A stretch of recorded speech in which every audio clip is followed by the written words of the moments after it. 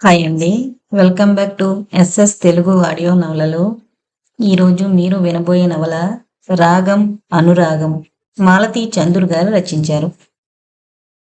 రేపటి నుంచి మహిని పనులకు పంపకు అన్నాడు రాముడు తల్లితో. గిన్నెలు కడుగుతోన్న బంగారమ్మ చేతిలో గిన్నె అలాగే కింద పడేసి 20 రూపాయలురా అంది కొడుకు వైపు చూస్తూ. అయితే అయిందిలే, రాత్రుళ్ళు గరాజులో పని దొరికింది, రోజుకు రూపాయిన్నర ఇస్తారు, దాని చదువు చెడిపోతుంది అన్నాడు రాముడు బొగ్గుముక్క నోట్లో వేసుకుని కరకరా నములుతూ. రోజు పొద్దుట కాఫీ టిఫిను పోతుందిరా అంది బంగారమ్మ. మహి తెచ్చే 20 రూపాయలు ఇంటద్దెకి సరిపోతున్నాయి. ఆ ఇంటి వాళ్ళు రోజు ఇడ్డెంలో కాఫీ మస్తుగా ఇస్తారు. ఆ తెచ్చిన టిఫిను కొడుకు మహి తింటారు. మహి స్కూల్కి, రాముడు పనిలోకి వెళ్ళిపోతారు. బంగారమ్మ 2 ఇళ్లలో పనిచేస్తోంది. ఆ 2 ఇళ్ల వాళ్ళు సరిగ్గా కాఫీ టిఫిను ఇవ్వరు. రెండో ఇల్లు మరీను బెల్లం వేసి బట్టవిడుపు నీళ్లలా కాఫీ ఇస్తుంది. ఆ మహాతల్లి కాకి కూడా చెయ్యి విదల్చదు. అంట్ల గిన్నెలు తోమేసినట్లు ఊడ్చి మరీ పడేస్తుంది. కాని జీతం మట్టుకు 25 రూపాయలు ఖచ్చితంగా 1వ తారీఖున చేతిలో వేస్తుంది. రెండో ఇల్లు 10 రూపాయలే జీతం, కాని రోజు పళ్ళెం నిండా అన్నం పెడుతుంది. బంగారమ్మ ఆ అన్నంలో కొంచెం తను తిని మిగతా దాంట్లో నీళ్లు పోసి పెడుతుంది. మధ్యాహ్నం మహి స్కూల్ నుంచి వచ్చి ఆ అన్నం తింటుంది. నెలలో 20 రోజులు బంగారమ్మ మధ్యాహ్నం పూట పొయ్యి అంటించదు. సాయంత్రం వేళ మట్టుకే పొయ్యిలో నిప్పేసి రాత్రికి అన్నం వరుస్తుంది. రాత్రులు మట్టుకే రాముడు అన్నానికి వస్తాడు. పగలు ఏ టీ కొట్లోనో హోటల్లోనో తింటాడు. తను మహి తెచ్చే డబ్బులతో బియ్యం ఖర్చు, అద్దె వచ్చేస్తోంది. అసలు ఈ నెల నుంచి మహిని పక్కింట్లో మానిపించి పూర్తిగా వాళ్ళింట్లో పెట్టమని ఆ అలిమేలమ్మగారు అడిగింది. వాళ్ళింట్లోనే అట్టే పెట్టుకుని టిఫిను, కాఫీ 2 పూట్ల భోజనం పెడతానంది. తాను ఉంటున్న ఈ పాకకి అద్దె ఇవ్వక్కర్లేదని మహిని స్కూల్ మానిపించి తమింట్లో అట్టే పెడితే మనవణ్ణి ఎత్తుకోవడానికి మరో పిల్ల అక్కర్లేదని అంది.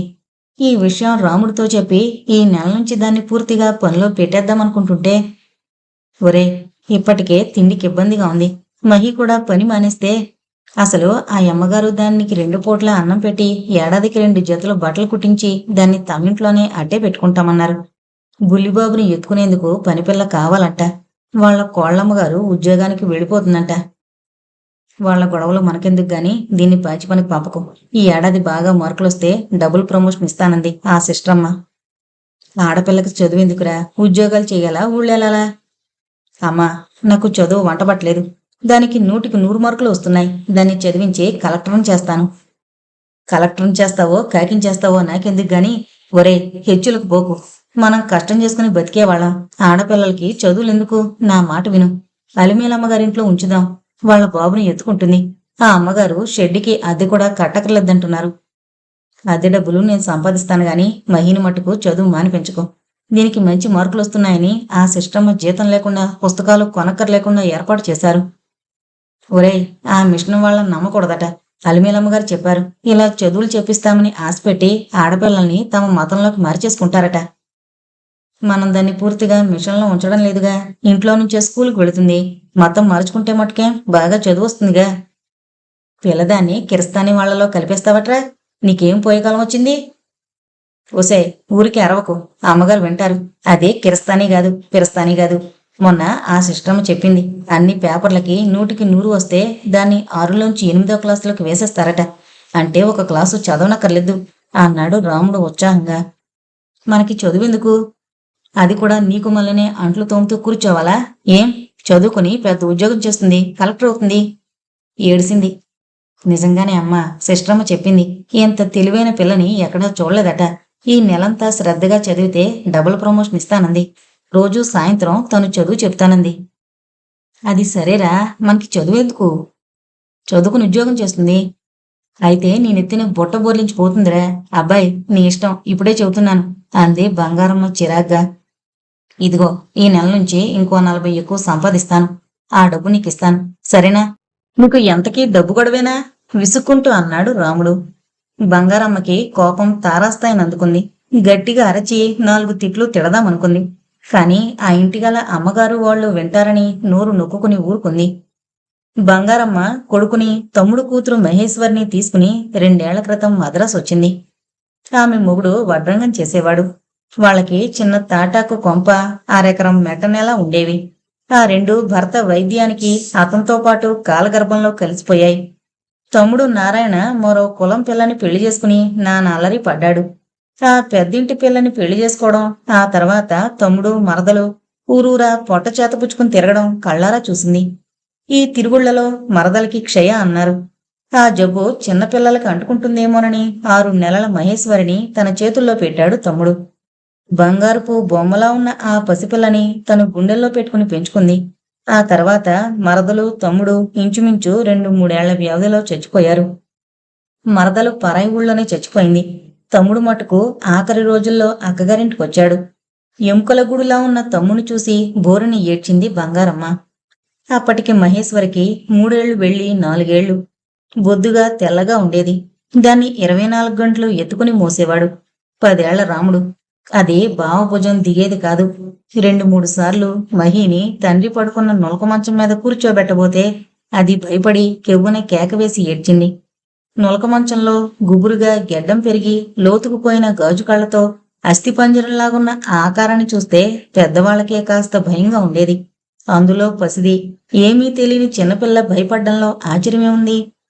అసలు నారాయణ మహిని దగ్గరకు రానిచ్చేవాడు కాదు. కూతురికి తన జబ్బు అంటుతుందేమోనని భయపడి ఆ పిల్ల ఆటల్లో మంచం వైపు రాబోయినా గట్టిగా అరిచేవాడు. చెట్టు కింద మంచం వేసుకుని కంగు కంగును దగ్గే ఈ తాతని గూచాడు అని చూపించి భయపడి ఏడ్చేది మహి. అప్పటికి నారాయణకి 30 ఏళ్లు. ఆ 30 ఏళ్లకే కన్న కూతురు కూడా భయపడిపోయే వ్యార్ధక్యము, దేహక్షీణత కలిగాయి అతనికి. అలా 3 నెలల పాటు కంగు కంగున దగ్గి ఒక తెల్లవారుజామున అక్కాబావల సమక్షంలో కన్ను మూశాడు నారాయణ. ఆఖరు క్షణాల్లో అతనికి నోట్లోంచి రక్తం తప్ప మాట రాలేదు. సైగలు చేసి రాముణ్ణి పిలవమన్నాడు. నిద్ర కళ్లతో ఉన్న రాముడు మహిని ఎత్తుకొచ్చాడు. అది ఎప్పుడూ రాముడి దగ్గరే పడుకునేది. వాడు జోకొట్టి కథలు చెబితేనే గాని నిద్రపోయేది కాదు. రాముడి మెడ చుట్టూ చేయి వేసి బలిలా కరుచుకుని పడుకునేది. నిద్ర కళ్లతో ఉన్న రాముణ్ణి, వాడి భుజం మీద పడుకున్న రబ్బరు బొమ్మలా ఉన్న కూతుర్ని చూసి నారాయణ కళ్ళు క్షణం పాటు మృత్యుముఖంలోంచి ఈ లోకంలోకొచ్చాయి. తల కిందకి చేయి జరిపి ఏదో బలహీనంగా వెతుకుతున్నాడు. బంగారమ్మ లేచి తడిమి చూసింది. పసుపు తాడికి కట్టిన సూత్రాలు. నారాయణ వాటి వంక చూసి రాముడి వంక చూస్తున్నాడు. అక్కగారి వంక, బావగారి వంక చూస్తున్నాడు. ఏంటి మరదలి సూత్రాలా? అడిగింది బంగారమ్మ పూడుకుపోతున్న కంఠంతో. తల ఊపాడు నారాయణ ఆమె మాటలు అర్థం చేసుకున్నట్లు. ఏం చేయను అడిగింది. రాముడి వైపు కళ్ళు తిప్పాడు. వాడి మీదున్న పసిదాని వైపు రెప వేయకుండా చూశాడు. ఆ చిన్నపిల్లలిద్దరి వంక మార్చి మార్చి చూశాడు. ఏదో చెప్పాలని ప్రయత్నం, ఆయాసం తప్ప నోట్లోంచి మాట లేదు. నీరు పట్టిన తమ్ముడి చేతిని తన 2 చేతుల్లోకి తీసుకుంది. నారాయణ నారాయణ అంటూ ఏడ్చింది బంగారమ్మ. నారాయణ కళ్ళల్లోంచి కన్నీళ్లు అవి కను కొసల్లోంచి మంచంలోకి జారిపోతున్నాయి. ఈ సూత్రాలు ఏం చేయను మరదలివా? అడిగింది బంగారమ్మ. అవును అన్నట్టు కష్టం మీద తలూపి మళ్ళీ చిన్నపిల్లలిద్దరి వంక చూశాడు. బంగారమ్మకి తమ్ముడు మనసులో ఉన్నది అర్థం కావడం లేదు. మహి గురించి నువ్వేం బెంగ పెట్టుకోకు, అది నా బిడ్డ అంది బంగారమ్మ. నారాయణ మళ్ళీ అక్క చేతిలో ఉన్న సూత్రాల వైపు చూసి పిల్లవైపు చూశాడు. రాముడికి మహినిచ్చి పెళ్లి చేయమంటావా? అదేనా నీ కోరిక? అడిగింది బంగారమ్మ. అవును అన్నట్టు ఒక్కసారి చెయ్యెత్తాడు. పాలిపోయి ఊచలా ఉండే నారాయణ ఆ 10 రోజుల్లో ఉబ్బిపోయాడు. ఒళ్లంతా నీరు పట్టింది. చేతులు నిగనిగలాడుతున్నాయి. వేళ్లు పొట్టల్లా ఉన్నాయి. చెయ్యి బలవంతాన ఎత్తబోయి ఆ ఓపిక కూడా లేనట్లు అలాగే ఉండిపోయాడు. నీ మనసులో కోరిక నాకు అర్థమైందిరా. మహి గురించి నువ్వు దిగులు పడకు. అన్నీ నువ్వు అనుకున్నట్లే జరిపిస్తాను అని మాటిచ్చింది బంగారమ్మ. ఆ తెల్లవారి 4:30 గంటల వేళ నారాయణ శాశ్వతంగా కళ్ళు మూసేశాడు. అతని ఆఖరి నిష్క్రమణలో ఊరివాళ్లు ఎవరూ రాలేదు. బంగారమ్మ మొగుడు చంద్రయ్యే నిప్పు పెట్టాడు. నారాయణ చనిపోయిన ఏడాదికి చంద్రయ్యకి కాలు మీద కురుపు లేచి అది ఎంతకీ నయమవక చివరికి ఆ పుండుతోనే చచ్చిపోయాడు. చంద్రయ్య వైద్యానికి బంగారమ్మ చాలా ఖర్చు చేసింది. ముందు కాళ్ళు తీసేయాలన్నారు. సరేనంది. చాలా బలహీనంగా ఉన్నాడు. కాలు తీసేస్తే తట్టుకోలేడు. బలం పట్టాక కాలు తీస్తామన్నారు. ఇలా అంటూనే కొన్నాళ్ళు చంద్రయ్య భయపడి మరికొన్నాళ్ళు డాక్టరు భయపడి 6 నెలలు మంచం మీదుండి చంద్రయ్య కూడా ఈ లోకం వదిలి వెళ్ళిపోయాడు. చంద్రయ్య చచ్చిపోయేనాటికి మహేశ్వరికి 5 ఏళ్లు, రాముడికి 12 ఏళ్లు. మొగుడు పోయాక చిత్తూరులో బంగారమ్మకి ఇల్లు గడవడం కష్టమైపోయింది. అప్పటిదాకా ఇల్లు కదలని బంగారమ్మ ఇంటింటికి వెళ్లి పాచి పని చేయడానికి సిగ్గుపడింది. రాముడికి మొదట్నుంచి చదువు పట్ల అంత శ్రద్ధ లేదు. తండ్రి జబ్బుతో వాడు పూర్తిగా బడి మానేశాడు.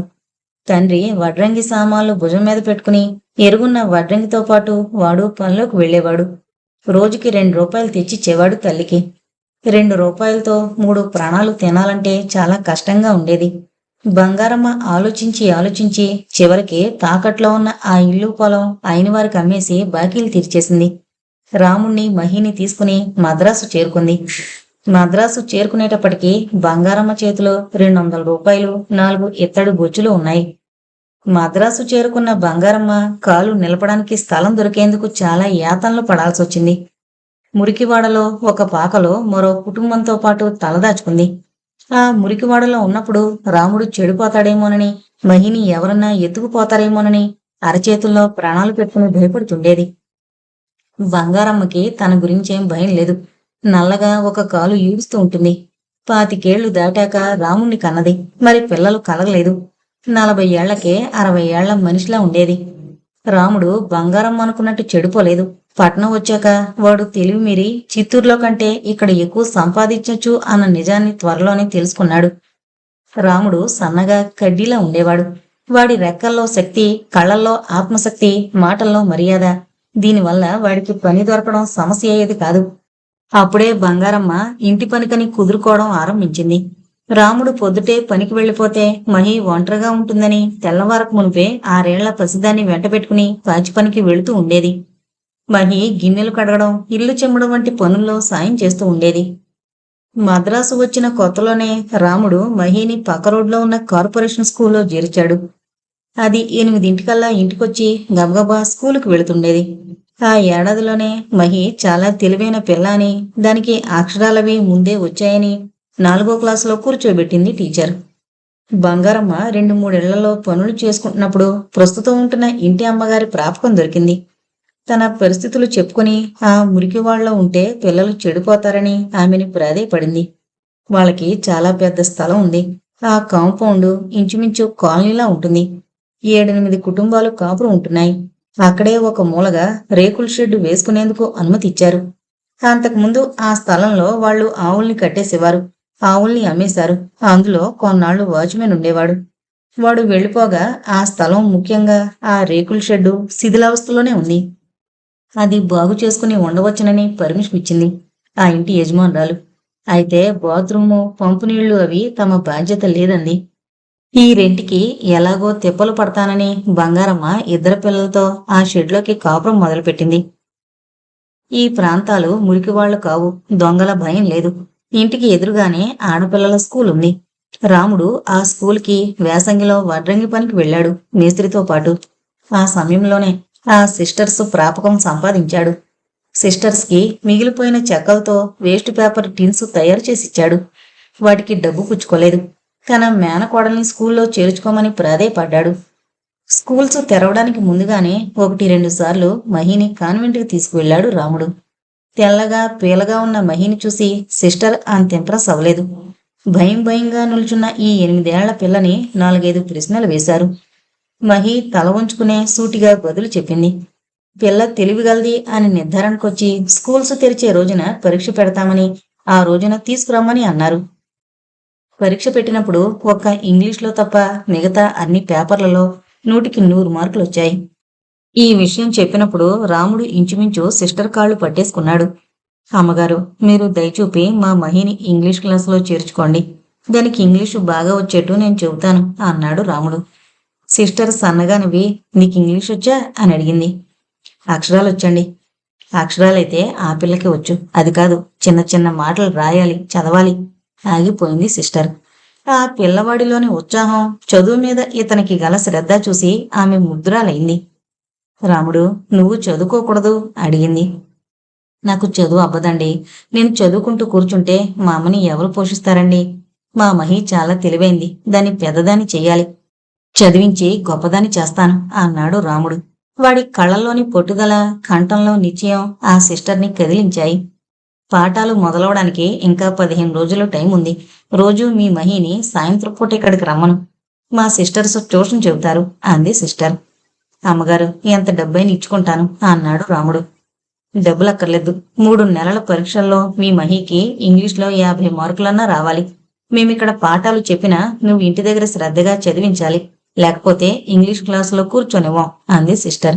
ఆ రోజు నుంచి రాముడు మహిని పక్కన కూర్చోబెట్టుకుని రాత్రులు ఇంగ్లీషు పాఠాలు చదివించేవాడు. అది ఏం చదువుతుందో తెలీదు గాని సిస్టర్ చెప్పిన పాఠాల్ని కంఠస్థం చేయించేవాడు. ఒక్కొక్క పాఠం 10 సార్లు రాయించేవాడు. ఆ 7 క్వార్టర్లీ పరీక్షల్లో మహీకి ఇంగ్లీష్లో 70 మార్కులొచ్చాయి. సిస్టర్ తను తీసుకున్న నిర్ణయం వృధా పోనందుకు ఆనందించింది. మహి స్కూల్లో చదువుతున్నా తెల్లవారగట్ల 5ంటికే లేచి బంగారమ్మతో పాటు పనికెళ్ళి 7ంటికల్లా ఇంటికొచ్చి 1 గంట పాఠాలు చదువుకుని స్కూలుకు వెళుతుండేది. దానికి కావలసిన యూనిఫామ్స్ సిస్టర్స్ తామే ఇచ్చారు. కాన్వెంట్లో డబ్బుగల పిల్లలు తమ యూనిఫామ్స్ ని విలిసిపోయిన బిగుతైన బీద పిల్లల కోసమని డొనేట్ చేస్తుంటారు. అలాంటివి 3 జతలు పాత పుస్తకాలు ఇచ్చారు మహికి. దాని జీతం మట్టుకు మొదటి సంవత్సరం తీసుకున్నారు. 2వ సంవత్సరం మహి వెనకబడ్డ జాతి పిల్ల అవడం వలన తల్లిదండ్రులు లేంది కాబట్టి స్కాలర్షిప్ ఏర్పాటు చేశారు. ఫస్ట్ ఫారం చదువుతోన్న మహికి ఇంకా 10 నిండలేదు. రాముడు 1 ఏడాది ఎక్కువ చెప్పాడు కావాలనే. స్కూల్ రిజిస్టర్ ప్రకారం మహికి 11 ఏళ్లు. ఒక ఇంట్లో పాచి పనిచేసి నెలకి 20 రూపాయలు సంపాదిస్తోంది. ఇంగ్లీష్ మీడియంలో చదువుతోంది. ఈ ఏడాది అన్ని సబ్జెక్టుల్లో 100కి 100 వస్తే దానికి డబుల్ ప్రమోషన్ ఇస్తారు. వచ్చే ఏడు సరాసరి 3rd ఫారంలో కూర్చోబెడతారు. మహిని చూస్తే ఆ ఆవరణలో ఉన్న తల్లిదండ్రులకి ఒక విధంగా సంతోషంగాను మరో విధంగా ఈర్షగానూ ఉండేది. తమ ఇళ్లలో పాచి పనిచేసి తమ పిల్లలతో పాటు సమంగా స్కూల్లో కూర్చుని చదువుకోవడమా అని మనసులో గుచ్చుకుంటూ ఉండేది. ఒకళ్ళిద్దరి ఇళ్లాళ్లకు, అందులోనూ బంగారమ్మ వాళ్ళు ఉంటున్న ఇంటి యజమానురాలు అలివేలమ్మ తన మనవరాల్ని ఈ కాన్వెంట్లో కేజీ క్లాసులో చేర్చాలని తల్లకిందులుగా తపస్సు చేసింది. పెద్ద పెద్ద వాళ్ల రికమెండేషన్ తీసుకొచ్చింది. అయినా పని జరగలేదు. అలాంటిది ఈ మహి నీలం యూనిఫామ్ వేసుకుని, తెల్ల క్యాన్వాస్ బూట్లు, తెల్ల మేజోళ్లు వేసుకుని, 2 జడలు వేసుకుని, పుస్తకాలు పుచ్చుకుని 8:30 కల్లా తయారై వెళుతుంటే కారం రాసినట్లుండేది. బంగారమ్మ, నీ మేనకోడల్ని కలెక్టర్ని చేస్తావా అంటూ హేళనగా అడుగుతుండేది అప్పుడప్పుడు. బంగారమ్మ బదులు చెప్పేది కాదు. మా మేనకోడలు ఆఫీస్కి వెళుతుంటే బుల్లిబాబుని చూసుకునేందుకు ఎవరూ లేరు. నేనా పెద్దదాన్నైపోతున్నాను. చిన్నమ్మగారు కాలేజీకి వెళుతుంది. మీ మహిని మా ఇంట్లో పెట్టు. మరో 10 ఇస్తాను. భోజనం బట్ట అన్నీ నేను చూసుకుంటాను అంది అలిమేలమ్మగారు. బంగారమ్మకి కాస్త ఆశగా ఉంది. మహి ఇలా యూనిఫామ్ వేసుకుని స్కూల్కి వెళ్ళడం గర్వంగా ఉన్నా మధ్య మధ్య భయంగా ఉండేది. ఇది ఆ కిరస్తానీ వాళ్లలో కలిసిపోతుందేమోనని, తమ నుంచి ఎదిగిపోతుందేమోనని. కాని బంగారమ్మకి కొడుకుని చూస్తే భయం.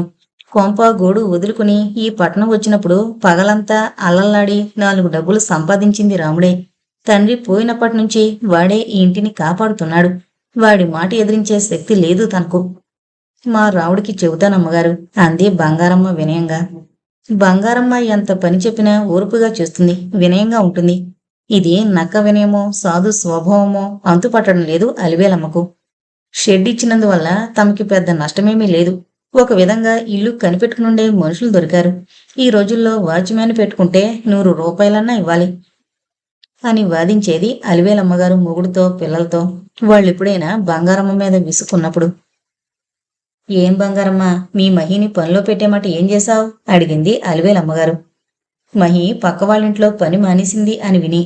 అయితే దాన్ని చదువు కోసం మానిపించారో తమింట్లో పనికి పెడతారో తేల్చుకుంటేనే గాని ఆమెకి నిద్ర రావడం లేదు. మా రావుడు ఎవరింటికి పనికి పంపొద్దన్నాడండి. ఏం, దాన్ని చదివించి కలెక్టర్ చేస్తాడా అడిగింది వెకిరింపుగా. ఏదోలేండి అమ్మగారు, చిన్నపిల్లలు, వాడి సరదా వాడిది. బుల్లిబాబు గారిని నేను ఎత్తుకుంటానులేండి. నువ్వెలా ఎత్తుకుంటావు? నువ్వు 1000 ఏళ్ల పూజారివి. బజారు పని, పిల్లవాడి పని నువ్వు చేయలేవు అంది అలివేలమ్మ నిష్ఠూరంగా. పోనీ మంచి పిల్లదాన్ని ఎవరినైనా వెతికి పెడతానమ్మగారు అంది బంగారమ్మ నిదానంగా. అలివేలమ్మ కిక్కురు మనలేదు.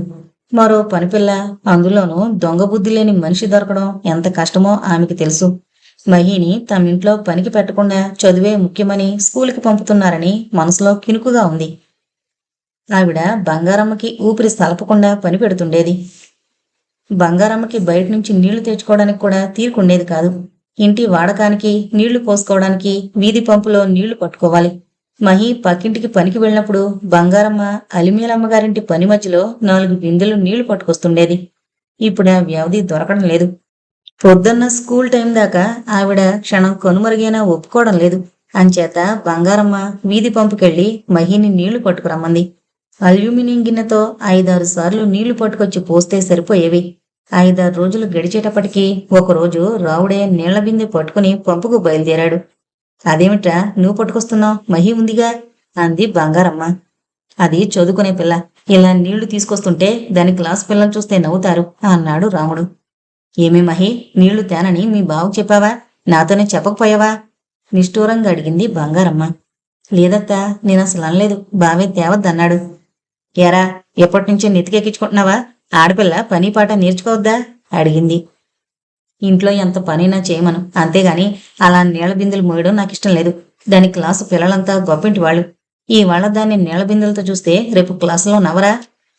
బాగుందిరా, మనం బీదవాళ్ళం, హెచ్చులకు పోవడం దేనికి? ఈ ఇంగ్లీషు చదువులు దర్జాలు మనకెందుకు? కూడు పెడతాయా, గుడ్డెస్తాయా? అమ్మా, నువ్వు అలాగే అంటూ ఉండు. మన మహి క్లాసుకి ఫస్ట్ నొచ్చి రేపు పెద్ద కలెక్టర్ అయినప్పుడు నీకు తెలుస్తుంది దాన్ని చదువుకొని అన్నాడు రాముడు. బంగారమ్మకి ఇదంతా గొడవగాను గొప్పగాను ఉంది. మహి చిన్నపిల్ల, అది రాముడు ఏం చెబితే అది చేస్తుంది తప్ప తనని ఎదిరించడం లేదు. చదువుకున్నానని గర్వపడడం లేదు. నెమ్మదిగా ఇంటి బాధ్యత మహి మీదకి మోపడం మొదలుపెట్టింది బంగారమ్మ. మహి తెల్లవారగట్ల 5ంటికి లేచి వీధివాకలి చిమ్మి కాఫీ పెట్టి ఆ పైన వంట అది చేసి 7ంటికల్లా చదువుకునేందుకు కూర్చునేది. ఆదివారాలు బట్టలు ఉతికేది. దాని పనుల్లో రావుడు సాయం చేసేవాడు. రావుడు రాత్రి 10ంటికి ఇంటికొచ్చేవాడు. వాడి బట్టలు, ముఖం, చేతులు మురికిపట్టుండేవి.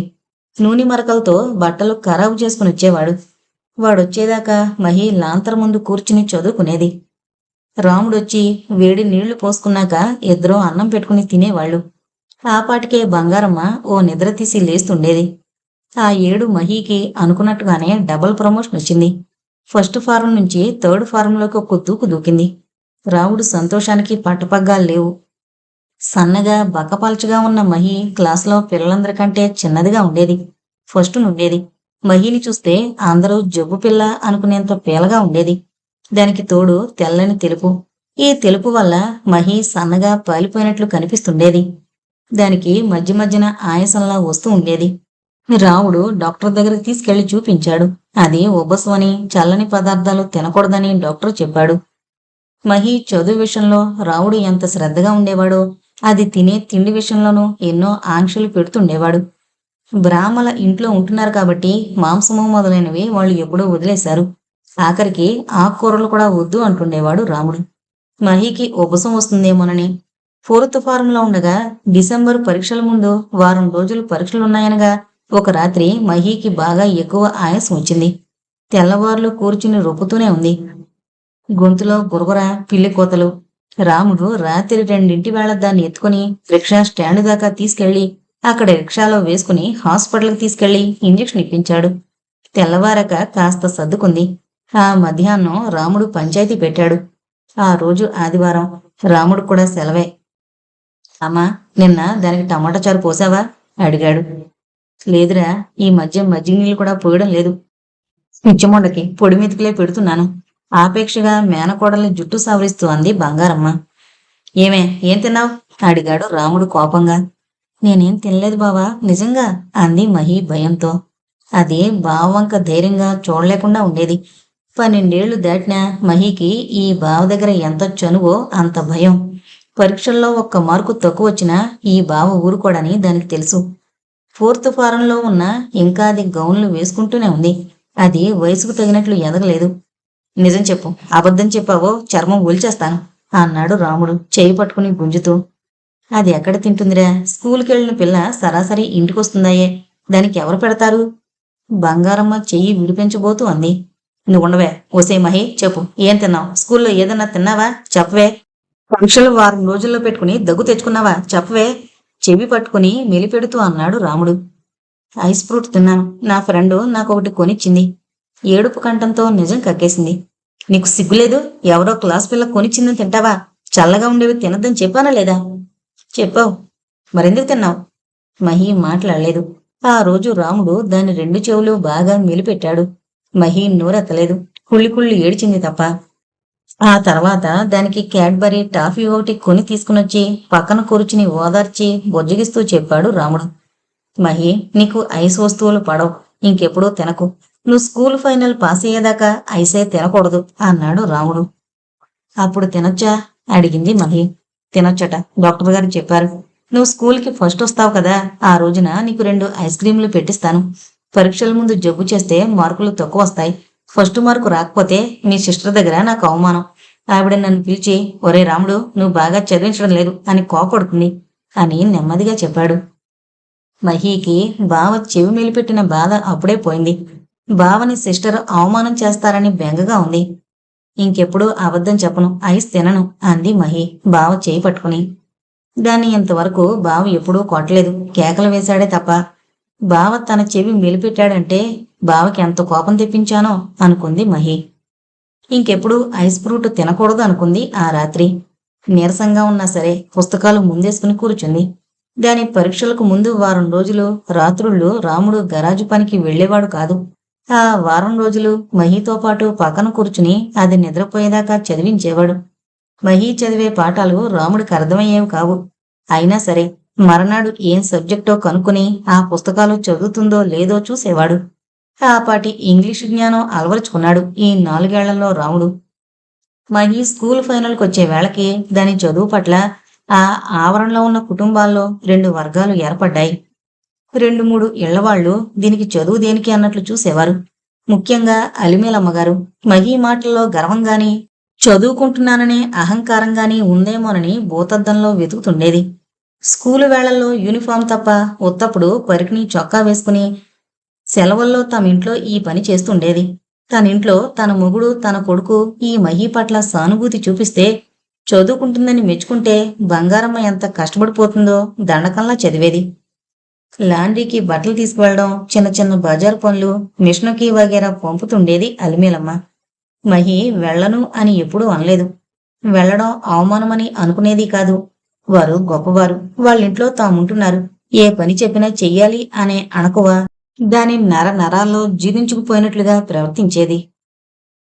హాయ్ అండి, welcome back to SS Telugu audio నవలలు. ఈరోజు మీరు వినబోయే నవల రాగం అనురాగం, మాలతి చందూర్ గారు రచించారు. రేపటి నుంచి మహిని పనులకు పంపకు అన్నాడు రాముడు తల్లితో. గిన్నెలు కడుగుతోన్న బంగారమ్మ చేతిలో గిన్నె అలాగే కింద పడేసి, 20 రూపాయలురా అంది కొడుకు వైపు చూస్తూ. అయితే అయిందిలే, రాత్రుళ్ళు గరాజులో పని దొరికింది, రోజుకు రూపాయిన్నరిస్తారు, దాని చదువు చెడిపోతుంది అన్నాడు రాముడు బొగ్గుముక్క నోట్లో వేసుకుని కరకరా నములుతూ. రోజు పొద్దుట కాఫీ టిఫిను పోతుందిరా అంది బంగారమ్మ. మహి తెచ్చే 20 రూపాయలు ఇంటద్దెకి సరిపోతున్నాయి. ఆ ఇంటి వాళ్ళు రోజు ఇడ్డన్లో కాఫీ మస్తుగా ఇస్తారు. ఆ తెచ్చిన టిఫిను కొడుకు మహి తింటారు. మహి స్కూల్కి, రాముడు పనిలోకి వెళ్ళిపోతారు. బంగారమ్మ 2 ఇళ్లలో పనిచేస్తోంది. ఆ 2 ఇళ్ల వాళ్ళు సరిగ్గా కాఫీ టిఫిను ఇవ్వరు. రెండో ఇల్లు మరీను బెల్లం వేసి బట్టవిడుపు నీళ్లలా కాఫీ ఇస్తుంది.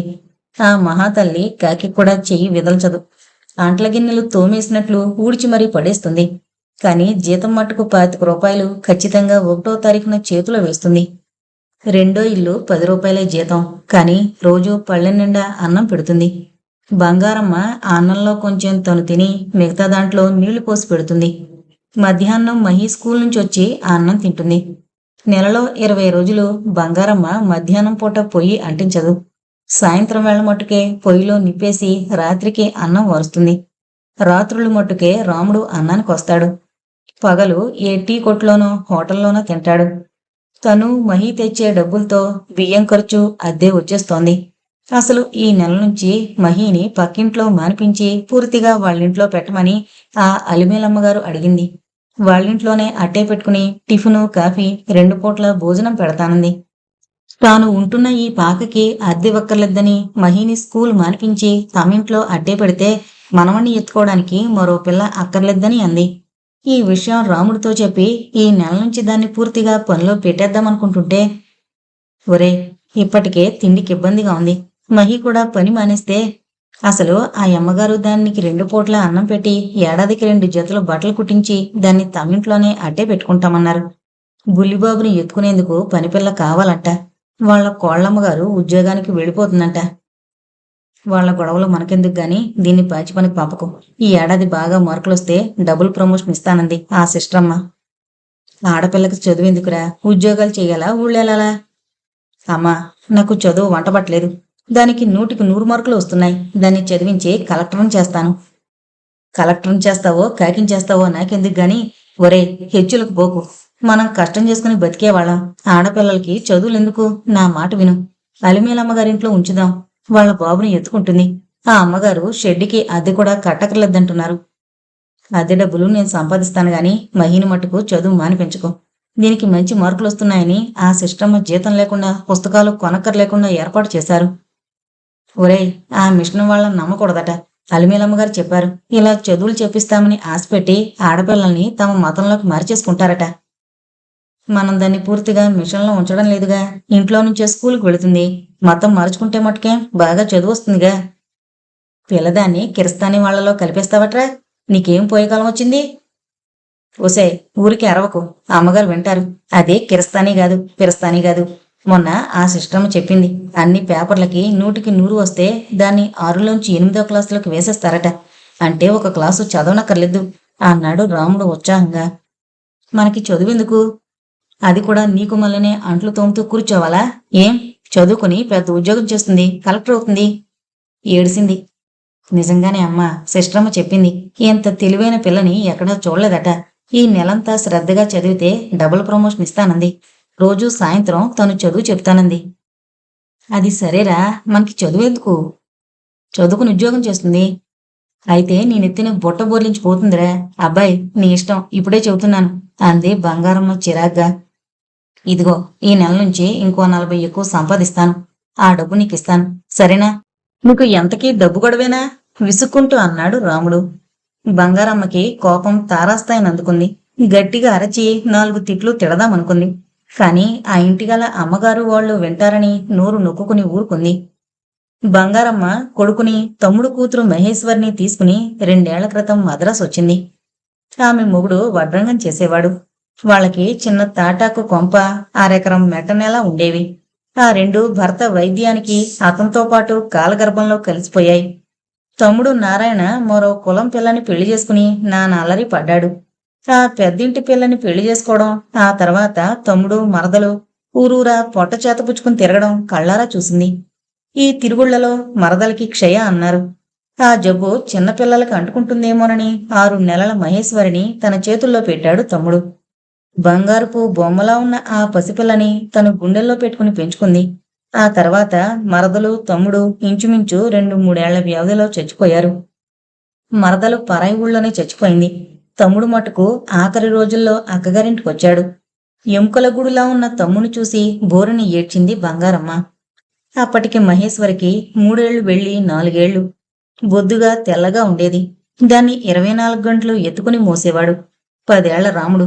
అది బావభుజం దిగేది కాదు. 2-3 సార్లు మహిని తండ్రి పడుకున్న నులక మంచం మీద కూర్చోబెట్టబోతే అది భయపడి కెవ్వున కేకవేసి ఏడ్చింది. నులక మంచంలో గుబురుగా గెడ్డం పెరిగి లోతుకుపోయిన గాజు కళ్లతో అస్థిపంజరంలాగున్న ఆకారాన్ని చూస్తే పెద్దవాళ్లకే కాస్త భయంగా ఉండేది. అందులో పసిది, ఏమీ తెలియని చిన్నపిల్ల భయపడ్డంలో ఆశ్చర్యమే ఉంది. అసలు నారాయణ మహిని దగ్గరకు రానిచ్చేవాడు కాదు. కూతురికి తన జబ్బు అంటుతుందేమోనని భయపడి ఆ పిల్ల ఆటల్లో మంచం వైపు రాబోయినా గట్టిగా అరిచేవాడు. చెట్టు కింద మంచం వేసుకుని కంగు కంగును దగ్గే ఈ తాతని గూచాడు అని చూపించి భయపడి ఏడ్చేది మహి. అప్పటికి నారాయణకి 30 ఏళ్లు. ఆ 30 ఏళ్లకే కన్న కూతురు కూడా భయపడిపోయే వార్ధక్యము, దేహక్షీణత కలిగాయి అతనికి. అలా 3 నెలల పాటు కంగు కంగున దగ్గి ఒక తెల్లవారుజామున అక్కాబావల సమక్షంలో కన్ను మూశాడు నారాయణ. ఆఖరు క్షణాల్లో అతనికి నోట్లోంచి రక్తం తప్ప మాట రాలేదు. సైగలు చేసి రాముణ్ణి పిలవమన్నాడు. నిద్ర కళ్లతో ఉన్న రాముడు మహిని ఎత్తుకొచ్చాడు. అది ఎప్పుడూ రాముడి దగ్గరే పడుకునేది. వాడు జోకొట్టి కథలు చెబితేనే గాని నిద్రపోయేది కాదు. రాముడి మెడ చుట్టూ చేయి వేసి బలిలా కరుచుకుని పడుకునేది. నిద్ర కళ్ళతో ఉన్న రాముణ్ణి, వాడి భుజం మీద పడుకున్న రబ్బరు బొమ్మలా ఉన్న కూతురిని చూసి నారాయణ కళ్ళు క్షణం పాటు మృత్యుముఖంలోంచి ఈ లోకంలోకొచ్చాయి. తల కిందకి చేయి జరిపి ఏదో బలహీనంగా వెతుకుతున్నాడు. బంగారమ్మ లేచి తడిమి చూసింది. పసుపు తాడికి కట్టిన సూత్రాలు. నారాయణ వాటి వంక చూసి రాముడి వంక చూస్తున్నాడు. అక్కగారి వంక, బావగారి వంక చూస్తున్నాడు. ఏంటి, మరదలి సూత్రాలా? అడిగింది బంగారమ్మ పూడుకుపోతున్న కంఠంతో. తల ఊపాడు నారాయణ, ఆమె మాటలు అర్థం చేసుకున్నట్లు. ఏం చేయను అడిగింది. రాముడి వైపు కళ్ళు తిప్పాడు. వాడి మీదున్న పసిదాని వైపు రెప్ప వేయకుండా చూశాడు. ఆ చిన్నపిల్లలిద్దరి వంక మరిచి మరిచి చూశాడు. ఏదో చెప్పాలని ప్రయత్నం, ఆయాసం తప్ప నోట్లోంచి మాట లేదు. నీరు పట్టిన తమ్ముడి చేతిని తన రెండు చేతుల్లోకి తీసుకుంది. నారాయణ, నారాయణ అంటూ ఏడ్చింది బంగారమ్మ. నారాయణ కళ్ళల్లోంచి కన్నీళ్లు అవి కను కొసల్లోంచి మంచంలోకి జారిపోతున్నాయి. ఈ సూత్రాలు ఏం చేయను మరదలివా? అడిగింది బంగారమ్మ. అవును అన్నట్టు కష్టం మీద తలూపి మళ్ళీ చిన్నపిల్లలిద్దరి వంక చూశాడు. బంగారమ్మకి తమ్ముడు మనసులో ఉన్నది అర్థం కావడం లేదు. మహి గురించి నువ్వేం బెంగ పెట్టుకోకు, అది నా బిడ్డ అంది బంగారమ్మ. నారాయణ మళ్ళీ అక్క చేతిలో ఉన్న సూత్రాల వైపు చూసి పిల్లవైపు చూశాడు. రాముడికి మహినిచ్చి పెళ్లి చేయమంటావా? అదేనా నీ కోరిక? అడిగింది బంగారమ్మ. అవును అన్నట్టు ఒక్కసారి చెయ్యెత్తాడు. పాలిపోయి ఊచలా ఉండే నారాయణ ఆ 10 రోజుల్లో ఉబ్బిపోయాడు. ఒళ్లంతా నీరు పట్టింది. చేతులు నిగనిగలాడుతున్నాయి. వేళ్లు పొట్టల్లా ఉన్నాయి. చెయ్యి బలవంతాన ఎత్తబోయి ఆ ఓపిక కూడా లేనట్లు అలాగే ఉండిపోయాడు. నీ మనసులో కోరిక నాకు అర్థమైందిరా. మహి గురించి నువ్వు దిగులు పడకు. అన్నీ నువ్వు అనుకున్నట్లే జరిపిస్తాను అని మాటిచ్చింది బంగారమ్మ. ఆ తెల్లవారి 4:30 గంటల వేళ నారాయణ శాశ్వతంగా కళ్ళు మూసేశాడు. అతని ఆఖరి నిష్క్రమణలో ఊరివాళ్లు ఎవరూ రాలేదు. బంగారమ్మ మొగుడు చంద్రయ్యే నిప్పు పెట్టాడు. నారాయణ చనిపోయిన ఏడాదికి చంద్రయ్యకి కాలు మీద కురుపు లేచి అది ఎంతకీ నయమవక చివరికి ఆ పుండుతోనే చచ్చిపోయాడు. చంద్రయ్య వైద్యానికి బంగారమ్మ చాలా ఖర్చు చేసింది. ముందు కాలు తీసేయాలన్నారు. సరేనంది. చాలా బలహీనంగా ఉన్నాడు. కాలు తీసేస్తే తట్టుకోలేడు. బలం పట్టాక కాలు తీస్తామన్నారు. ఇలా అంటూనే కొన్నాళ్ళు చంద్రయ్య భయపడి మరికొన్నాళ్ళు డాక్టరు భయపడి 6 నెలలు మంచం మీదుండి చంద్రయ్య కూడా ఈ లోకం వదిలి వెళ్ళిపోయాడు. చంద్రయ్య చచ్చిపోయేనాటికి మహేశ్వరికి 5 ఏళ్లు, రాముడికి 12 ఏళ్లు. మొగుడు పోయాక చిత్తూరులో బంగారమ్మకి ఇల్లు గడవడం కష్టమైపోయింది. అప్పటిదాకా ఇల్లు కదలని బంగారమ్మ ఇంటింటికి వెళ్లి పాచి పని చేయడానికి సిగ్గుపడింది. రాముడికి మొదట్నుంచి చదువు పట్ల అంత శ్రద్ధ లేదు. తండ్రి జబ్బుతో వాడు పూర్తిగా బడి మానేశాడు. తండ్రి వడ్రంగి సామాన్లు భుజం మీద పెట్టుకుని ఎరుగున్న వడ్రంగితో పాటు వాడు పనిలోకి వెళ్లేవాడు. రోజుకి 2 రూపాయలు తెచ్చిచ్చేవాడు తల్లికి. 2 రూపాయలతో 3 ప్రాణాలు తినాలంటే చాలా కష్టంగా ఉండేది. బంగారమ్మ ఆలోచించి ఆలోచించి చివరికి తాకట్లో ఉన్న ఆ ఇల్లు పొలం అయినవారికి అమ్మేసి బాకీలు తీర్చేసింది. రాముణ్ణి మహిని తీసుకుని మద్రాసు చేరుకుంది. మద్రాసు చేరుకునేటప్పటికీ బంగారమ్మ చేతిలో 200 రూపాయలు, 4 ఇత్తడి బొచ్చులు ఉన్నాయి. మద్రాసు చేరుకున్న బంగారమ్మ కాలు నిలపడానికి స్థలం దొరికేందుకు చాలా యాతనలు పడాల్సొచ్చింది. మురికివాడలో ఒక పాకలో మరో కుటుంబంతో పాటు తలదాచుకుంది. ఆ మురికివాడలో ఉన్నప్పుడు రాముడు చెడిపోతాడేమోనని, మహిని ఎవరన్నా ఎత్తుకుపోతారేమోనని అరచేతుల్లో ప్రాణాలు పెట్టుకుని భయపడుతుండేది. బంగారమ్మకి తన గురించేం భయం లేదు.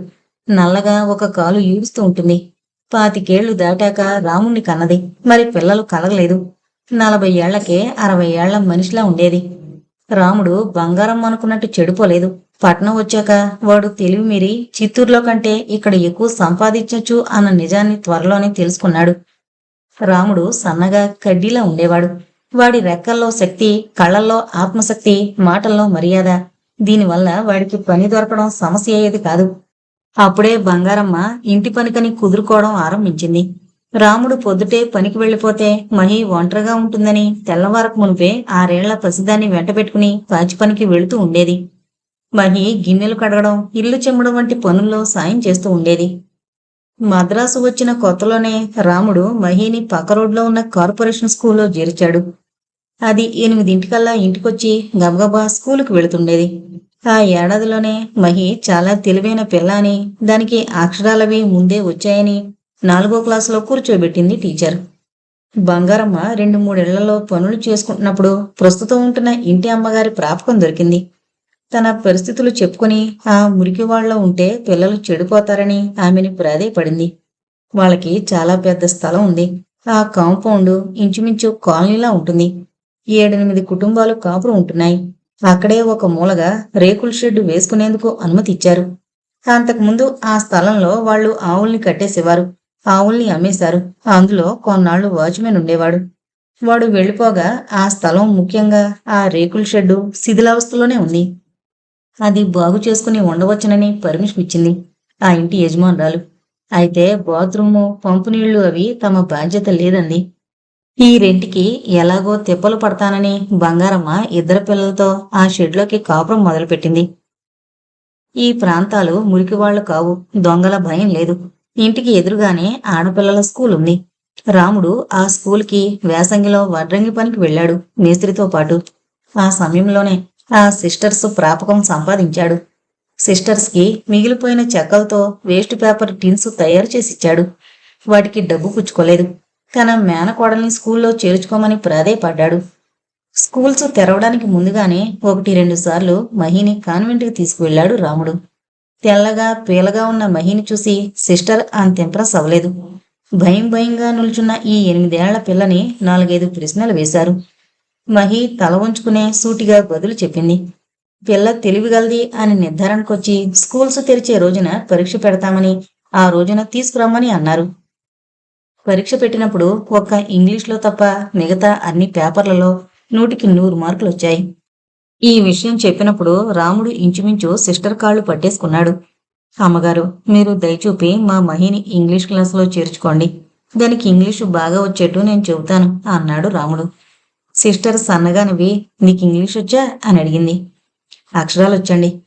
అక్షరాలైతే ఆ పిల్లకి వచ్చు. అది కాదు, చిన్న చిన్న మాటలు రాయాలి, చదవాలి. ఆగిపోయింది సిస్టర్. ఆ పిల్లవాడిలోని ఉత్సాహం, చదువు మీద ఇతనికి గల శ్రద్ధ చూసి ఆమె ముగ్ధురాలైంది. రాముడు, నువ్వు చదువుకోకూడదు అడిగింది. నాకు చదువు అవ్వదండి. నేను చదువుకుంటూ కూర్చుంటే మా అమ్మని ఎవరు పోషిస్తారండి? మా మహి చాలా తెలివైంది. దాన్ని పెద్దదాన్ని చెయ్యాలి. చదివించి గొప్పదాన్ని చేస్తాను అన్నాడు రాముడు. వాడి కళ్ళల్లోని పట్టుదల, కంఠంలో నిశ్చయం ఆ సిస్టర్ని కదిలించాయి. పాఠాలు మొదలవడానికి ఇంకా 15 రోజులు టైం ఉంది. రోజు మీ మహిని సాయంత్రం పూట ఇక్కడికి రమ్మను. మా సిస్టర్స్ ట్యూషన్ చెబుతారు అంది సిస్టర్. అమ్మగారు, ఎంత డబ్బైనా ఇచ్చుకుంటాను అన్నాడు రాముడు. డబ్బులక్కర్లేదు. 3 నెలల పరీక్షల్లో మీ మహికి ఇంగ్లీష్లో 50 మార్కులన్నా రావాలి. మేమిక్కడ పాఠాలు చెప్పినా నువ్వు ఇంటి దగ్గర శ్రద్ధగా చదివించాలి. లేకపోతే ఇంగ్లీష్ క్లాసులో కూర్చొనివ్వం అంది సిస్టర్. ఆ రోజు నుంచి రాముడు మహిని పక్కన కూర్చోబెట్టుకుని రాత్రుళ్ళు ఇంగ్లీషు పాఠాలు చదివించేవాడు. అది ఏం చదువుతుందో తెలీదు గాని సిస్టర్ చెప్పిన పాఠాల్ని కంఠస్థం చేయించేవాడు. ఒక్కొక్క పాఠం 10 సార్లు రాయించేవాడు. ఆ 7 క్వార్టర్లీ పరీక్షల్లో మహీకి ఇంగ్లీష్లో 70 మార్కులొచ్చాయి. సిస్టర్ తను తీసుకున్న నిర్ణయం వృధా పోనందుకు ఆనందించింది. మహి స్కూల్లో చదువుతున్న తెల్లవారగట్ల 5ంటికే లేచి బంగారమ్మతో పాటు పనికెళ్ళి 7ంటికల్లా ఇంటికొచ్చి 1 గంట పాఠాలు చదువుకుని స్కూలుకు వెళుతుండేది. దానికి కావలసిన యూనిఫామ్స్ సిస్టర్స్ తామే ఇచ్చారు. కాన్వెంట్లో డబ్బుగల పిల్లలు తమ యూనిఫామ్స్ ని విలిసిపోయినా బిగుతైన బీద పిల్లల కోసమని డొనేట్ చేస్తుంటారు. అలాంటివి 3 జతలు పాత పుస్తకాలు ఇచ్చారు మహికి. దాని జీతం మట్టుకు మొదటి సంవత్సరం తీసుకున్నారు. 2వ సంవత్సరం మహి వెనకబడ్డ జాతి పిల్ల అవడం వలన తల్లిదండ్రులు లేనిది కాబట్టి స్కాలర్షిప్ ఏర్పాటు చేశారు. ఫస్ట్ ఫారం చదువుతోన్న మహికి ఇంకా 10 నిండలేదు. రాముడు 1 ఏడాది ఎక్కువ చెప్పాడు కావాలనే. స్కూల్ రిజిస్టర్ ప్రకారం మహికి 11 ఏళ్లు. ఒక ఇంట్లో పాచి పనిచేసి నెలకి 20 రూపాయలు సంపాదిస్తోంది. ఇంగ్లీష్ మీడియంలో చదువుతోంది. ఈ ఏడాది అన్ని సబ్జెక్టుల్లో 100కి 100 వస్తే దానికి డబుల్ ప్రమోషన్ ఇస్తారు. వచ్చే ఏడు సరాసరి 3rd ఫారంలో కూర్చోబెడతారు. మహిని చూస్తే ఆ ఆవరణలో ఉన్న తల్లిదండ్రులకి ఒక విధంగా సంతోషంగాను, మరో విధంగా ఈర్షగాను ఉండేది. తమ ఇళ్లలో పాచి పనిచేసి తమ పిల్లలతో పాటు సమంగా స్కూల్లో కూర్చుని చదువుకోవడమా అని మనసులో గుచ్చుకుంటూ ఉండేది. 1-2 ఇళ్లాళ్లకు, అందులోనూ బంగారమ్మ వాళ్ళు ఉంటున్న ఇంటి యజమానురాలు అలివేలమ్మ తన మనవరాల్ని ఈ కాన్వెంట్లో కేజీ క్లాస్లో చేర్చాలని తల్లకిందులుగా తపస్సు చేసింది. పెద్ద పెద్ద వాళ్ల రికమెండేషన్ తీసుకొచ్చింది. అయినా పని జరగలేదు. అలాంటిది ఈ మహి నీలం యూనిఫామ్ వేసుకుని, తెల్ల క్యాన్వాస్ బూట్లు, తెల్ల మేజోళ్లు వేసుకుని, 2 జడలు వేసుకుని, పుస్తకాలు పుచ్చుకుని 8:30 కల్లా తయారై వెళుతుంటే కారం రాసినట్లుండేది. బంగారమ్మ, నీ మేనకోడల్ని కలెక్టర్ని చేస్తావా అంటూ హేళనగా అడుగుతుండేది అప్పుడప్పుడు. బంగారమ్మ బదులు చెప్పేది కాదు. మా మేనకోడలు ఆఫీస్కి వెళ్తుంటే బుల్లిబాబుని చూసుకునేందుకు ఎవరూ లేరు. నేనా పెద్దదాన్నైపోతున్నాను. చిన్నమ్మగారు కాలేజీకి వెళుతుంది. మీ మహిని మా ఇంట్లో పెట్టు. మరో 10 ఇస్తాను. భోజనం, బట్ట అన్నీ నేను చూసుకుంటాను అంది అలిమేలమ్మగారు. బంగారమ్మకి కాస్త ఆశగా ఉంది. మహి ఇలా యూనిఫామ్ వేసుకుని స్కూల్కి వెళ్ళడం గర్వంగా ఉన్నా మధ్య మధ్య భయంగా ఉండేది. ఇది ఆ కిరస్తానీ వాళ్లలో కలిసిపోతుందేమోనని, తమ నుంచి ఎదిగిపోతుందేమోనని. కాని బంగారమ్మకి కొడుకుని చూస్తే భయం. కొంప గోడు వదులుకుని ఈ పట్నం వచ్చినప్పుడు పగలంతా అల్లల్లాడి 4 డబ్బులు సంపాదించింది రాముడే. తండ్రి పోయినప్పటి నుంచి వాడే ఈ ఇంటిని కాపాడుతున్నాడు. వాడి మాట ఎదిరించే శక్తి లేదు తనకు. మా రావుడికి చెబుతానమ్మగారు అంది బంగారమ్మ వినయంగా. బంగారమ్మ ఎంత పని చెప్పినా ఓర్పుగా చేస్తుంది, వినయంగా ఉంటుంది. ఇది నక్క వినయమో సాధు స్వభావమో అంతుపట్టడం లేదు అలివేలమ్మకు. షెడ్ ఇచ్చినందువల్ల తమకి పెద్ద నష్టమేమీ లేదు. ఒక విధంగా ఇల్లు కనిపెట్టుకునుండే మనుషులు దొరికారు. ఈ రోజుల్లో వాచ్మ్యాన్ పెట్టుకుంటే 100 రూపాయలన్నా ఇవ్వాలి అని వాదించేది అలివేలమ్మగారు మొగుడుతో, పిల్లలతో. వాళ్ళెప్పుడైనా బంగారమ్మ మీద విసుకున్నప్పుడు. ఏం బంగారమ్మ, మీ మహిని పనిలో పెట్టేమాట ఏం చేశావు అడిగింది అలివేలమ్మగారు.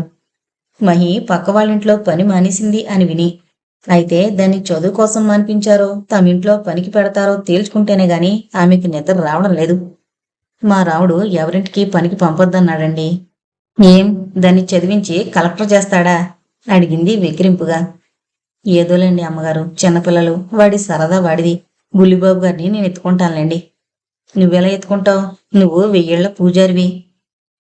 బజారు పని, పిల్లవాడి పని నువ్వు చేయలేవు అంది అలివేలమ్మ నిష్ఠూరంగా. పోనీ మంచి పిల్లదాన్ని ఎవరినైనా వెతికి పెడతానమ్మగారు అంది బంగారమ్మ నిదానంగా. అలివేలమ్మ కిక్కురు మనలేదు. మరో పనిపిల్ల, అందులోనూ దొంగ బుద్ధి లేని మనిషి దొరకడం ఎంత కష్టమో ఆమెకి తెలుసు. మహిని తమింట్లో పనికి పెట్టకుండా చదువే ముఖ్యమని స్కూల్కి పంపుతున్నారని మనసులో కినుకుగా ఉంది. ఆవిడ బంగారమ్మకి ఊపిరి సలపకుండా పని పెడుతుండేది. బంగారమ్మకి బయట నుంచి నీళ్లు తెచ్చుకోవడానికి కూడా తీరుకుండేది కాదు. ఇంటి వాడకానికి, నీళ్లు పోసుకోవడానికి వీధి పంపులో నీళ్లు పట్టుకోవాలి. మహి పక్కింటికి పనికి వెళ్ళినప్పుడు బంగారమ్మ అలిమేలమ్మగారింటి పని మధ్యలో 4 బిందెలు నీళ్లు పట్టుకొస్తుండేది. ఇప్పుడు ఆ వ్యవధి దొరకడం లేదు. పొద్దున్న స్కూల్ టైం దాకా ఆవిడ క్షణం కనుమరుగైనా ఒప్పుకోవడం లేదు. అంచేత బంగారమ్మ వీధి పంపుకెళ్లి మహిని నీళ్లు పట్టుకురమ్మంది. అల్యూమినియం గిన్నెతో 5-6 సార్లు నీళ్లు పట్టుకొచ్చి పోస్తే సరిపోయేవి. 5-6 రోజులు గడిచేటప్పటికీ ఒకరోజు రావుడే నీళ్ల బిందె పట్టుకుని పంపుకు బయలుదేరాడు. అదేమిట్రా నువ్వు పట్టుకొస్తున్నావు, మహి ఉందిగా అంది బంగారమ్మ. అది చదువుకునే పిల్ల, ఇలా నీళ్లు తీసుకొస్తుంటే దాని క్లాస్ పిల్లలు చూస్తే నవ్వుతారు అన్నాడు రాముడు. ఏమీ మహి, నీళ్లు తేనని మీ బావుకు చెప్పావా? నాతోనే చెప్పకపోయావా నిష్ఠూరంగా అడిగింది బంగారమ్మ. లేదత్తా, నేనసలు అనలేదు, బావే తేవద్దన్నాడు. ఎరా, ఎప్పటినుంచో నెతికెక్కించుకుంటున్నావా? ఆడపిల్ల పని పాట నేర్చుకోవద్దా అడిగింది. ఇంట్లో ఎంత పనైనా చేయమను, అంతేగాని అలా నీళ్ల బిందెలు మోయడం నాకిష్టం లేదు. దాని క్లాసు పిల్లలంతా గొప్పింటి వాళ్ళు. ఇవాళ దాన్ని నీళ్ల బిందెలతో చూస్తే రేపు క్లాసులో నవరా. బాగుందిరా, మనం బీదవాళ్ళం, హెచ్చులకు పోవడం దేనికి? ఈ ఇంగ్లీషు చదువులు దర్జాలు మనకెందుకు? కూడు పెడతాయా, గుడ్డెస్తాయా? అమ్మా, నువ్వు అలాగే అంటూ ఉండు. మన మహి క్లాసుకి ఫస్ట్ నొచ్చి రేపు పెద్ద కలెక్టర్ అయినప్పుడు నీకు తెలుస్తుంది దాన్ని చదువుకొని అన్నాడు రాముడు. బంగారమ్మకి ఇదంతా గొడవగాను గొప్పగాను ఉంది. మహి చిన్నపిల్ల, అది రావుడు ఏం చెబితే అది చేస్తుంది తప్ప తనని ఎదిరించడం లేదు. చదువుకున్నానని గర్వపడడం లేదు. నెమ్మదిగా ఇంటి బాధ్యత మహి మీదకి మోపడం మొదలు పెట్టింది బంగారమ్మ. మహి తెల్లవారగట్ల 5ంటికి లేచి వీధివాకలి చిమ్మి కాఫీ పెట్టి ఆ పైన వంట అది చేసి 7ంటికల్లా చదువుకునేందుకు కూర్చునేది. ఆదివారాలు బట్టలు ఉతికేది. దాని పనుల్లో రావుడు సాయం చేసేవాడు.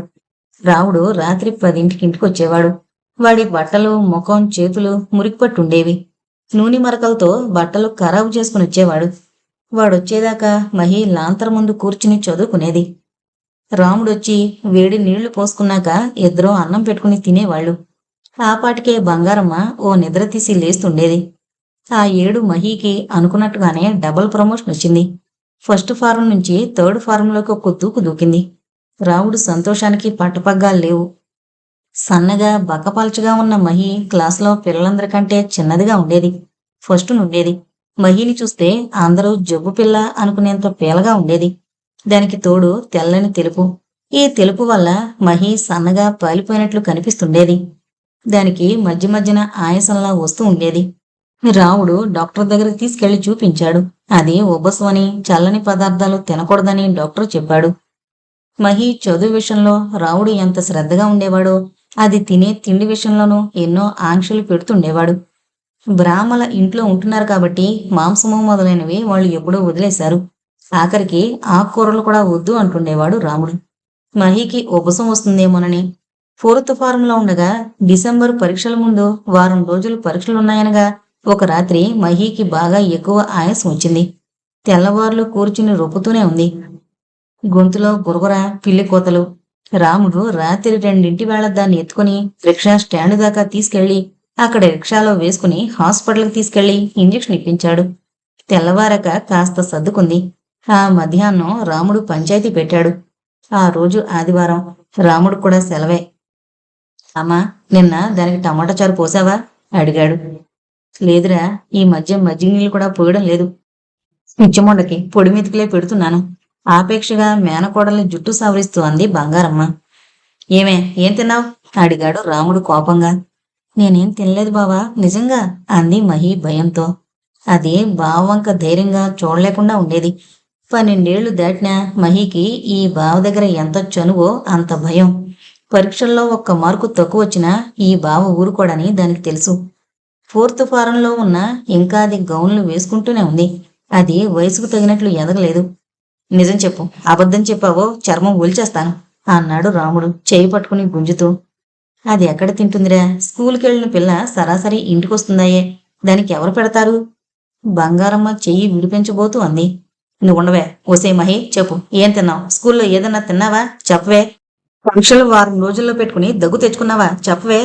చెవి పట్టుకుని మెలిపెడుతూ అన్నాడు రాముడు. ఐస్ ఫ్రూట్ తిన్నాను. నా ఫ్రెండు నాకొకటి కొనిచ్చింది. ఏడుపు కంఠంతో నిజం కక్కేసింది. నీకు సిగ్గులేదు? ఎవరో క్లాస్ పిల్ల కొనిచ్చిందని తింటావా? చల్లగా ఉండేవి తినద్దని చెప్పానా లేదా? చెప్పావు. మరెందుకు తిన్నావు? మహి మాట్లాడలేదు. ఆ రోజు రాముడు దాని 2 చెవులు బాగా మెలిపెట్టాడు. మహి నోరెత్తలేదు.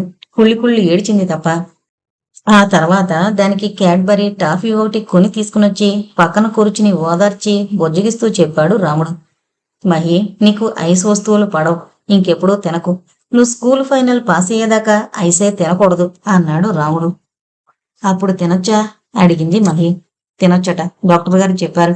నువ్వు స్కూల్కి ఫస్ట్ వస్తావు కదా, ఆ రోజున నీకు 2 ఐస్ క్రీంలు పెట్టిస్తాను.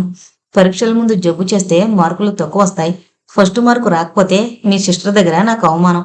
ఆవిడ నన్ను పిలిచి, ఒరే రాముడు, నువ్వు బాగా చదివించడం లేదు అని కోపడుతుంది అని నెమ్మదిగా చెప్పాడు. మహీకి బావ చెవి మెలిపెట్టిన బాధ అప్పుడే పోయింది. బావని సిస్టర్ అవమానం చేస్తారని బెంగగా ఉంది. ఇంకెప్పుడు అబద్ధం చెప్పను, ఐస్ తినను అంది మహి బావ చేయి పట్టుకుని. దాన్ని ఇంతవరకు బావ ఎప్పుడూ కొట్టలేదు, కేకలు వేశాడే తప్ప. బావ తన చెవి మెలిపెట్టాడంటే బావకి ఎంత కోపం తెప్పించానో అనుకుంది మహి. ఇంకెప్పుడు ఐస్ ఫ్రూట్ తినకూడదు అనుకుంది ఆ రాత్రి. నీరసంగా ఉన్నా సరే పుస్తకాలు ముందేసుకుని కూర్చుంది. దాని పరీక్షలకు ముందు వారం రోజులు రాత్రుళ్ళు రాముడు గరాజు పనికి వెళ్లేవాడు కాదు. ఆ వారం రోజులు మహితో పాటు పక్కన కూర్చుని అది నిద్రపోయేదాకా చదివించేవాడు. మహి చదివే పాఠాలు రాముడికి అర్థమయ్యేవి కావు. అయినా సరే మరనాడు ఏం సబ్జెక్టో కనుక్కుని ఆ పుస్తకాలు చదువుతుందో లేదో చూసేవాడు. ఆ పాటి ఇంగ్లీషు జ్ఞానం అలవరుచుకున్నాడు ఈ 4 ఏళ్లలో రాముడు. మహి స్కూల్ ఫైనల్కి వచ్చే వేళకి దాని చదువు పట్ల ఆ ఆవరణలో ఉన్న కుటుంబాల్లో 2 వర్గాలు ఏర్పడ్డాయి. 2-3 ఇళ్లవాళ్లు దీనికి చదువు దేనికి అన్నట్లు చూసేవారు. ముఖ్యంగా అలిమేలమ్మగారు. మహి మాటల్లో గర్వంగాని, చదువుకుంటున్నాననే అహంకారంగాని ఉందేమోనని భూతద్దంలో వెతుకుతుండేది. స్కూలు వేళల్లో యూనిఫామ్ తప్ప ఉత్తప్పుడు పరికిణి చొక్కా వేసుకుని సెలవుల్లో తమింట్లో ఈ పని చేస్తుండేది. తనింట్లో తన మొగుడు, తన కొడుకు ఈ మహి పట్ల సానుభూతి చూపిస్తే, చదువుకుంటుందని మెచ్చుకుంటే బంగారమ్మ ఎంత కష్టపడిపోతుందో దండకంలా చదివేది. లాండ్రీకి బట్టలు తీసుకువెళ్ళడం, చిన్న చిన్న బజారు పనులు, మిషనుకి వగేరా పంపుతుండేది అలిమేలమ్మ. మహి వెళ్ళను అని ఎప్పుడూ అనలేదు. వెళ్ళడం అవమానమని అనుకునేది కాదు. వారు గొప్పవారు. వాళ్ళింట్లో తాముంటున్నారు. ఏ పని చెప్పినా చెయ్యాలి అనే అణకువ దాని నర నరాల్లో జీర్ణించుకుపోయినట్లుగా ప్రవర్తించేది. ఆ రోజు మహి మిషన్ నుంచి గోధుమలు ఆడించి పిండి పట్టించుకునొస్తోంది. మహి స్కూల్ ఫైనల్లోకొచ్చినా దానికింకా ఓణీలు వేసుకునే దేహాకృతి రాలేదు. సన్నగానే ఉండేది. 5 కిలోలు పట్టే ప్లాస్టిక్ బకెట్లో పిండి పట్టించుకుని ఇంటికొస్తోంది. మధ్యాహ్నం 2-3 గంటల వేళ. ఆ సమయంలో రాముడు సాధారణంగా ఇంటికి రాడు. ఇలాంటి బజారు పనులకి మహి ఇంట్లో ఉంటే ఈ సమయంలో వెళ్ళమంటుంది బంగారమ్మ. పైకి చెప్పదు కాని బంగారమ్మ కూడా మహి ఇలా వెళ్లడం ఇష్టంగా ఉండదు. కాని అలిమేలమ్మ గారు తనకి మరో పని పురమాయించి అదే సమయంలో మహికి బజారు పని కల్పిస్తూ ఉంటుంది. పిల్లదాన్ని పంపకండి, నేనే వెళతాను అంటే, ఏం కొమ్ములు ముల్చాయా? మీ అయ్యగారు ఎన్నిసార్లు కూరలు తేలేదు? చదువుకుంటే మటుకు ఇంటి పనులు చేయకూడదా? నా కోడలు బిఏ పాస్ అయింది. మూడుతో కాపురం చేయడం లేదా? బజారుకెళ్ళి కూరలు తెచ్చుకోవడం లేదు అంటూ దండకం చదువుతుంది. కూరలకి బట్టలకి అలా చల్లపాటున కొడుకు కోడలు వెళతారని, కోడలు మిషన్కి వెళ్లి పిండి పట్టించుకుని రాదని అలివేలమ్మ గారికి తెలుసు. బంగారమ్మకి అటువంటి ఆలోచనలు రావు. ఎటొచ్చి రాముడు చూస్తే దెబ్బలాడతాడని, వయసుకు రాబోతున్న పిల్లని ఇలా పంపడం మంచిది కాదని మటుకే తెలుసు. అలిమేలమ్మ గారి పట్ల బంగారమ్మకి ఒక రకమైన భయం, కృతజ్ఞతాభావం రెండూ ఇమిడి ఉన్నాయి. మద్రాసు వచ్చిన కొత్తల్లో తాము పడ్డ ఇబ్బందులు బంగారమ్మ మర్చిపోలేదు. ఈ ఇంటికొచ్చాక తాము మర్యాదగా గుట్టుగా బతకగలుగుతున్నారు. అలిమేలమ్మ గారు మహీని గురించి కోపంగా మాట్లాడినా తనకి పాత చీరలు, అన్నం, టిఫిన్లు బాగా పెడుతుంది. వర్షం వస్తే వాళ్ల వరండాలో పడుకోమంటుంది. ఆమెని ఎదిరించి మాట్లాడాలంటే ఇన్ని భావాలు బంగారమ్మ మనసులో వ్యక్తావ్యక్తంగా చోటు చేసుకుంటాయి. అందుకే రాముడికి తెలియకుండా మహీని బజారు పనులకి పంపుతూ ఉంటుంది. ఆ రోజు మహి ప్లాస్టిక్ బకెట్ మోసుకుంటూ పిండి మిషన్లోంచి బయటకొస్తోంది. రాముడు ఈ మధ్య కొత్తగా సైకిల్ కొనుక్కున్నాడు. వాడు ఆ మధ్యాహ్నం వేళ ఇంటికొస్తున్నాడు, ఒంట్లో బాగాలేక. అసలు రాముడికి అనారోగ్యం అన్నది లేదు. బంగారమ్మ కూడా ఆసుపత్రులు, మందులు ఈ గొడవ లేదు. ఆ ఇంట్లో మందులు, ఇంజెక్షన్లు అన్నవి ఒక్క మహికి తప్ప ఎవరికీ అవసరం లేదు. రాముడు తలనొప్పిగా ఉండడం వల్ల ఇంటికొచ్చేస్తున్నాడు. వాడు సైకిల్ మీద వస్తుంటే బకెట్ చేతుల్లో పుచ్చుకుని మహి పిండి మిషన్ షెడ్లోంచి బయటకొచ్చి రోడ్డు క్రాస్ చేస్తోంది. రాముడు సైకిల్ పక్కగా ఆపి బకెట్ మహి చేతిలోంచి తీసుకుని సైకిల్ వెనకగా కట్టుకున్నాడు. ఫర్లాంగు దూరంలో ఉన్న ఇంటికొచ్చారు ఇద్దరు. మహికి లోలోన భయంగానే ఉంది. దానికి దేహమైతే వయసుకు తగినట్లు ఎదగలేదు కాని మెదడు బాగానే ఎదిగింది. బావకి తానిలా బజారుకెళ్ళడం ఇష్టం ఉండదని తెలుసు. అత్త తను కలిసి బావ కంటపడకుండా చాలా పనులు చేస్తుంటారు. అలిమేలమ్మ గారింట్లోంచి తీసుకొచ్చిన అన్నం అది తనకి పెట్టద్దంటాడు బావ. వాళ్ళు ఎంగిలి అన్నం పెడతారని, అందులో టమోటాలు ఉంటాయని తనకి పెట్టద్దని అత్తతో వాదిస్తూ ఉంటాడు. బావకి తెలియకుండా అత్త ఆ అన్నం పెడుతూ ఉంటుంది. తను చాలాసార్లు తింటూ ఉంటుంది. ఈరోజు బావ కంటపడింది తను. ఇంట్లో పోట్లాట జరుగుతుందని మహికి భయంగా ఉంది. అనుకున్నంత అయింది. అమ్మా, మహిని బజారు పంపొద్దని ఎన్నిసార్లు చెప్పాను? ఏన్రా, పంపితే ఎంతమంది వెళ్ళడం లేదు? మన మహి అంతమంది లాంటిది కాదు. అది రోడ్ల వెంట తిరగడానికి వీల్లేదు. అలిమేలమ్మ గారికి చెప్పు, మా మహి ఇలాంటి పనులు చేయదని. ఎలా చెప్పమంటావురా? ఆ అమ్మగారి ఇంట్లో ఉంటూ వాళ్ళని ఎదిరించడం ఎలా? అయితే ఇక్కడి నుంచి వెళ్ళిపోదాం. ఎక్కడికి వెళతాన్రా? అడిగింది బంగారమ్మ. ఎక్కడికో అక్కడికి, అంతేగాని దాన్ని లాండ్రీకి, మిషన్లకి పంపితే ఊరుకోను. దాని క్లాస్ పిల్లలు చూస్తే నవ్వరు. దేనికి నవ్వుతారు? మనం రెక్కల కష్టం చేసుకునేవాళ్ళం. మనమంటే నువ్వు నేను కావచ్చు. మహి రెక్కల కష్టం చేసుకోదు. బాగా చదువుకుని పెద్ద ఉద్యోగస్తురాలు అవుతుంది. ఈసారి ఆ అమ్మగారి ఇల్లు ఖాళీ చేయమని బెదిరిస్తే భయపడకు, మరో ఇంటికి వెళ్ళిపోతామని చెప్పు. నీకంతా మొండితనం. చదువుకుంటే ఇంటి పనులు చేసుకోరా? చేసుకోవద్దు అనలేదు. మన ఇంటి పని చేసుకోమను, అంతేగాని ఇంకొకళ్ళింట్లో పాచి పని, బజార్ పనులు అది చేయడానికి వీల్లేదు. కావాలంటే ఇంకో 10 రూపాయలు అద్దె ఎక్కువిస్తామని చెప్పు. లేకపోతే నాకు చెప్పమను, నేనే పట్టించుకొస్తాను అన్నాడు రాముడు. నువ్వెక్కడుంటావు? పొద్దున పోతే రాత్రి 10ంటికి గాని రావు. నీకు పని చెప్పడం కూడానా? నీకు ఇల్లు పట్టదు, వాకిలి పట్టదు. ఎంతకీ బయట పని, లేకపోతే మహి చదువు. నీకు మరో ధ్యాస ఉండేడిస్తేనా? విసుక్కుంది బంగారమ్మ. బంగారమ్మకి కొడుకు విషయం అర్థం అవడం లేదు. మహిని క్షణం వదిలి ఉండడు. ఇంట్లో ఉన్నంతసేపు దాని చుట్టూ తిరుగుతూనే ఉంటాడు. అయితే ఎంతసేపు దాని చదువు, దాని స్కూలు గొడవ తప్ప మరొకటి మాట్లాడు. వాళ్ళిద్దరి మధ్య బావా మరదళ్ళ మధ్య ఉండాల్సిన ఆ సరదా కవ్వింపు బంగారమ్మకి కనపడవు. మహి బావ బట్టలు ఉతుకుతుంది. లాండ్రీకి పట్టుకెళ్లి ఇస్త్రీ చేయించుకొస్తుంది. వారం వారం తలంటి పోస్తుంది. దాని చేత సేవలు చేయించుకుంటాడు. అయితే సరసమాడినట్లు ఎక్కడా కనిపించదు. ఆ సాయంత్రం మహిని తీసుకుని సినిమాకి వెళ్ళాడు రాముడు. రాముడు బాగా 6 అడుగుల బారుగా ఎదిగాడు. నల్లగా నిగనిగలాడే శరీరం. నిరంతరం దైహిక శ్రమతో వాడి శరీరం కడ్డీలా రాటు తేలింది.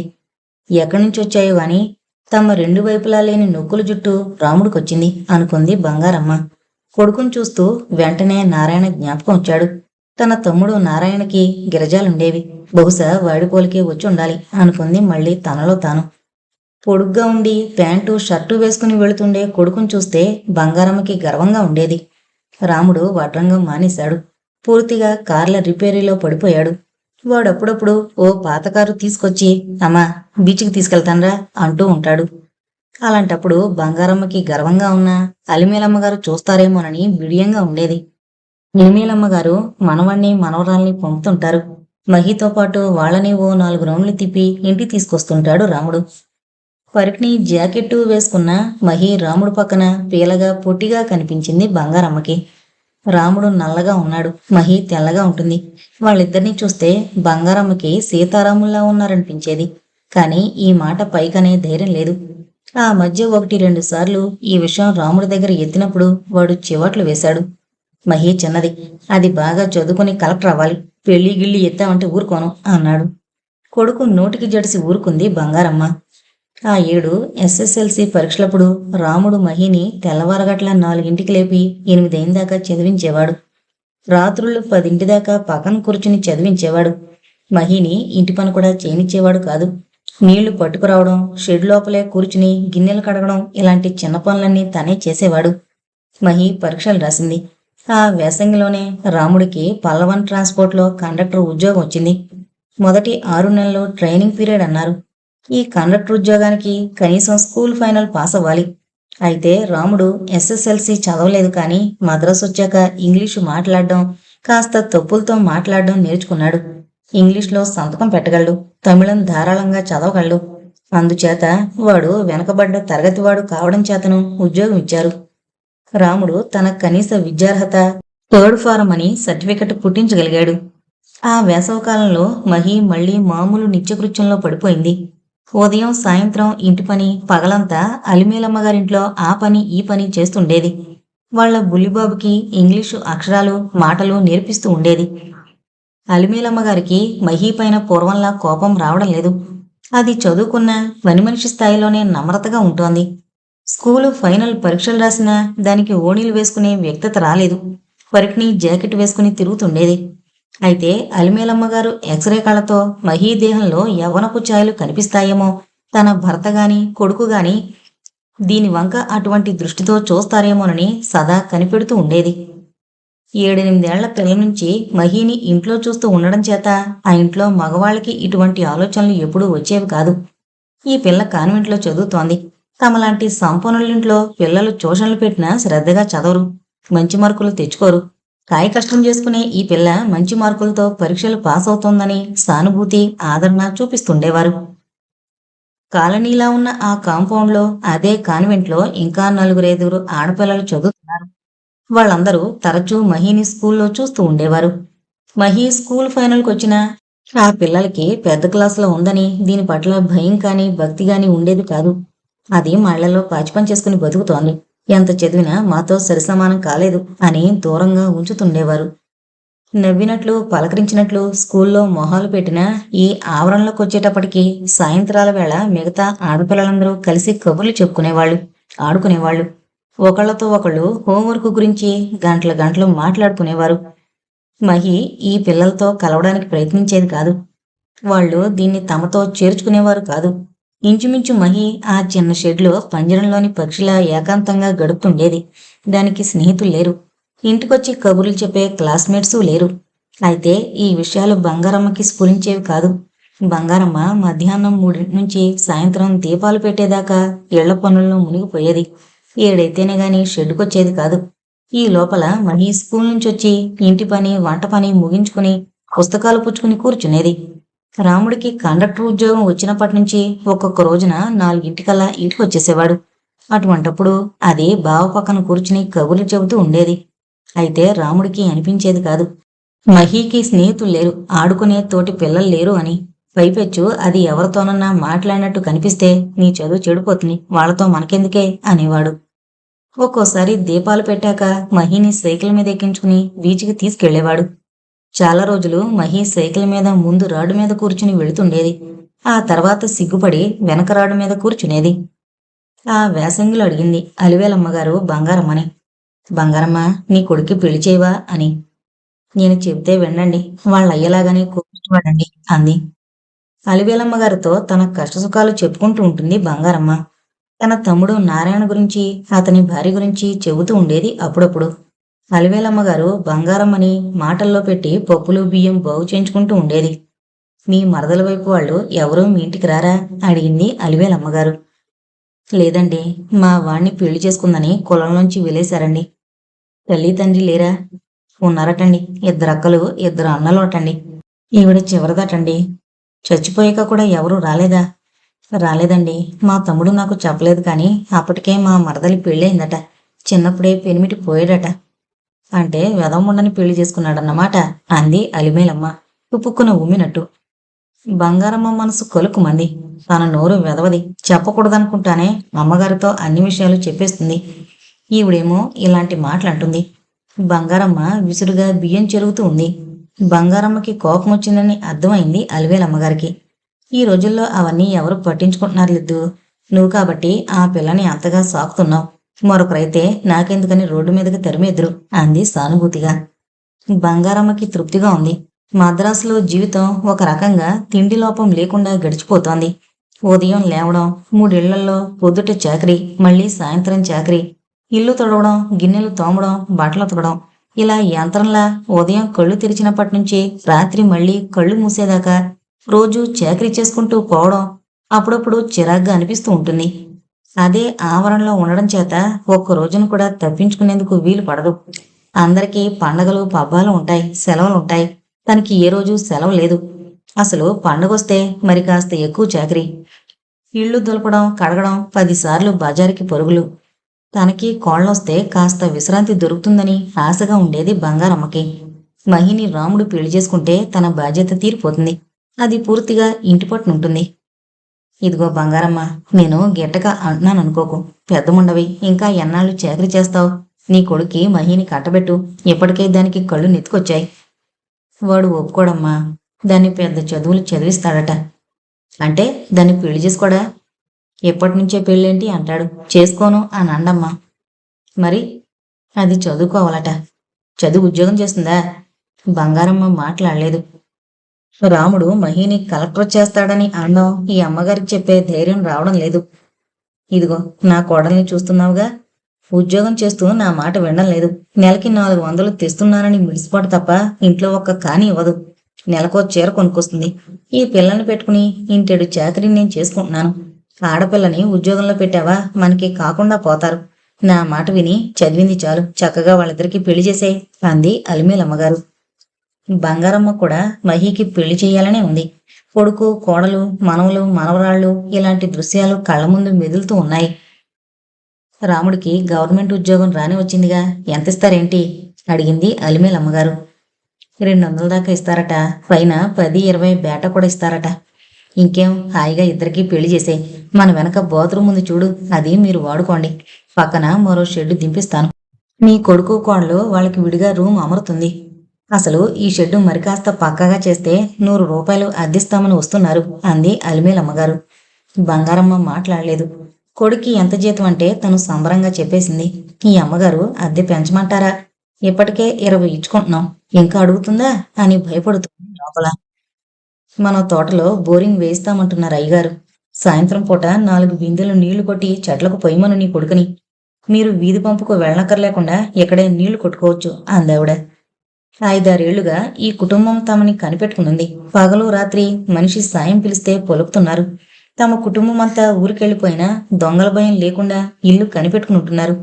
ఎన్నాళ్ళు అయితే వీళ్ళు ఎక్కడికి పోలేరని చీటికి మాటికి ఇల్లిచ్చామని బెదిరిస్తూ ఉండేది. రాముడికి 200 వస్తున్నాయంటుంది. ఇల్లు ఖాళీ చేసిపోతారా? దొంగ బుద్ధి లేని పని మనిషి 24 గంటలు విశ్వాసంగా ఉండే మరో మనిషి దొరుకుతుందా? అలిమేలమ్మ గారికి పూర్వమంత భరోసా ఉండడం లేదు. వీళ్ళు ఎక్కడికి పోతారులే అన్న ధీమా సన్నగిల్లిపోయి వెళ్లకుండా ఎలా ఆపాలా అని ఆలోచిస్తోంది. తమ అవసరం పైకి కనబడనీయకుండా దయతలిచి ఎక్కువ సౌకర్యాలు కలిగిస్తున్నట్టు తను చాలా తెలివిగా మాట్లాడుతోందని తనని తానే అభినందించుకుంటోంది అలిమేలమ్మగారు.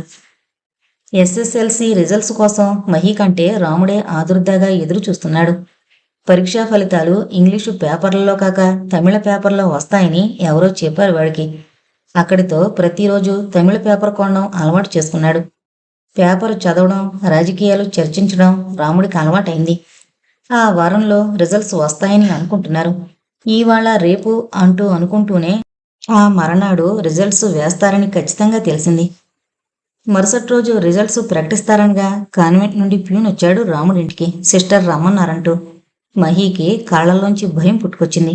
తను పరీక్షలో తప్పానని ఏడుస్తూ కూర్చుంది. దాన్ని ఓదార్చి వెంటబెట్టుకుని వెళ్ళాడు రాముడు.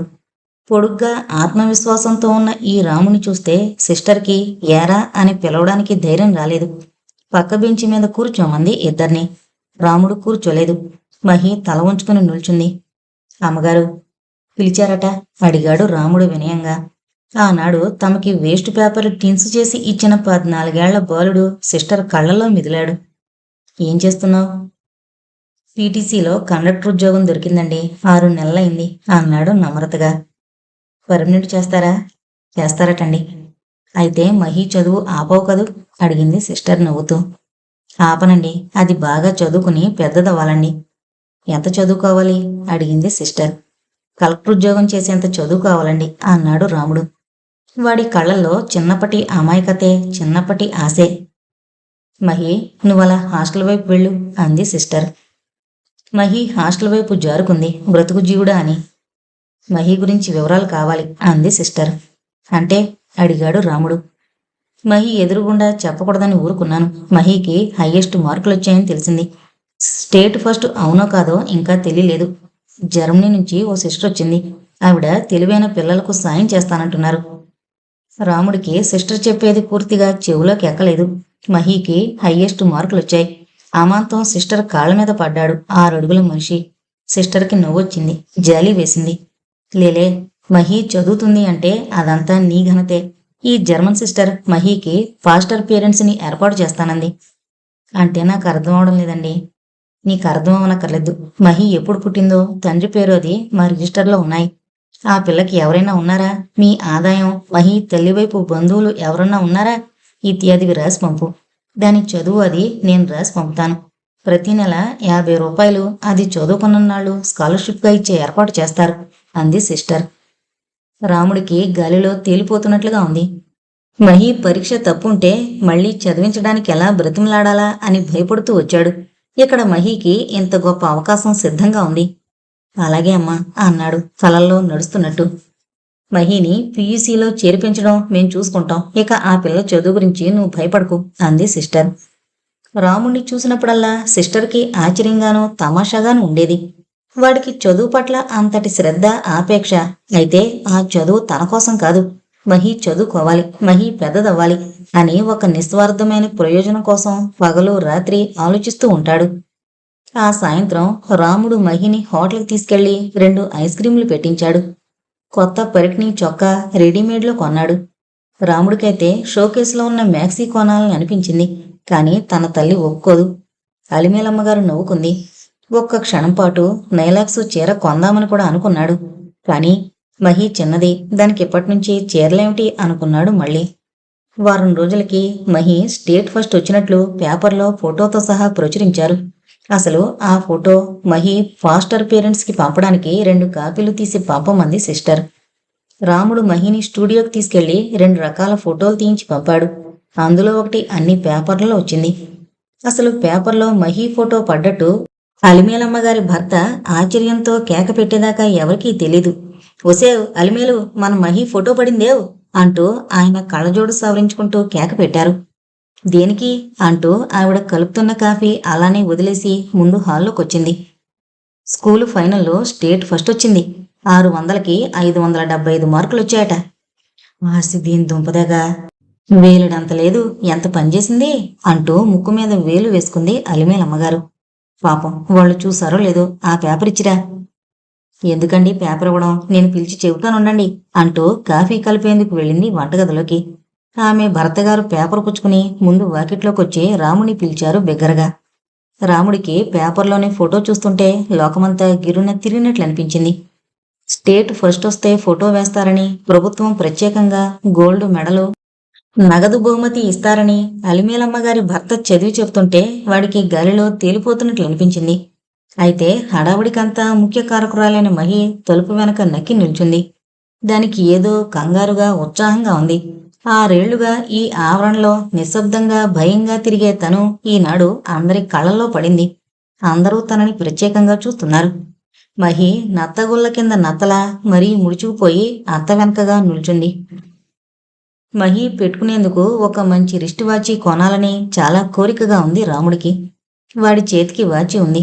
అది మగవాళ్ళు పెట్టుకునేది. 30 రూపాయలకి సెకండ్ హ్యాండ్ది కొన్నాడు. ఏడాది క్రితం. బాగానే పనిచేస్తోంది. స్మగుల్డ్ వాచీలు చాలా మందికి ఉంటాయని, అందంగా ఉంటాయని విన్నాడు. వాడు బస్సులో టికెట్లు ఇస్తున్నప్పుడు ఆడపిల్లల చేతులకి అందమైన వాచీలు చూశాడు. బస్సులో ఎక్కే ప్రతి ఆడపిల్ల, ఉద్యోగస్తురాలైనా, చదువుకునే పిల్లైనా, ఆఖరికి అలిమేలమ్మ వంటి పెద్దవాళ్ళు కూడా వాచీలు పెట్టుకుంటున్నప్పుడు స్టేట్ ఫస్ట్ వచ్చిన తన మహి వాచీ పెట్టుకోకూడదా? అది రిస్ట్ వాచీ పెట్టుకోవాలి. మోటారు వర్క్షాప్లో ఉండగానే రాముడు రిపేరుకు వచ్చిన కార్లు పట్టుకుని డ్రైవింగ్ నేర్చుకున్నాడు. ట్రాఫిక్ లైసెన్స్ ఆఫీసులో ఎక్కువ కష్టపడకుండానే డ్రైవింగ్ లైసెన్సు సంపాదించాడు. 6 నెలలుగా కండక్టర్ ఉద్యోగంలో ఉంటున్నాడు. సహజంగా తెలివైనవాడు, ధైర్యంగా స్నేహాలు చేసుకోగలిగినవాడు అవడం చేత రాముడు ప్రైవేటు ట్యాక్సీ వాళ్లతో పరిచయం చేసుకున్నాడు. ఈ మధ్య 2-3 సార్లు రాత్రి ప్రైవేటు ట్యాక్సీ తోలడం వల్ల ఒక 15 సంపాదించగలిగే అవకాశం ఉందని తెలుసుకున్నాడు. ఈ డబ్బు జాగ్రత్తగా కూడబెడుతూ ఉన్నాడు. ఒకరోజు మహి పక్కన కూర్చుని కబుర్లు చెబుతున్నాడు రాముడు. బావా, నీ దగ్గర చెడ్డవాసన వస్తోంది అంది మహి గబాల్న. రాముడికి క్షణం పాటు కోపం వచ్చింది. మహి తనని చూసి హేళన చేస్తోంది అనుకున్నాడు. ఏంటి పెద్ద గొప్పదానమైనట్టు మాట్లాడుతున్నావు అన్నాడు రాముడు విసురుగా. అది కాదు బావా, నువ్వు మాట్లాడుతుంటే బీడీలో కంపొస్తోంది. బీడీలు తాగుతున్నావా అడిగింది మహి. అది ఇలా సూటిగా ప్రశ్నించేసరికి రాముడు కాస్త కంగారు పడ్డాడు. ప్రైవేటు ట్యాక్సీ నడుపుతున్నప్పుడు నిద్ర రాకుండా టీ తాగడం, బీడీలు తాగడం అలవాటైంది. అయితే వాడు ఇంట్లో ఎప్పుడూ బీడీలు కాల్చలేదు. ఓ అగ్గిపెట్టి గాని, బీడీలు కానీ ఉంచుకోవడం లేదు. మహి ఇలా కనిపెట్టేస్తుందని అనుకోలేదు. బీడీ వాసన నీకెలా తెలిసే? దబాయించాలని, మగవాళ్లు తాగే బీడీల సంగతి మహికి ఎలా తెలుసో కనుక్కోవాలని అడిగాడు. మా స్కూలు వాచ్మెను శామ్యులు గేటు ముందు కూర్చుని బీడీలు కాలుస్తూ కునికిపాట్లు పడుతుంటాడు అంది మహి అమాయకంగా. అయితే బీడీల వాసన నీకిష్టం లేదా అడిగాడు అల్లరిగా రాముడు. చిచ్చే, అసహ్యంగా ఉంటుంది అంది మహి ముఖం వికారంగా పెట్టి. రాముడు ఆ రోజు నుంచి బీడీలు వదిలేశాడు. మరి పట్టలేకపోతే 1-6 సిగరెట్లు కాల్చేవాడు. ఇంటికొచ్చే ముందు నోరు కడుక్కుని మరీ వచ్చేవాడు. వాడు కొనాలని కలలు కన్న రిస్ట్ వాచ్ మరో రూపంలో లభ్యమైంది. మహికి స్టేట్ ఫస్ట్ వచ్చినందుకు 600 డబ్బు, మెడలు ఇచ్చారు. ఆ డబ్బులో 200 పెట్టి వాచి కొన్నాడు రాముడు. అయితే ఆ వాచి మహి పెట్టుకునేది కాదు. వాచి పెట్టుకుని కాలేజీకి వెళ్ళవే అనేవాడు రాముడు. అదొద్దు అని నోటితో చెప్పలేదు. భయమో బిడియమో తెలీదు కానీ కాలేజీకి వాచి పెట్టుకుని వెళ్లేది కాదు. రాముడితో బయటికెళ్ళినప్పుడు పెట్టుకునేది. మీ మహికి చదువుకునేందుకు బల్లా కుర్చీ ఇస్తాను, పట్టుకెళ్ళు. బుల్లిబాబుకి కొత్త బల్లా కుర్చీ కొంటున్నాం అంది అలిమేలమ్మగారు ఒక సాయంత్రం వేళ. అవి అచ్చొచ్చిన సామాన్లే. ఆ బల్ల దగ్గర చదువుకునే పెద్దబాబు గారు, చిన్నబాబు ఇంతవారయ్యారు. మీ మహి కూడా అంత గొప్పదవుతుంది అంది అలిమేలమ్మ. ఆ బల్ల కాలుని ఇప్పటికి 4 సార్లు మేకులతో కొట్టించారు. ఆ బల్ల ఏనాడు కుదురుగా నిల్చోలేదు. భరతనాట్యం చేస్తుంటుంది. బుల్లిబాబు దాని మీద రాసుకోనని నానా గొడవ చేయగా అది కొన్నాళ్లు వంటింట్లో మంచినీళ్ల బిందె పెట్టుకునేందుకు వాడుకున్నారు. అలిమేలమ్మగారు వంటింట్లో కొత్తగా పొడవైన అరుగు కట్టిస్తోంది. ఆ బల్ల అడ్డంగా ఉంది. వీధిలో పారేయలేక, పొయ్యిలో పడేయలేక ఉత్త బల్లిస్తే బాగోదని కుర్చీ కూడా ఇస్తానంటోంది. బంగారమ్మకి చాలా ఆనందంగా ఉంది. మహీకి చదువుకునే బల్ల కుర్చీ కొనాలని రాముడు అంటున్నాడు. ఒక్కోసారి తనే తయారు చేస్తానని కూడా అంటున్నాడు. పాత సామానైనా రాముడు బాగుచేసి రంగులేసి కొత్తగా చేయగలడు. అలాగేనమ్మా అంది పొంగిపోతూ బంగారమ్మ. ఆ రాత్రి కొడుక్కి మహికి అన్నం పెడుతూ చెప్పింది ఈ విషయం. అమ్మగారు బల్ల కుర్చీ ఇస్తామన్నారు. మహి, నీ పుస్తకాలన్నీ దానిమీద పెట్టుకోవచ్చు అంది. అమ్మా, నీకు బుర్రలేదే? మనకి ఆ తుక్కుబల్ల వద్దు గాని ఈ షెడ్లోకి ఓ వైరు పెట్టించమను. మనకి ఒక్క బల్బు వేస్తే చాలని చెప్పు. మహి చదువుకునేందుకు వీలుగా ఉంటుంది. వాళ్ళు వేనక్కర్లేదు. వైరు బల్బు నేను తెచ్చుకుని వేసుకుంటాను అన్నాడు రాముడు. బంగారమ్మకి తికమగ్గా ఉంది. ఈ రాముడెప్పుడు హెచ్చులకు పోతుంటాడు. తమ షెడ్లో ఎలక్ట్రిక్ దీపం లేకపోతే ఏం? వీధి దీపం తమ షెడ్ కంటే ఎత్తుగా ఉంది. ఆ వెలుతురు ధారాళంగా తమ గుమ్మంలోకి పడుతోంది. ఎన్నాళ్ళు మహి ఆ వెలుతురులో చదువుకోలేదా? అమ్మగారు కరెంటు దీపం అంటే ఒప్పుకోరు. ఇది వరకు 1-2 సార్లు అడిగితే ఎవనన్నారు? గొప్పవాళ్ళు పెద్దవాళ్ళు వాళ్ళు ఇస్తానన్నది వద్దని, ఇవ్వము అన్నది కావాలని గొడవ చేస్తుంటాడు. నువ్వే అడుగు బాబుగారిని, నాకు తెలియదు బాబు ఈ గొడవలన్నీ అని తప్పించుకుంది బంగారమ్మ. ఆ 3వ రోజు రాముడు అయ్యగారిని పర్మిషన్ అడిగి తన ఫ్రెండ్ ఒకడిని తీసుకొచ్చి వారింట్లోంచి పొడవాటి వైరుతో షెడ్లోకి కనెక్షన్ పెట్టించాడు. అలిమేలమ్మ గారు కడుపులో కుతకుతలాడిపోతుంది. ఆవిడ ఇవ్వడానికి వీల్లేదని ఇలా కనెక్షన్ ఇస్తే ఎలక్ట్రిసిటీ వాళ్ళు ఫైన్ వేస్తారని భయపెడుతూ వచ్చింది. ఈ రాముడేమో తను లేకుండా చూసి తన భర్తకి చెప్పి గప్చిప్గా పని చేసుకున్నాడు. ఇదిగో బంగారమ్మ, రాత్రి 9 లైటు ఆర్పేసేయాలి, తెలిసిందా? పిల్ల చదువుకుంటోందని, వృద్ధిలోకి వస్తోందని అయ్యగారికి చెప్పి ఒప్పించాను అంది అలిమేలమ్మగారు. అలాగేనమ్మా అంది భయభక్తులతో బంగారమ్మ. రేడియో గీడియో పెట్టుకుంటే వల్ల కాదు. నీ కొడుకు అసాధ్యుడు. దొంగతనంగా రేడియో పెట్టుకున్నాడా బీడులు వేసి పట్టుకుపోతారు అంది బెదిరిస్తూ. చెబుతానమ్మా అంది బంగారమ్మ. ఈ మధ్య అలిమేలమ్మ గారికి ఆ షెడ్లోంచి 1-2 సార్లు సినిమా పాటలు వినిపిస్తున్నట్లు అనుమానంగా ఉంది. పూసలవారు, చెప్పులు కుట్టుకునేవారు, ఆఖరికి కూరగాయల బండివారు కూడా ట్రాన్సిస్టర్స్ పక్కన పెట్టుకుని వస్తున్నారు. వీళ్ళు కూడా అలాంటిదేదన్నా కొన్నారా అని అనుమానంగా. ట్రాన్సిస్టర్ అయితే తనేం చేయలేదు. రేడియో అయితే తను చచ్చినా ఒప్పుకోదు. నీ కొడుకు రేడియో కొన్నాడా అడిగింది బంగారమ్మని. లేదండి అమ్మగారు, మా దగ్గర డబ్బులెక్కడేడిసాయి. మా వాడి స్నేహితుడి పెట్టట చిన్న సబ్బు పెట్టలాంటి రేడియో తెచ్చాడు అంది బంగారమ్మ. ట్రాన్సిస్టరా? చూడు, మహి చదువుకుని వృద్ధిలోకి రావాల్సిన పిల్ల ఇలా సినిమా పాటలు వింటూ కూర్చుంటే దాని చదువు చెడిపోతుంది. అసలు ఈ రేడియో పాటలంటే మీ బాబుగారి కోపం. బిగ్గరగా పెట్టద్దని చెప్పు, ఆనక మాట వస్తుంది అంది సాగదీస్తూ. బంగారమ్మ ఈ మాటలు ఇంట్లో చెప్పలేదు. అలిమేలమ్మగారు రోజు ఇలాంటివి ఏదో అంటూనే ఉంటుంది. ఆ మాటలు ఇంట్లో చెబితే రాముడు వెళ్ళిపోదామంటూ మొదలు పెడతాడు. ఎక్కడికెళతాం? తమకు ఇల్లెక్కడ దొరుకుతుంది? ఆ ఏడు పియూసీ రాసేవాళ్ళకి మహి వ్యక్తురాలైంది. దాని చేత మొదటిసారి ఓణి వేయించింది బంగారమ్మ. మహి పూర్తిగా ఆ షెడ్లోంచి బయటకు రావడం మానేసింది. రోజు తల వంచుకుని కాలేజీకి వెళ్ళడం, మళ్ళీ తల వంచుకుని ఇంట్లోకి దూరిపోవడం తప్ప బయటకొచ్చేది కాదు. ఎప్పుడైనా బయట మహి కనిపిస్తే చాలు, ఏమే బొత్తిగా నల్లపోసైపోయావు, కాలేజీలో చేరితే మా ఇళ్లకు రాకూడదా? మేమంత కనబడకుండా పోయామా అని అడిగేది అలిమేలమ్మ. మహిని ఒక సాయంత్రం నిలవేసి అలాగే అడిగింది. మహిని ఆవిడ పరీక్షగా చూడలేదు. అది పొడువైంది, కాస్త ఒళ్ళు కూడా వచ్చింది. వరకుని ఓణిలో చూస్తే అది బ్రాహ్మల పిల్లలా ఉంది తప్ప పాచి పని చేసుకునే వాళ్ళ అమ్మాయిలా లేదు. తెల్లగా నాగరికంగా ఉన్న ఈ పిల్ల తన కూతురు కంటే అందంగా ఉంది. తన కోడలు సరే 2 పిల్లలు పుట్టేవేళకే పేపాలా తయారైంది. కూతురు ఒక కానుపుతోనే పుల్లలా ఎండుకుపోయింది. వీళ్ళు ఏం తింటారో చక్కగా ఏపుగా ఉంది అనుకుంది అలిమేలమ్మగారు. ఆవిడకు మరుక్షణంలోనే కాస్త భయం కూడా కలిగింది. తన కొడుకు అప్పుడప్పుడు వచ్చిపోయే అల్లుడు ఈ పిల్లని చూసి వెర్రి వేషాలు వేయరు కదూ. ఇది ఎన్నిసార్లు పలకరించినా బెల్లం కొట్టిన రాయిలా మాట్లాడదేం? గర్వమా భయమా? ఏమే మహి, నీ బావని పెళ్లి చేసుకోవటే అడిగింది అలిమేలమ్మగారు. మహి తల వంచుకుని షెడ్ లోపలికి వెళ్ళిపోయింది. పుస్తకాలు పెట్టి మీద పెట్టి అలా చాలాసేపు కూర్చుండిపోయింది. బంగారమ్మ, నువ్వొత్తి వెరుగోగులు దానివి అంది అలిమేలమ్మగారు పాత చీర ఒకటి బంగారంకిచ్చి. ఏమమ్మగారు అడిగింది అమాయకంగా. ఈ మధ్య బంగారమ్మ పూర్వంలా పాత చీరమ్మని అలిమేలమ్మగారిని అడగడం లేదు. పూర్వం 10 సార్లు అడిగితే 1 నెల్లాళ్ళు అడిగించుకుని ఒక చీర మొహాన పడేసేది. గవర్నమెంట్ మహికి 600 ఇచ్చాక ఇంచుమించు తమ కష్టాలు గట్టెక్కినట్లుగానే ఉన్నాయి. మహి నెల నెలా 50 రూపాయలు తీసుకొచ్చి తన చేతికిస్తోంది. అది రాముడు ఇంటి ఖర్చుకు వాడకుండా బట్టలవి కొంటున్నాడు. అంచేత బంగారమ్మ పాత చీరలు అడుక్కోవడం లేదు. చూడు, నువ్వు ఇలాగే వెర్రిముండ్లా ఊరుకుంటే మీ మహి ఎవరినో తీసుకుని లేచిపోతుంది. అదేంటమ్మగారు, మా పిల్ల లాంటిది కాదు, నిప్పులాంటిది అంది బంగారమ్మ తీక్షణంగా. మీ మహి చెడదే అనలేదు, అది నిప్పులాంటిది కావచ్చు. నీ కొడుకంటే ఎక్కువ చదువుకుందా? నెల నెల డబ్బు తెచ్చిస్తోందా? మా వాళ్ల పిల్లల్లా ఎర్రగా బుర్రగా ఉందా? రేపు ఉద్యోగం దొరికితే నీ కొడుకుని చేసుకుంటుందని ఆశ పెట్టుకుంటున్నావు కాబోలు, అది జరగదు అంది అలిమేలమ్మగారు భవిష్యత్తులోకి చూసి చెప్పే దైవజ్ఞానిలా. ఎందుకని జరగదు? వాళ్ళిద్దరికీ ఒకళ్ళంటే ఒకళ్ళకి ప్రాణం. ఓసోస్, ఆడ్డాలనాడు బిడ్డలు గాని గెడ్డాలనాడు బిడ్డలు కాదే. నీ కొడుకు ఒప్పుకున్నా మీ మహి ఒప్పుకోదు. తనకంటే చదువుకున్న వాణ్ణి కట్టుకుంటుంది గాని నీ కొడుకును కాదు. నువ్వు వెర్రిబాగులదాన్లా నా కోడలు అంటూ మురిసిపోతున్నావు. నా మాట విని వాళ్ళిద్దరికీ పెళ్లి చేయి. ఒకళ్ళిద్దరు పుట్టారంటే దీని గర్వం అణుగుతుంది. నా కొడుకు ఒప్పుకోడు. ఎందుకని? దాన్ని పెద్ద చదువులు చదివిస్తాడట, పెద్ద ఉద్యోగస్తురాలను చేస్తాడట. ఓరి నీయాస చల్లకుండా, రేపది ఉద్యోగం చేస్తే మీ మాటలు వింటుందా? ఇప్పటికే పేపర్లో ఫోటో పడిందని కన్ను మిన్ను తెలియడం లేదు. ఇవాళ నాతో మాట్లాడడం లేదా? రేపు నీతోనూ మాట్లాడదు. ముందు ముందు నీకే తెలుస్తుంది, అప్పుడు ఏడుస్తావు.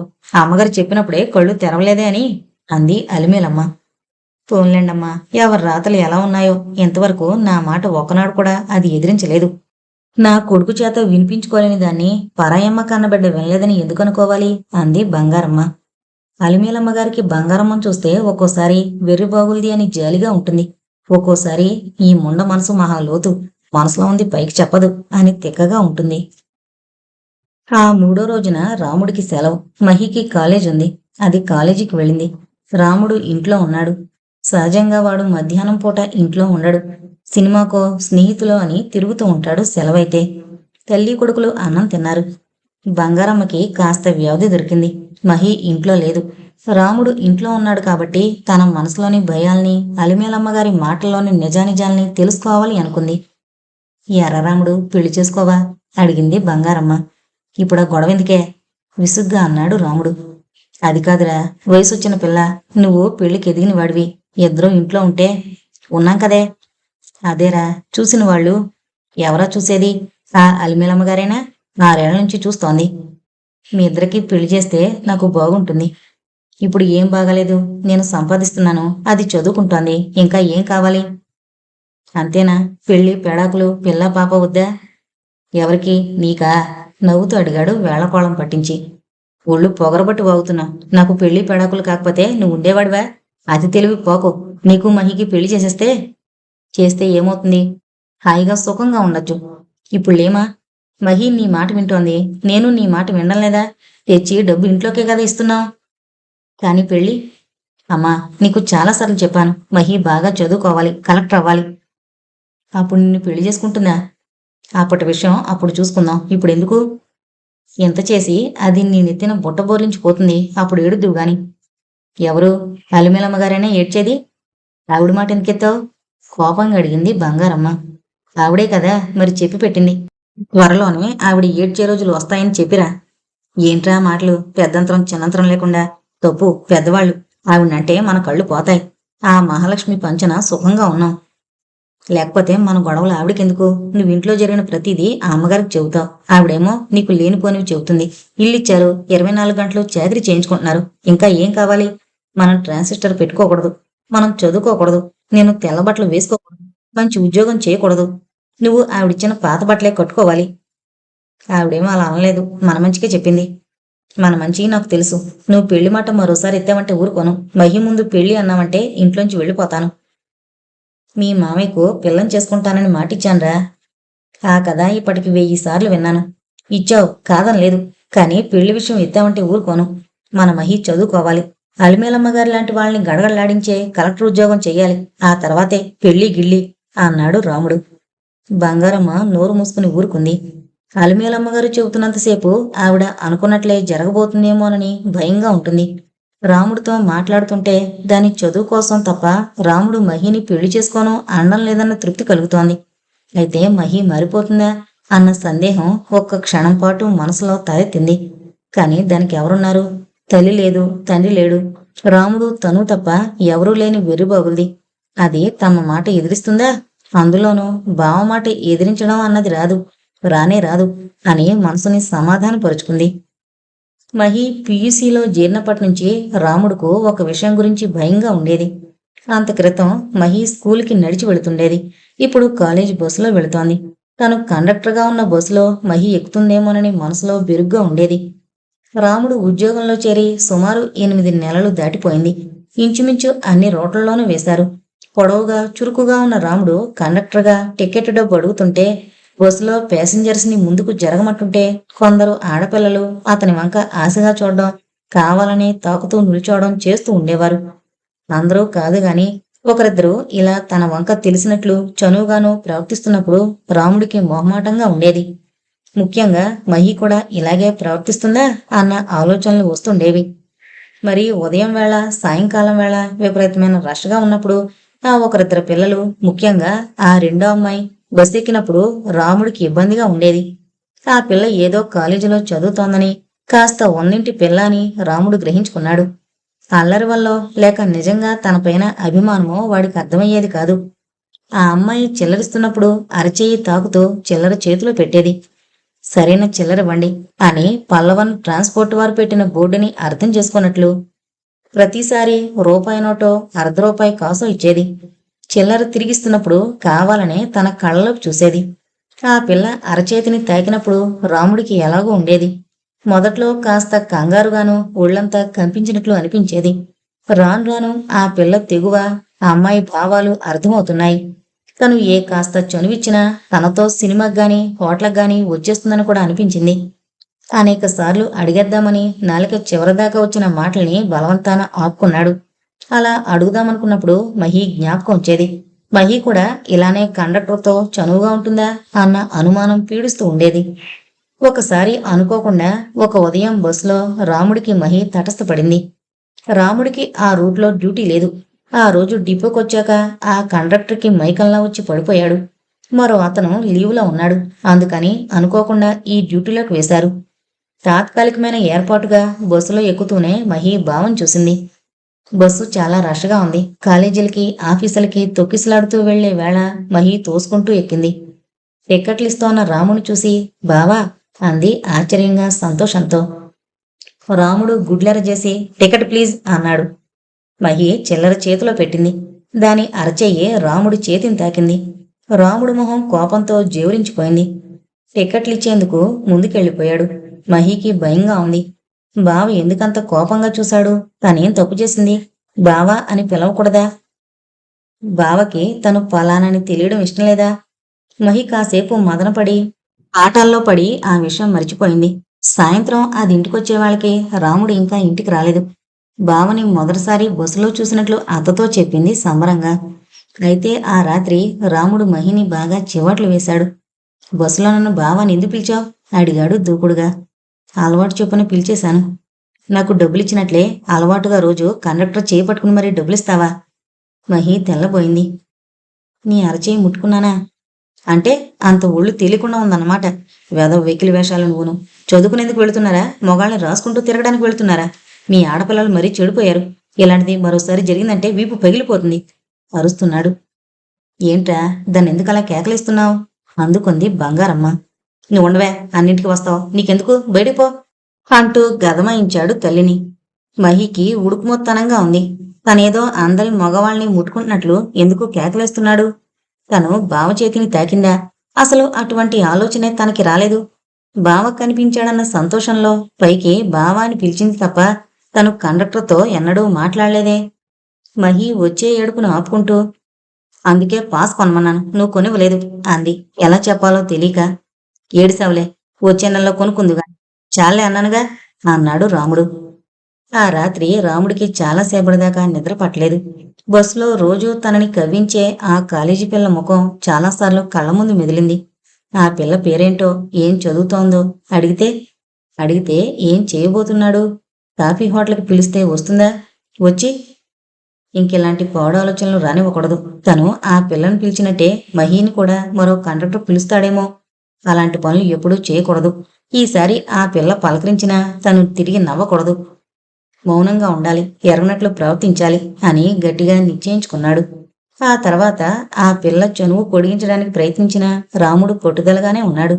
అందరికీ టిక్కెట్లు ఇచ్చినట్లే ఆ అమ్మాయికి ఇచ్చేవాడు. కొన్ని రోజులు గడిచేటప్పటికీ ఆ అమ్మాయి బస్సులో కనిపించడం మానేసింది.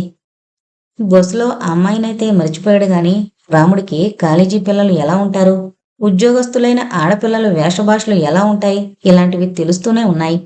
లేటెస్ట్ ఫ్యాషన్స్ కూడా గమనించడం నేర్చుకున్నాడు. మహి మ్యాక్సీలో ఎలా ఉంటుంది, సల్వార్ కమీజ్ వేసుకుంటే ఎలా ఉంటుంది, ఇలాంటి ఊహలు వస్తూ ఉండేవి. బస్సు ప్రయాణాల్లో ఆడవాళ్ల మధ్యన తిరగడం బాగా అలవాటయ్యి వాళ్ళ స్పర్శలో ఉండేటటువంటి కొత్తదనాన్ని, వారి స్పర్శలో తనకు కలిగించే వణుకుని క్రమంగా మరిచిపోజొచ్చాడు. కావాలని బస్సులో మగపిల్లలు గాని ప్యాసింజర్ గాని ఆడపిల్లల్ని తాకుతున్నట్టు నిల్చున్నా, వాళ్ళని ఇబ్బంది పెడుతున్నట్లు ప్రవర్తించినా రాముడికి చిరాగ్గా ఉండేది. అంచేత అటువంటి పరిస్థితి రాకుండా ఆడవాళ్ళని మగవాళ్ళని విడిగా కూర్చోమంటుండేవాడు. ఆడవాళ్ల సీట్ల వైపు మగవాళ్లు నిల్చుంటే జారబడితే వెంటనే తప్పుకోండి, జరగండి అంటూ సర్దుతూ ఉండేవాడు. అంచేత రాముడు కండక్టర్గా ఆడవాళ్ల దృష్టిలో కొంత గౌరవాన్ని ప్రత్యేకతని పొందాడు. పోస్టు పర్మనెంట్ కూడా అయింది. ఎస్ఎస్ఎల్సి స్టేట్లో ఫస్ట్ వచ్చిన తర్వాత మహికి ఒంటరితనం మరికాస్త ఎక్కువైంది. మెచ్చుకోవడాలు, అభినందనలు, స్టేట్ ఫస్ట్ వచ్చిందన్న హడావిడి తగ్గిపోయింది. అలిమేలమ్మ గారి కాలనీలో ఉన్న ఆడపిల్లలు మహిని ప్రస్తుతం విరోధభావంతో చూస్తున్నారు. పూర్వం పనిపిల్ల అని దూరంగా అట్టే పెడితే ఇప్పుడు స్టేట్ ఫస్ట్ వచ్చి తమకందరికీ అపకారం చేసినట్లు, ఈ మహి వల్ల పెద్దవాళ్లు తమని కెంచబరిచి చిన్నచూపు చూస్తున్నట్లు అనిపిస్తోంది వాళ్ళకి. మాట మాట్లాడితే ఆ మహిని చూడండి ఎంత కష్టపడి చదువుకుంటోందో, మీకు డబ్బు విలువ చదువు విలువ తెలీదు అంటూ మహితో తమని పోల్చి మాట్లాడుతున్నప్పుడు ఆ పిల్లలకి మహి తమని అవమానపరచడానికే కష్టపడి చదువుతుందేమోనని అనుమానం కలుగుతుండేది. మహి కష్టపడి చదవడం వల్ల తమని అవమానపరిస్తే ఆర్థికంగా ఉన్న తమ కుటుంబ స్తోమతను బట్టి మహిని అవమానించొచ్చు అన్నట్టు తల్లిదండ్రులు పొగిడిన కొద్దీ మహిని దూరంగా ఉంచి ఏదో అంటరాంది అన్నట్లు చూస్తూ ఉండేవారు ఆడపిల్లలు.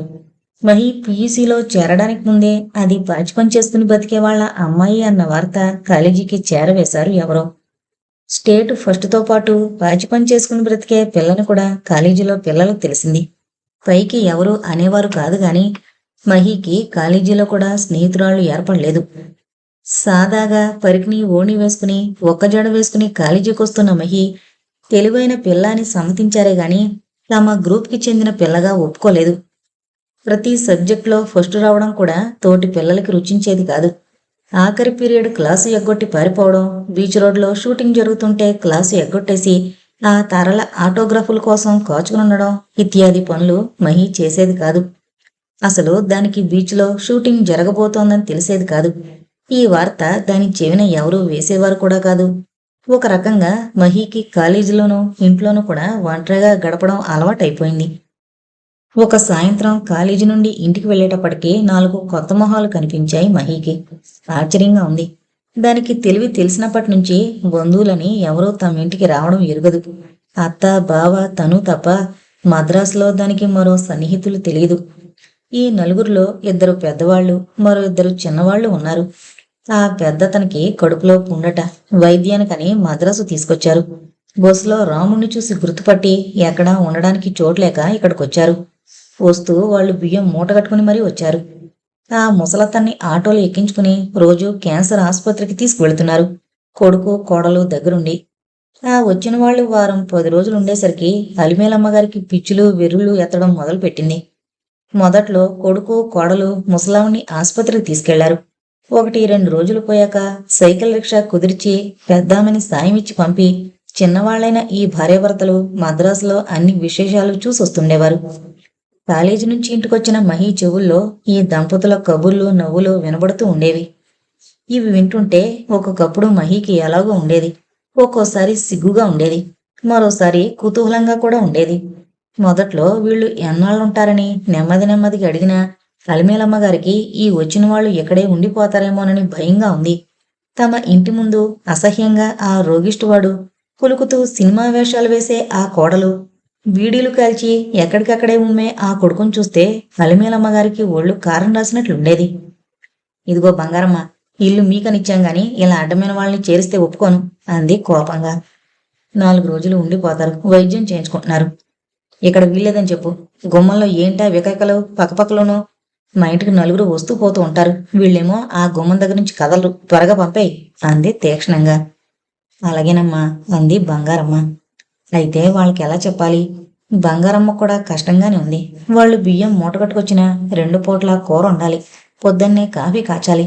వీళ్ళందరికీ ఆ కుర్రది మహి వండి పెట్టాల్సి వస్తుంది. ఆ కోడలేమో నైలాన్ చీరలు కట్టుకుని జూ అని బీచ్ అని షూటింగ్లని పొద్దుట బయటపడితే రాత్రికి గాని మొగుడుతో ఇంటికి చేరుకోదు. ఈ ముసలాన్ని తీసుకుని ఈ ముసల్దేమో పడుతూ లేస్తూ ఆసుపత్రికి వెళుతుంది. వెళ్ళిపోమని ఎలా చెప్పడం? ఇంట్లో ఎదిగిన పిల్లలున్నారనే సిగ్గు కూడా లేకుండా ఈ మొగుడు పెళ్ళాలు ఒక చాప మీద పడుకుంటున్నారు. అక్కడికి రాముడు అమ్మగారి వరండాలోనే పడుకుంటున్నాడు పాపం. మహి పొయ్యి పక్కన ముడుచుకుని పడుకుంటోంది. లోపలే గింజుకుంటున్న బంగారమ్మ పైకి ఏమీ అనలేకపోతోంది. వచ్చిన వాళ్ళు 15 రోజులైనా కదలకపోయేసరికి బంగారమ్మ లోపల మదన పడుతోంది. రాముడు హోటల్లో తిని పొద్దుపోయాక గాని ఇంటికి రావడం లేదు. మహీకి ఇంటి పనితో ఇంట్లో మనుషులతో చదువుకునే వ్యవధి కూడా దొరకడం లేదు. ముసలాడి విషయం ఇవాళ రేపో చెబుతారని రోజు రోజు జరిగిపోతోంది. ఒక రోజున ముసలాడి కోడలు వేరుశనక్కాయలు తిని ఆ తుక్కు గుమ్మం ముందే పోసిందని అలిమేలమ్మగారు రంగంలోకి దూకింది. ఇదిగో అమ్మాయి, నీ పేరేంటో తెలియదు గాని తుక్కు గిక్కు అలా పోస్తే ఊరుకోను అంది అలిమేలమ్మగారు తన సహజమైన ధోరణిలో. నేను పోయలేదు అంది ఆ పిల్ల. పల్లెటూరు నుంచి వచ్చి విశాలమైన పొలంలో మజ్జిగ పాక వేసుకుని ఉంటున్న వాళ్ళకి ఈ మహానగరం మొదట్లో గొప్పగా ఉన్న ఇరుకిరుకిళ్ళు జానెడు స్థలం వీటితో కుచించుకుపోయినట్లుంది జీవితం. కళ్ళెదురుగుండా పోసి లేదంటావేంటి? ఇదిగో బంగారమ్మ, ఇల్లు మీ కుటుంబానికి ఇచ్చాను గాని ఇలా ఊళ్ళో అందరినీ చేరేస్తే బాగోదు. ఎంతమంది ఉండేటట్లయితే మరో ఇల్లు చూసుకోండి అంది తన చేతిలో ఉన్న ఆయుధాన్ని ఉపయోగిస్తూ. బంగారమ్మ లోపలుంది. మనసులో అనుమానంగా ఉంది. 6 ఏళ్లు దాటింది ఈ ఇంటికొచ్చి. ఒక్కనాడు తమ ఇంటికి బంధువులు చేరుగరు. ఈనాటికి తమ ఊరు వాళ్ళొస్తే వాళ్ల ముందే ఇల్లు ఖాళీ చేయమంటోంది. ఇది మర్యాదతులుండే ఇల్లు, అలగా జనం ఉండే కొంప అనుకుంటున్నావా? ఆ బీడీలు ఉమ్ములు నాకు నచ్చవు. ఇంట్లో మగాళ్ళు తిరుగుతున్నారని మర్యాద లేకుండా ఆ వెక్వెకలు పక్కపక్కలు చిచ్చి అంటూ కసిగా ఉమ్మేసింది అలిమేలమ్మగారు. గుమ్మంలో కూర్చున్న అమ్మాయి పెద్దగా రాగం అందుకుంది. భర్త ఆ పిల్ల ముద్దుల భార్య. భార్యని ఇన్ని మాటలంటుంటే బంగారమ్మ బదులు చెప్పలేదు. పైగా భయపడి లోపల కూర్చుంది. అమ్మా, మూటలు కట్టండి, వేదవది. తిండి లేకపోతే మానే, ఏ సత్రంలోనూ ఉందాం. చీ, పౌరుషం లేని బతుకులెందుకు, లేవండి లేవండి అంటూ అరుపులు మొదలుపెట్టాడు ముసలాడి కొడుకు. బంగారమ్మ సర్ది చెప్పబోయింది. ఆ అమ్మగారి మాటలు పట్టించుకోవద్దు అంది. ఎంత ఇల్లిస్తే మటుకు అన్ని మాటలంటుందా? మీకు పౌరుషం లేకపోవచ్చు, మేముండం అంటూ ఆ రాత్రికి రాత్రే చిన్నవాళ్ళిద్దరూ వెళ్ళిపోయారు. ఆ 3వ రోజున ముసలాళ్ళిద్దరూ వెళ్ళిపోయారు. బంగారమ్మ, నేను కేకలేశాను కాబట్టి వాళ్ళు వెళ్ళిపోయారు, లేకపోతే ఇక్కడే ఉండిపోదురు. చుట్టాలు గిట్టాలు అంటూ ఊరుకున్నావా? ఏళ్ల తరబడి కూర్చుని తింటారు. ఇంకెప్పుడు ఎవరిని రానివ్వకో అంది విజయ గర్వంతో అలిమేలమ్మగారు. కాని బంగారమ్మకి అవమానంగా ఉంది. ఎంత తిండికి లేకపోయినా అలా వచ్చిన వాళ్ళని ముఖం మీదనే మాట్లాడడం బాగాలేదు. ఈ అమ్మగారు ఇల్లిచ్చి క్షణక్షణం తమని బెదిరిస్తూ ఉంటుంది. తల్లి తోడు లేకుండా ఒంటిపిల్లి రాకాసిలా ఎన్నాళ్ళుంటాం? రేపు రాముడికి పిల్లలు పుడితే ఒప్పుకోదా? ఆ పసివాళ్ళని గుమ్మంలో ఆడుకొనివదా? బంగారమ్మ సమాధానం చెప్పకుండా పనులు చేసుకుపోతోంది. అలివేలమ్మగారు మట్టుకు ఆ చుట్టాల్ని పంపి తను బంగారమ్మకి మహోపకారం చేశానని సంతోషపడిపోతుంది. ఆ వేసంగిలోనే రాముడికి స్లమ్ క్లియరెన్స్ బోర్డు వారి ఫ్లాట్స్ లో ఒక గది దొరికింది. నెలకు 20 రూపాయల అద్దె. వంటగది, పడకగది 3వ అంతస్తులో ఇచ్చారు. వాడుకునే నీరు పంపులోంచి వస్తుంది. తాగే నీళ్లు కార్పొరేషన్ పంపులోంచి కింద నుంచి తెచ్చుకోవాలి.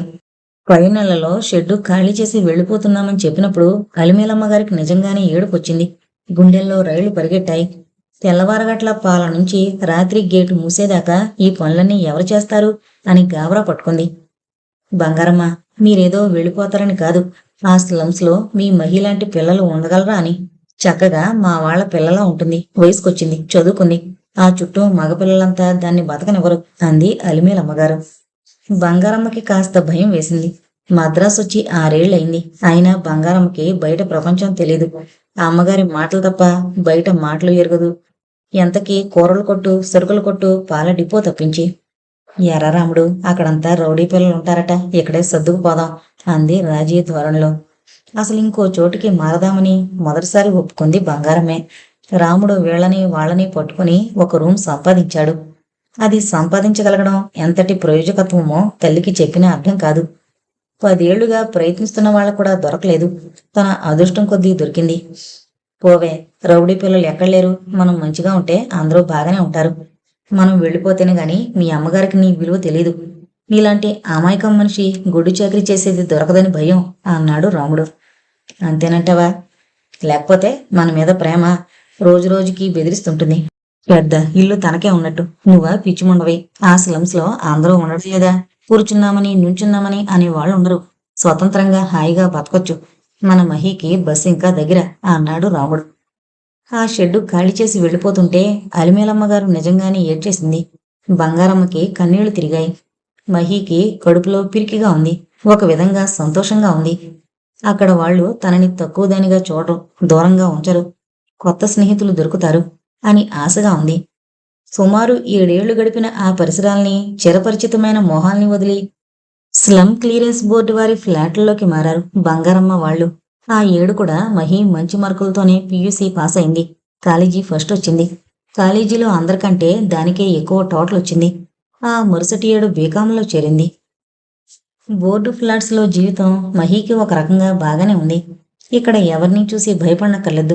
ప్రతి క్షణం అలిమేలమ్మగారు ఏమంటారో అని భయం భయంగా ఉండక్కర్లేదు. తమ వాటాలోకొచ్చి తలుపులు మూసుకుంటే హాయిగా ఉంటుంది. బంగారమ్మకి ఇంటి పని లేదు. రాముడు ఇక్కడికొచ్చాక తల్లిని పాచి పనికి వెళ్లొద్దు అన్నాడు. అందుచేత మహికి వంట పని కూడా లేదు. చదువుకునేందుకు కావలసినంత వ్యవధి. రాత్రి 9 అయ్యేటప్పటికీ లైటు ఆరిపోయాలి అన్న నిబంధన లేదు. ఎవరో చూస్తారేమోనని చీకటి చాటున గబగబా స్నానం చేయనక్కర్లేదు. తెల్లవారక బాత్రూంలో హాయిగా నీళ్లు పోసుకోవచ్చు. ఒక రకంగా మహీకి ఈ పరిసరాల్లో కొత్త స్వేచ్ఛ దొరికినట్టయింది. కానీ చుట్టూ వాతావరణం చూస్తుంటే మహీకి కంగారుగా ఉండేది.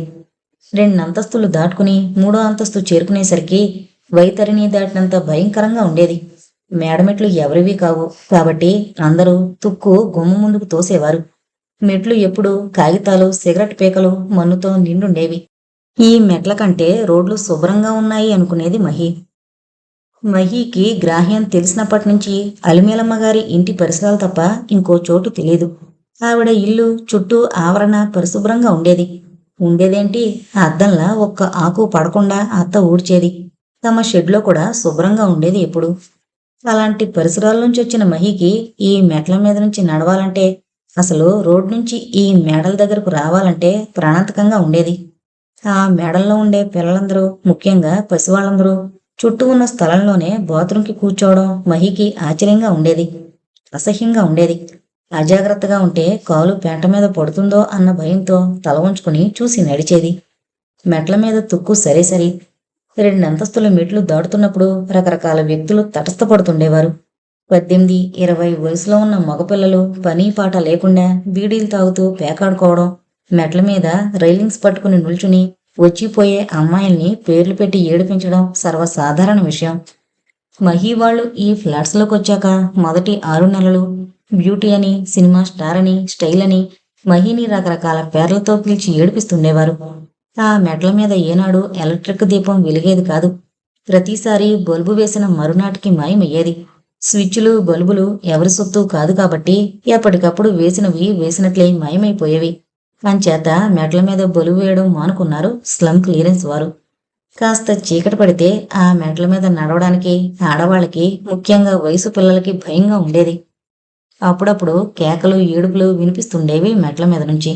అంచేత మగవాడి సాయం లేకుండా వయసు పిల్లలు ఎప్పుడు చీకటి పడ్డాక ఆ మెట్ల మీద నుంచి ఒంటరిగా రారు. కొత్త వాళ్ళైతే మరిని. మొదట్లో మహి ఈ గండాలన్నింటినీ ఎదుర్కొంది.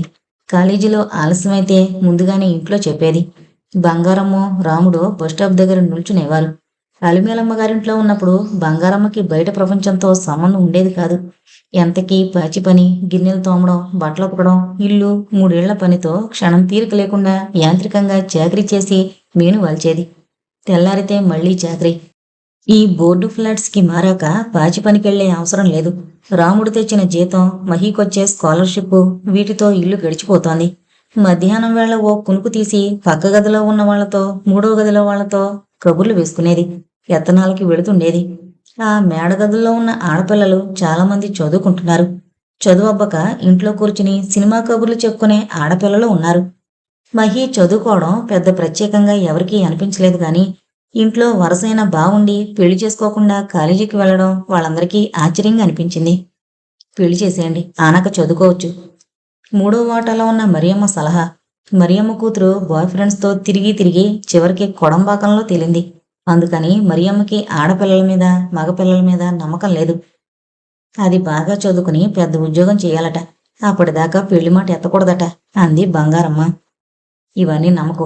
అవకాశం వస్తే తప్పు చేయని పిల్లలు ఉండరు. ఎందుకైనా మంచిది నీ జాగ్రత్తలో నువ్వు ఉండు అని సలహా ఇచ్చింది మరియమ్మ. వీళ్ళిద్దరి ప్రవర్తనలో అటువంటిదేమైనా ఉందేమోనని కొత్త దృష్టితో కనిపెడుతుండేది బంగారమ్మ. ఉద్యోగానికి వెళ్ళొచ్చే రాముల్లో గాని కాలేజీ నుంచి వచ్చిన మహిలో గాని ఎటువంటి మార్పు కనిపించేది కాదు. ఇద్దరూ కబుర్లు చెప్పుకునేవాళ్ళు.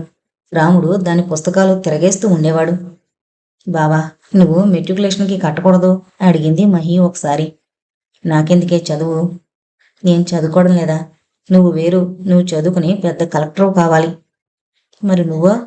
నేనా నవ్వుతూ నా గురించి ఏముందే, ఉద్యోగం ఉంది, అది చాలదా అన్నాడు. నువ్వు మట్టుకు చదువుకోకూడదా? రెట్టించి అడిగింది. నాకు చదువు అవ్వదు అన్నాడు రాముడు కాస్త తీక్షణంగా. మహి వెనక్కి తగ్గింది. ఇటువంటి తీక్షణమైన కంఠధ్వని చూస్తే దానికి భయం. బావకి కోపం వచ్చిందని అర్థం చేసుకుని నోరు మూసుకుంది. రాత్రి 9 దాకా పేపర్ చదువుతూ కూర్చున్నాడు రాముడు. మహి పుస్తకాలు ముందేసుకుని కూర్చుంది. బీకాం 2వ సంవత్సరంలో ఉండగా ఒక సాయంత్రం వేళ కాలేజీ నుంచి బయటకొచ్చి బస్సు కోసం నిల్చుంది మహి. బస్సు ఎంతకీ రాలేదు. గంటన్నర నిల్చున్నారు పిల్లలు. ఒక్క బస్సు కూడా రాలేదు.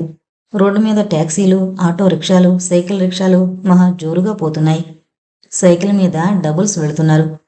వెళుతున్న వాళ్ళు బస్సులు లేవు అంటున్నారే తప్ప వివరంగా చెప్పడం లేదు. బస్టాప్లోని పిల్లలు ఒక్కొక్కరే నడక సాగించడం మొదలు పెట్టారు. కార్లు ఉన్నవాళ్లు కార్లలో వచ్చి బస్టాపుల్లో పిల్లల్ని ఎక్కించుకుని వెళ్లారు. 2-3 పిల్లలు కలిసి రిక్షాలకి వెళ్లారు. మహి చేతుల్లో బస్ పాసు, పైన ₹1/2 తప్ప డబ్బులు లేవు. ఇంటికి వెళితే అత్త చేతిలో డబ్బున్నదు. ఆ విషయం మహికి బాగా తెలుసు. బస్టాప్లో మిగిలిన 3 పిల్లలు నడక సాగించారు. మహి బయలుదేరింది. ఆ రోజునే మహికి సావిత్రితో పరిచయం అయింది. మీరెక్కడుంటున్నారు అడిగింది సావిత్రి. సావిత్రి PUC చదువుతోంది. ఒకే కాలేజీలో చదువుతున్న వేరువేరు డిపార్ట్మెంట్స్ కావడం చేత ముఖ పరిచయం తప్ప పలకరింపులుండవు. గ్రాడ్యుయేట్స్ కాబోతున్న స్టూడెంట్స్ ఒకరినొకరు బహువచనంతో సంబోధించుకుంటూ ఉంటారు. బాగా పరిచయం అయితే తప్ప ఏకవచన ప్రయోగంలోకి రారు. ఇలా తోటి స్టూడెంట్స్ తనని మీరు అని సంబోధించినప్పుడు మహికి ప్రతిసారి ఆశ్చర్యంగా కొత్తగా ఉంటుంది. మహిని చిన్నప్పటి నుంచి అది ఇది అని తప్ప నువ్వు అని పిలిచిన వారు లేరు. సావిత్రి మీరు అంటోంది. మహికి ఎంతో సంతోషంగా ఉంది. ఫోర్షోర్ ఎస్టేట్లో అంది బిడియంగా. మేము ఆస్వాల్పేటలో ఉంటున్నాం. చర్చి దాకా కలిసి నడుద్దాం అంది సావిత్రి. మహి తల ఊపింది. దానికి సావిత్రితో మాట్లాడాలనుంది. ఎలా మాట్లాడాలో, సంభాషణ ఎలా పొడిగించాలో చేత కావడం లేదు. మీరు స్టేట్ ఫస్ట్ వచ్చారు కదా, చాలా బ్రైట్ అని విన్నాను అంది సావిత్రి మళ్ళీ. మహి మాట్లాడలేదు. సావిత్రి చెప్పుకుపోతోంది. మా నాన్న ఆంధ్ర బ్యాంకులో పనిచేస్తున్నారు. ఇంకో 2 ఏళ్లలో రిటైర్ అయిపోతారు. మా అన్నయ్య ప్లేడరు. మా అక్క విశాఖపట్నంలో ఉంది. మా బావ యూనివర్సిటీలో ఉన్నారు. గడగడా చెప్తోంది. నిశ్శబ్దంగా వింటోంది మహి. సావిత్రికి చెప్పవలసిన సంగతులు చాలా ఉన్నాయి. అక్క చెల్లెళ్ళు, అమ్మా నాన్న అంతా ఉన్నారు. వాళ్ళందరి గురించి చెబుతోంది. తనకెవరున్నారు? బావ అత్త తప్ప. వాళ్ళ గురించి ఏం చెబుతుంది? మీరు ఎక్కడుంటారు అడిగింది సావిత్రి. మహి అంత క్రితం చెప్పిందన్న సంగతి మర్చిపోయి. ఫోర్షోర్ ఎస్టేట్లో అంది మహి. అక్కడ బాగుంటుంది కదూ, రోజు బీచ్కి వెళ్ళొచ్చు. మంచిగా వస్తుంది గాలి.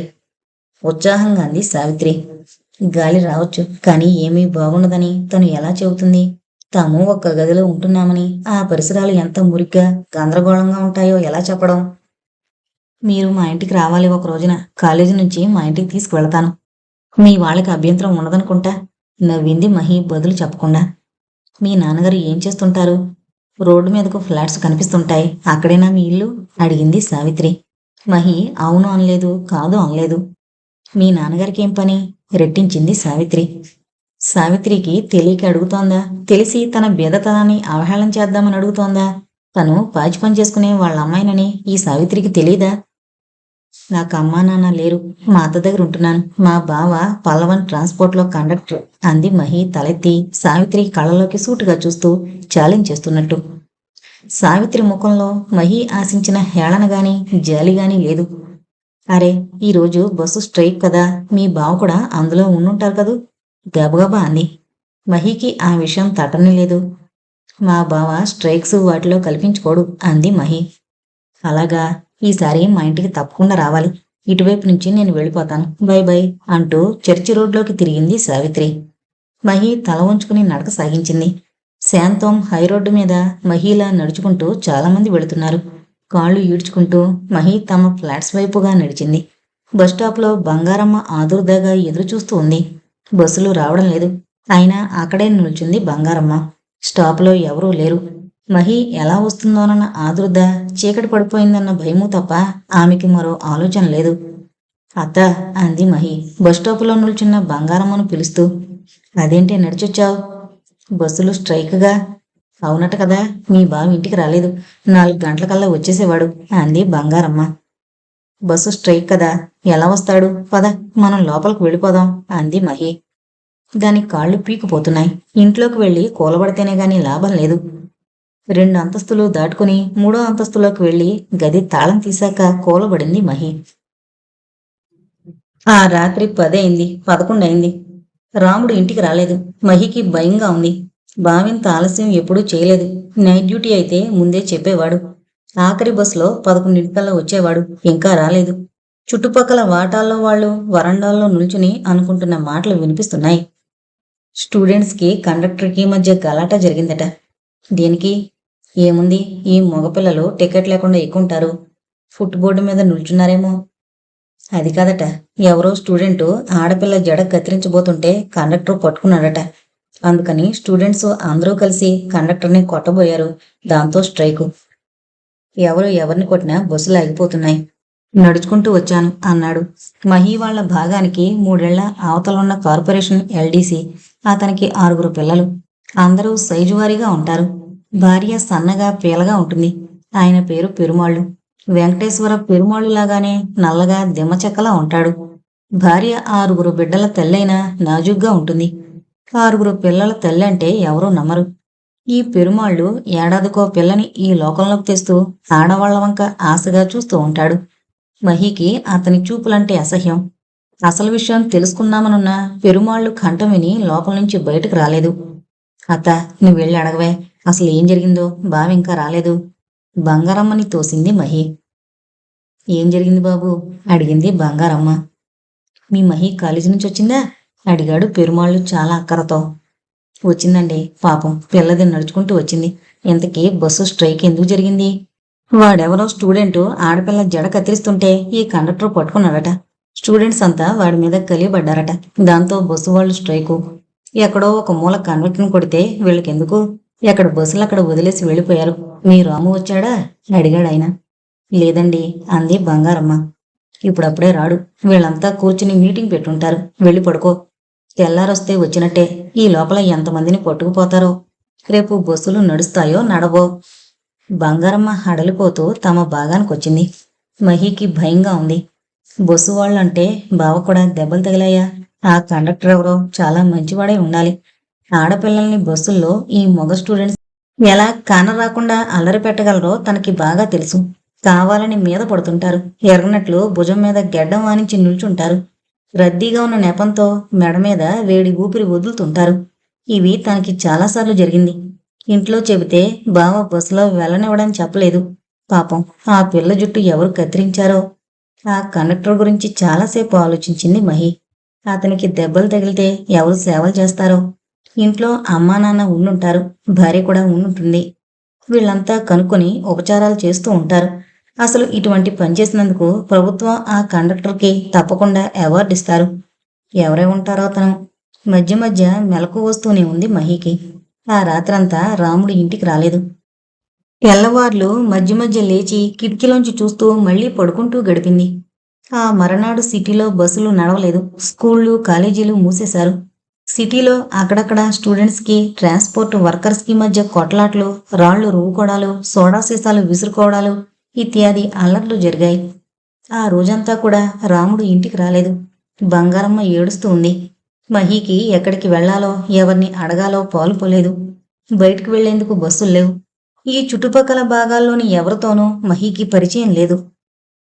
పెరుమాళ్ళు బావమరిది అతను ఎలక్ట్రిసిటీ ఆఫీసులో పనిచేస్తున్నాడు. 1-2 సార్లు అతనిని మహి బస్టాప్లో చూసింది. అతను పలకరింపుగా చిరునవ్వు నవ్వాడే తప్ప మాట్లాడించడానికి ప్రయత్నించలేదు. మహి బంగారమ్మని పెరుమాళ్ళింటికి వెళ్లి చూసి రమ్మంది. అతను ఉన్నాడేమోనని. బంగారమ్మ పెరుమాళ్ళు బావమరిదిని పిలుచుకునొచ్చింది. పిలిచారట. నా పేరు సుందరం అన్నాడు అతను మొహమాటంగా. తన బావ కంటే పొట్టిగా ఉన్నాడు అనుకుంది మహి. బావ నిన్న పొద్దుట్నుంచి రాలేదు. నిన్న ఉదయం డ్యూటీకి వెళ్ళాడు అంతే, రాత్రి కూడా రాలేదు అంది మహి. ఏ డిపోలో ఉంటారో తెలుసా? కొడంబాకం అనుకుంటా. అక్కడ చాలా అల్లర్లుగా ఉన్నాయట. ఏదైనా అద్దె సైకిల్ దొరికితే వెళ్ళి కనుక్కుని వస్తాను అన్నాడు సుందరం. అతను మహి కంటే కూడా సిగ్గుపడిపోతున్నాడు. మహికి అతను చూస్తే జాలేసింది. బావ అల్మరాలో దొరికిన 5 రూపాయల నోటు అతనికివ్వబోయింది. వద్దు అన్నాడు సుందరం మొహమాటంగా. సైకిల్కి అవుతుందిగా, తీసుకోండి అంది మహి. సుందరం ఆ డబ్బు తీసుకోలేదు. సైకిల్ తీసుకుని కొడంబాకం వైపు వెళ్ళాడు. అతను రాత్రి 10 దాకా కొడంబాకం డిపో దగ్గర అందర్నీ కనుక్కున్నాడు. రాముడు ఇంటికి వెళ్ళిపోయాడని అన్నారు అక్కడి వాళ్ళు. అసలు ఈ ఉదంతానికంతా రాముడే హీరో అన్నది అప్పుడు గాని తెలిసి రాలేదు సుందరానికి. సుందరం ఇంటికొచ్చేటప్పటికి రాముడు ఇంటికొచ్చేసున్నాడు. కుడి చేతికి చిన్న దెబ్బ తగిలింది. పెద్ద గాయాలేమీ లేవు. కానీ ట్రాన్స్పోర్ట్ వాళ్ళంతా కలిసి వాణ్ణి ఒకరోజు ఆసుపత్రిలో ఉంచేశారు సాక్ష్యానికి. ఒక ఆడపిల్ల జడ కత్తిరిస్తుంటే చేయి పట్టుకుని నిలేసి దండించడం కండక్టర్ విధి, అది మంచి పని అని ట్రాన్స్పోర్ట్ వర్కర్స్ వాదన. ఆ కండక్టర్ని స్టూడెంట్స్ అంతా కలిసి కొట్టడం అన్యాయమని, తమకి సరైన పోలీసు రక్షణ లేదని వర్కర్స్ వాదన. మేము స్టూడెంట్స్, మేము చిన్న చిన్న అల్లర్లు చేస్తాం, దండించే హక్కు కండక్టర్కి లేదు, కావాలంటే పోలీస్ రిపోర్ట్ ఇవ్వాలి కానీ అని స్టూడెంట్స్ వాదన. 3వ నాటికి పోలీసులు, ట్రాన్స్పోర్ట్ వర్కర్స్ యూనియన్ను, స్టూడెంట్స్ యూనియన్ను అంతా రాజీ పడ్డారు. బస్సులు భద్రంగా నడవాలంటే ఈ కండక్టరు ఆ స్టూడెంట్కి క్షమార్పణ చెప్పాలి అని స్టూడెంట్స్ వాదన. కండక్టరు క్షమార్పణ చెప్తే మా యూనియన్కే తీరని అవమానం అని వర్కర్స్ వాదన. ఇలా 2 రోజులు బస్సులు నడవలేదు, కాలేజీలు తెరవలేదు. రాముడు క్షమార్పణ చెప్పుకునేందుకు ఒప్పుకోలేదు. ఈ ఉద్యోగం మానేస్తాను, ఇరుపక్షాలు రాజీకి రండి అని ఉద్యోగానికి రాజీనామా ఇచ్చేశాడు రాముడు. రాముడింత తేలిగ్గా ఉద్యోగం వదిలేస్తాడని యూనియన్ వాళ్ళు అనుకోలేదు. స్టూడెంట్స్ ఊహించను లేదు. 2 రోజుల పాటు ఇరుపక్షాల్లోనూ ముఖ్య వ్యక్తిగా, హీరోగా పరిగణించబడిన రాముడు రాజీనామా ఇవ్వడంతో బస్సులు డిపోల నుంచి బయటకొచ్చాయి. స్కూళ్ళు, కాలేజీలు తెరిచారు. మామూలుగా అందరూ సిటీ బస్సుల్లో తిరుగుతూ ఉన్నారు. అయితే మహి మటుకు రాముడి హీరోయిజాన్ని మర్చిపోలేదు. ఎవరై ఉంటారు అని ఆ రాత్రి అపరిచితుడైన ఆ కండక్టర్ గురించి చాలా చాలా ఊహించుకుని ఆలోచించుకుంది మహి. ఆ వ్యక్తి తన బావ. తను SSLC స్టేట్ ఫస్ట్ వస్తే ఫోటోలు వేసి మెడల్స్ ఇచ్చారు, బహుమతి ఇచ్చారు, పొగిడారు. కానీ తన బావ ఒక ఆడపిల్ల కోసం, అపరిచితురాలైన ఒక స్టూడెంట్ కోసం ఇంత త్యాగం చేశాడు. ఉద్యోగం వదులుకున్నాడు. ఈ హీరోని ఎవరూ అభినందించరాం, ఫోటోలు వెయ్యరాం. మహీకి లోకం పోకడ అర్థం అవడం లేదు. బావా, ఆ అమ్మాయి నీకు తెలుసా అని అడిగింది మహి రాముడి చేతికి కట్టుకొడుతూ. స్టూడెంట్లు విసిరిన ఒక సోడా సీసా రాముడి చేతికి తగిలింది. గాజు పెంకులు ఆసుపత్రిలో తీసేశారు. గాయం ఇంకా పచ్చి మానలేదు. ఇంచరు బోరిక్ పౌడర్ వేసి రోజు కట్టుకట్టమన్నారు డాక్టర్. మహి కట్టుకడుతూ అడిగింది. ఏ అమ్మాయే అడిగాడు రాముడు. అదే బస్సులో నువ్వు సేవ్ చేయబోయేవే ఆ అమ్మాయి. రాముడు పకాలను నవ్వాడు. దేనికి నవ్వుతున్నావు? బస్సులో ప్రయాణం చేసే వాళ్ళందరూ మాకు తెలుస్తారనుకుంటున్నావా? రోజు 1000 మంది ఎక్కుతుంటారు, దిగుతుంటారు. మేమంతా ఎక్కడ లెక్కేసుకుంటామే. మరి అడిగింది మహి. ఒక ఆడపిల్ల జడ, చదువుకుంటున్న ఆడపిల్ల జడ కత్తిరిస్తుంటే చూస్తూ ఊరుకోమంటావా? చాచి లెంపకాయ కొట్టేశాను. నువ్వా? ఏం కొట్టలేననుకున్నావా? వెర్రి వేషాలు వేస్తే ఎవరినైనా అంతే చితక పొడి చేస్తాను. వెధవ గిరజాలు వేసుకుని వెనకమాలగా నిల్చుని కత్తెర తీసి కత్తిరించబోతున్నాడు. అప్పుడు పట్టుకున్నావా? అసలు ఈ పిల్ల వెంటపడడం చాలా రోజులుగా చూస్తున్నాను. ఆ పిల్ల పాపం చదువుకునేందుకు వెళుతుంటే వీడేమో వెంటపడతాడా? ఎప్పుడో ఒక రోజున బుద్ధి చెప్పాలనుకున్నాను. నీ వల్ల వాడికి బుద్ధొచ్చిందంటావా? అడిగింది మహి. ఏంటే, వాడిది రైట్ అంటావా? నేను చేసిన తప్పంటావా? కొడుకున్న రాముడు లేవబోయాడు. అది కాదు బావా, నువ్విలా చేసినందుకు ఆ స్టూడెంట్కి బుద్ధి వస్తుందా అని అడుగుతున్నాను. బస్సుల్లో ఆడపిల్లల్ని ఇలా ఏడిపిస్తూనే ఉంటారు. పెద్దవాళ్ళు, చదువుకున్న వాళ్ళు మాకెందుకని ఊరుకుంటారు. నువ్వేమో ఇంత చేస్తే ఆఖరికి ఏం జరిగింది? అందరూ నీ గొప్పతనం మర్చిపోయారు. ఇందులో పెద్ద గొప్పే ఉంది. నాకు తప్పు అనిపించింది. అందుకని ఆ స్టూడెంట్ ఎవరో ఏం చదువుతున్నాడో నాకు తెలీదు. ఆ అమ్మాయి అంతే. నిజమే అనుకో. ఇప్పుడు నీకు ఉద్యోగం లేదు కదా. పోవే, పెద్ద ఉద్యోగం, చేతిలో పనుంది. హాయిగా ప్రైవేటు ట్యాక్సీ నడుపుకున్నానంటే కావలసినంత డబ్బు. వారానికి 3 సార్లు తిరుపతి వెళ్ళానంటే 100 రూపాయలు చేతిలో పడతాయి. ఈ వెధ ఉద్యోగం ప్యాసింజర్స్ని ఏమీ అనకూడదు. ఈ చెకింగ్ ఇన్స్పెక్టర్స్ గోల. నాకిప్పుడు హాయిగా ఉంది అన్నాడు రాముడు. ఆ అమ్మాయి నీ కోసం వెతుకుంటూ వస్తే? ఏ అమ్మాయి? నవ్వుతూ అడిగాడు. అదే ఆ బస్సులో నువ్వు రక్షించావే. ఇదేం సినిమా అనుకున్నావా? అసలు ఆ పిల్ల మొహం కూడా నాకు జ్ఞాపకం లేదు. ఆ అమ్మాయి రాదు అన్నాడు రాముడు దృఢంగా. ఎందుకు రాదు? నేనైతే తప్పకుండా వెతుకుతాను. నీ మొహం. ఆ తర్వాత జరిగింది చెప్పడానికి కూడా రాలేదు. సాక్ష్యం చెబుతుందేమోనని మా వాళ్ళు చాలా వెతికారు. తర్వాత ఏం లేదు, ఇంట్లో పడుకున్నా అంతే. నువ్వు 2 రోజులు ఇంటికి రాకపోతే ఎంత భయమేసిందో తెలుసా? దేనికే భయం? ఓ పక్క స్ట్రైక్ అని వింటున్నావు. ఎప్పుడప్పుడు రాకెక్కడ పోతాను? ఆ రోజున నువ్వు కాలేజీ నుంచి ఎలా వచ్చావు? అడిగాడు రాముడు. నడిచొచ్చాను. వచ్చేటప్పటికి చీకటి పడింది. ఒక్కతివి నడిచొచ్చావా? 2-3 కలిసొచ్చాం. అత్త బస్టాప్లో నిల్చుంది. రాముడు తృప్తిగా గాలి పీల్చుకున్నాడు. రాముడు ప్రైవేట్ కంపెనీలో ట్యాక్సీ నడపడం మొదలుపెట్టాడు. 2 రోజులకొకసారి రాత్రుళ్ళు ఇంటికొచ్చేవాడు. ఒక్కోసారి 2-3 రోజులు వరుసగా రాత్రుళ్ళు ఉండేవాడు కాదు. డబ్బుకి తడుముకోవడం లేదు గాని బావ రోజు ఇంట్లో కనబడకపోతే మహీకి ఎలాగో ఉండేది. మహి బీకాం 3వ సంవత్సరంలోకొచ్చింది. ఈ 3వ ఏళ్లో మహీకి కాలేజీలో ఫ్రెండ్స్ అంటూ ఒక అమ్మాయి దొరికింది. బస్సు స్ట్రైక్ రోజున పరిచయమైన సావిత్రి, బిఏ ఫస్ట్ ఇయర్లో ఉన్న సావిత్రి మహి పరిచయం వదలలేదు. అప్పుడప్పుడు మహిని వాళ్ళింటికి తీసుకువెళుతూ ఉండేది. మహీకి భయంగా ఉండేది మొదట్లో. వాళ్ళు తన కులం గురించి అడుగుతారేమో, అలిమేలమ్మగారిలాగా తక్కువ చేసి చూస్తారేమోనని. కానీ ఆ కుటుంబంలో మహిని నువ్వు ఎవరని గాని ఎవరి పిల్లవని గాని ప్రశ్నించలేదు. సావిత్రి ఫ్రెండుగా సావిత్రితో పాటు మహిని సమంగా చూసేవారు. బీకాం తర్వాత ఏం చేస్తావు? అడిగారు సావిత్రి నాన్నగారు ఒకసారి మహిని. ఆ రోజు సావిత్రి పుట్టినరోజు పండుగ. మహి, రేపు మా ఇంటికి భోజనానికి రావాలోయ్ అంది క్రితం రోజున సావిత్రి. మా అత్తను అడగాలి అంది మహి. అడుగు, పోనీ నేనొచ్చి చెప్పనా? అడిగింది సావిత్రి. వద్దు, నేనే అడుగుతాను. రేపు బావకి ఆఫ్, తన ఇంట్లో ఉంటాడేమో. ఏం పంపడా? అదేం లేదు, కనుక్కుని చెబుతానులే అంది మహి. మహి అడగగానే తప్పకుండా వెళ్ళమన్నాడు రాముడు. ఎందుకు పిలుస్తున్నారో కనుక్కున్నావా? ఏమన్నా పండగ? నేను అడగలేదు. నీది ఉత్త మట్టి బుర్ర. పుట్టిన పండగేమో అడకపోయావా? నాకు తట్టలేదు. ఏదైనా ప్రజెంట్ కొనుక్కునెళ్ళు. ఏం తీసుకెళ్ళను? నాకేం తెలుసు మీ ఆడపిల్లలకి ఏం కావాలో. జేబురుమాళ్ళు తీసుకెళ్ళు అన్నాడు రాముడు. బావ చెప్పినట్లు మహి 6 రుమాళ్ళు తీసుకుని వెళ్ళింది. మొదటిసారి మరొకళ్ళింటికి భోజనానికి వెళుతోంది. మహి పుట్టిన తర్వాత మరొకరింట్లో భోంచేయడం అదే మొదటిసారి. బావ కొన్న లేత పసుపు రంగు వాయిల్చీర కట్టుకుంది. అదే రంగు జాకెట్ తొడుక్కుంది. రాముడు దాన్ని వాచి కూడా పెట్టుకోమని బలవంతం చేశాడు. దగ్గరుండి బస్సు ఎక్కించాడు. మహీకి భయం భయంగా ఒళ్ళంతా చెమటలు పడుతోంది. అలిమేలమ్మ గారికి మళ్ళీ తనకి విడిగా భోజనం పెడతారా? అప్పటికి 2-3 సార్లు సావిత్రి ఇంటికి వెళ్ళింది. సాయంత్రాలప్పుడు వెళ్ళింది. ముందు గదిలో కూర్చుని వాళ్ళు కాఫీ ఇస్తే తాగొచ్చేసింది. లోపలికి వాళ్ళు రమ్మనలేదు. ఇవాళ ఎక్కడ భోజనం పెడతారు? విడిగా భోజనం పెడితే తను మరోసారి వెళ్ళదు.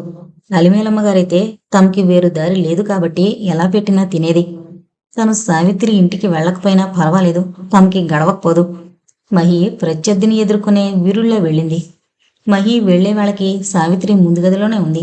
వాళ్ళింట్లో సోఫాలు వగేరాలు లేవు. 2 కర్ర కుర్చీలు, మోడాలు ఉన్నాయి. సావిత్రి తలంటి పోసుకుని పాలిస్టర్ చీర కట్టుకుంది. ఆ చీర మీద పెద్ద పెద్ద పువ్వులు. చేతిలో ప్యాకెట్ అందిస్తూ many many happy returns of the day అంది మహి. నీకెలా తెలుసు? ఆశ్చర్యంగా అడిగింది. ఊహించాను అంది మహి. అందుకే స్టేట్ ఫస్ట్ వచ్చావు, గట్టిదానివి. ముందే చెబితే ప్రజెంట్ తెస్తావని చెప్పలేదు. ఏం, నేను తేకూడదా? అబ్బే, అదేం కాదు, అనవసరపు ఖర్చు. మహి చువ్వున తలెత్తి చూసింది. మీకు డబ్బు లేదని అనడం లేదోయ్. సరిసరి, నువ్వు ప్రతిదీ రచీగా తీసుకుంటావు. పద, భోజనాలు చేద్దాం. మా నాన్నగారికి మళ్ళీ బ్యాంకులో పనుందట అంది సావిత్రి. అందరికీ కలిపే వడ్డించారు. నేల మీద పీటలు వేసి అరిటాకులు పరిచారు. సావిత్రి నాన్నగారు, అన్న, వదిన వాళ్లతో పాటు మహీకి సావిత్రి కూడా ఏకబంతిన విస్తళ్ళు వేశారు. సావిత్రి అమ్మగారు అందరికీ కొసరి కొసరి అడిగి భోజనం వడ్డించింది. బీకాం తర్వాత ఏం చేస్తావు అని సావిత్రి నాన్నగారు అడిగారు భోంచేస్తున్నప్పుడు. ఏం చేయడం ఏమిటి, మహీకి ఫస్ట్ క్లాస్ ఖాయం, ఎంకాంలో చేరుతుంది. నాన్న, ఈ అమ్మాయే ఎస్ఎస్ఎల్సి స్టేట్ ఫస్ట్ వచ్చింది, పేపర్లో ఫోటో కూడా వేశారు, మీకు జ్ఞాపకం లేదు అడిగింది సావిత్రి. ఉంది అన్నారాయన నవ్వుతూ. నీలా కష్టపడి చదువుకునే పిల్లలంటే నాకు చాలా ఇష్టం. నీకు బ్యాంకులో ఉద్యోగం కావాలంటే చెప్పు, ఫస్ట్ కూర్చో, తప్పకుండా పాస్ అవుతావు అన్నారాయన. అలాగేనండి, బావతో చెబుతాను. మా సావిత్రి లాంటి పిల్లలు చదువుకోవడం పెద్ద గొప్ప కాదమ్మా. అది ఇక్కడ చెంబక్కడ పెట్టదు, సుతారంగా కాలేజీకి వెళ్ళొస్తుంది. నీలాంటి పిల్లలు చదువుకోవడం, అందులోనూ క్లాసు రావడం చాలా పెద్ద విషయం అన్నారాయన. మహీకి ఆయన మాటలు వింటుంటే బావ మాట్లాడుతున్నట్లు అనిపించింది. సావిత్రి, నువ్వేం చేస్తావు అడిగింది మహి. వాళ్ళు తన గురించి ఇంత విచారిస్తుంటే సావిత్రి గురించి అడగాలని. దానికి మొగుడు సిద్ధంగా ఉన్నాడమ్మా. అక్కగారి పెళ్ళైన మర్నాడు దీన్ని ఎగరేసిపోతాడు అంది వాళ్ళ అమ్మగారు. సావిత్రి సన్నగా నవ్వింది. నాకెన్నాళ్ళ నుంచి చెప్పలేదేం? నువ్వు అడిగావా? అన్ని సంగతులు నేను చెప్పడం తప్ప నువ్వు ఒక విషయం అడుగుతావా? అవును కాదు అని తప్ప నీ నోట్లోంచి మాట ఊడిపడదు అంది సావిత్రి. నాన్న, వీళ్ళ బావ పెద్ద హీరో తెలుసా అంది సావిత్రి. ఎవరమ్మా అడిగాడు ఆయన. మహి వాళ్ళ బావ నాన్న. ఆ మధ్య స్టూడెంట్స్ కి బస్ మ్యాన్ కి మధ్య క్లాష్ అయింది, జ్ఞాపకం ఉందా? 2 రోజులు బస్సులు బంద్ చేశారు. అసలేం జరిగిందంటే, స్టూడెంట్ ని కండక్టర్ కొట్టాడని తప్ప ఎందుకు కొట్టాడని ఒకరన్నా విచారించారా? అసలు సంగతి కనుక్కున్నారా? ఎందుకు కొట్టారట? నువ్వు చెప్పు మహి. మహి తలెత్తలేదు. దానికి సిగ్గుగా ఉంది. బావ ధీరోదాత్తత గురించి పైకి చెప్పాలనుంది, కానీ ఎలా చెప్పాలో తెలియడం లేదు. తను చెప్పదలండి, ప్రతిదానికి చచ్చే మొహమాటం. బస్సులో వెళుతోన్న ఆడపిల్ల జడ కత్తిరిస్తుంటే ఆ స్టూడెంట్ను లెంపకాయ వాయించాడట వీళ్ళ బావ. దాంతో ఆ స్టూడెంట్ కొట్లాట మొదలు పెట్టారు. అలాగా? ఆ స్టూడెంట్స్ అపాలజీ అడిగినట్లున్నారు. వీళ్ళ బావ ఇవ్వలేదు, ఉద్యోగానికి రాజీనామా చేశాడు. ఏం ఉద్యోగం అడిగారు ఆయన. బస్ కండక్టర్ ఉద్యోగం అంది సావిత్రి. ఆయన నిశ్శబ్దంగా ఉండిపోయి భోజనం ముగించేశారు. ఆయన నిశ్శబ్దాన్ని మిగతా వాళ్ళు కనిపెట్టారో లేదో గాని మహి మట్టుకు గమనించింది. ఆ తర్వాత మహి సావిత్రితో ముభావంగా ఉండడం మొదలుపెట్టింది. బస్టాప్లో మాట్లాడుకునేవారు గాని సావిత్రి ఎన్నిసార్లు పిలిచినా వాళ్ళింటికి వెళ్లలేదు మహి. సావిత్రిని తమ ఇంటికి పిలవనూ లేదు. ఆ ఏడు బీకాంలో మహికి ఫస్ట్ క్లాస్ వచ్చింది. క్లాసు రాకపోతే ఆశ్చర్యపడేవారేమో గాని వస్తే ఎవరికీ ఆశ్చర్యం అనిపించలేదు. ఆ వ్యాసంగిలోనే మహికి నెలకి 150 చొప్పున స్కాలర్షిప్ రావడం మొదలుపెట్టింది. మహి అడగకుండానే, ఇక నుంచి నీకు నెలకి 150 ఇవ్వబోతున్నారు, మీ ఫాస్టర్ పేరెంట్స్ అని చెప్పింది సిస్టర్. కాలేజీలు తెరవగానే ఎంకాంలో చేరింది మహి. ఆ రోజు శనివారం. మహికి కాలేజీ లేదు. శని ఆదివారాలైతే బావ ఇంట్లో ఉండడు, తప్పకుండా తిరుపతికి ట్రిప్ ఉంటుంది. కొత్త రోజుల్లో పొరపాటునైనా ఇంట్లో ఉంటాడేమో గాని వీకెండ్స్ మటుకు మద్రాసులోని జనమంతా ఆ 7 కొండలవాడి కోసం పరిగెత్తుతూ ఉంటారు. వారంలోని సంపాదన 3 వంతులు ఆ 2 రోజుల్లో డేటా కింద టిప్స్ కింద బాగా దొరుకుతుంది రాముడికి. అందున అమెరికన్స్, వెస్ట్ జర్మన్ టూరిస్టులు అయితే డేటాకి రెట్టింపు టిప్స్ దొరుకుతుంది. రాముడు ఈ మధ్యన ఇంగ్లీషు మాట్లాడడం, దక్షిణ భారతంలోని గుళ్ళు, గోపురాలు, చారిత్రాత్మక స్థలాలు వగేరా యాత్రా స్థలాల గురించి బాగా చదవడం మొదలుపెట్టాడు. అతని దగ్గర టూరిస్టు గైడ్స్, పాంప్లెట్స్ రెడీగా ఉండేవి. స్మార్ట్గా, మర్యాదగా ఉండే ఈ యువకుణ్ణి చూస్తే పాశ్చాత్య యాత్రికుల్లో ఆడవాళ్ళకి కాస్త మోజుగా ఉండేది. ఆ యాత్రికుల్లో ఎక్కువ భాగం మధ్య వయసు స్త్రీలు. జీవితమంతా పొదుపు చేసుకుని దాంతో భారతదేశం దర్శించాలని కుతూహలంతో వచ్చిన వాళ్ళు ఉండేవాళ్ళు. భారతదేశ దర్శనంతో పాటు కాస్త రొమాన్స్ కూడా ఉంటే బాగుంటుంది. జారిపోతున్న యవ్వనం ఓ పక్క, అనుభవంతో కూడదీసుకోవచ్చు అన్నట్లు ప్రవర్తిస్తుండేవాళ్ళు. ఒక్కొక్కసారి మగవాళ్ళు ఎవరూ వెంట లేకుండా 2-3 స్త్రీలు మాత్రమే టూరిస్టులుగా ట్యాక్సీ కుదుర్చుకునేవాళ్ళు. అలా ఒకానొక జట్టును 6 రోజుల పాటు ఇటు కన్యాకుమారి నుంచి మద్రాసు దాకా ఉన్న స్థలాలన్నీ తిప్పాడు రాముడు. ఆ 6 రోజులు వాళ్ళు రాముణ్ణి డ్రైవర్గా చూడలేదు, తమలో ఒకడిగా చేర్చుకున్నారు. హోటళ్లలో రూము కూడా కుదురుస్తూ ఉండేవారు. వద్దు, కారులో పడుకుంటానంటే వినకుండా. ఇటువంటి టూరిస్టులతో అప్పుడప్పుడు ఎటువంటి ఇబ్బందులొస్తాయో రాముడికి ట్యాక్సీ కంపెనీ వాళ్ళు ముందే చెప్పున్నారు. ఈ 1-2 ఏళ్లలో అటువంటి చిక్కుల్లో పడకుండా తెలివిగా తప్పించుకోవడం నేర్చుకున్నాడు రాముడు. ఒకసారి ఒక డచ్ యాత్రికురాలు, మధ్యవయసు మనిషి, అందంగా సన్నగా బాగుంటుంది, పెళ్లి కాలేదు. రమణాశ్రమం చూడాలన్న కోరికతో భారతదేశం వచ్చింది. రమణాశ్రమంలో 2 రోజులు గడిపి ఆ పైన దక్షిణాదంతా తిరిగింది, రాముడు టాక్సీలోనే. నువ్వు మా దేశం వచ్చాయి అంది మిస్ హిగ్స్, రాముడి పక్కన ఫ్రంట్ సీట్లో కూర్చుంటూ. నాకు చదువు లేదు అన్నాడు రాముడు మర్యాదగా.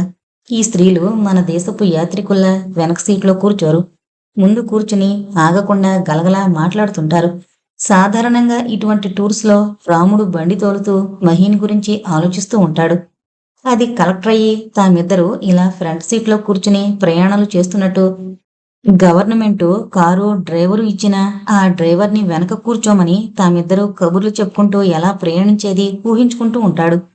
మహి కలెక్టర్ అవగానే మొట్టమొదట అలిమేలమ్మ గారింటికి తీసుకువెళ్ళాలి. మహీని చూశాక ఆవిడ మొహం ఎలా రంగులు మారుతుందో చూడాలి. అక్కడ చదువే ముఖ్యం కాదు, మంచి మంచి క్యాబినెట్స్కి డిమాండ్ ఉంది. మా దేశంలో చేతితో చేసిన కర్ర సామానుకి బంగారమంత విలువ ఉంది. హ్యాండ్మేడ్ వస్తువులంటే హాట్ కేక్స్లా పోతాయి అంది హిగ్స్ ఉత్సాహంగా.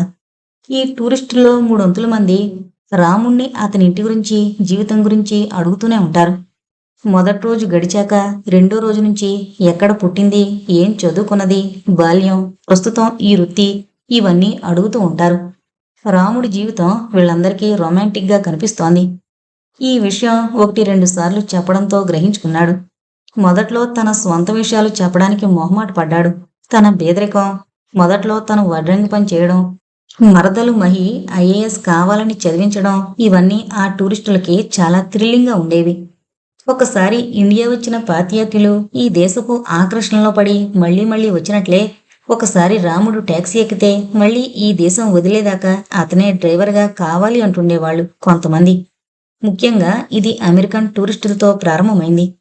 స్కూల్ ఫైనల్, గ్రాడ్యుయేషన్ అని పిలిచే అమెరికన్స్ రాముడు మరదల్ని పోస్ట్ గ్రాడ్యుయేట్ చేయబోతున్నాడని, మహీ తల్లి చాలా రొమాంటిక్గా బ్రాహ్మణ కుటుంబంలోంచి పారిపోయొచ్చి పెళ్లి చేసుకుందని, భార్యాభర్తలిద్దరూ చనిపోయి ఈ పిల్లని రాముడికి అప్పజెప్పారని విని చాలా ఆశ్చర్యపోతుండేవారు. ఇండియా దర్శించబోతున్న మిస్ హిగ్స్కి అమెరికన్ ఫ్రెండ్ మద్రాసులోని పలానా టాక్సీ కంపెనీలో రాముడు బండే తీసుకో అంటూ రాసింది మిగతా వివరాలతో.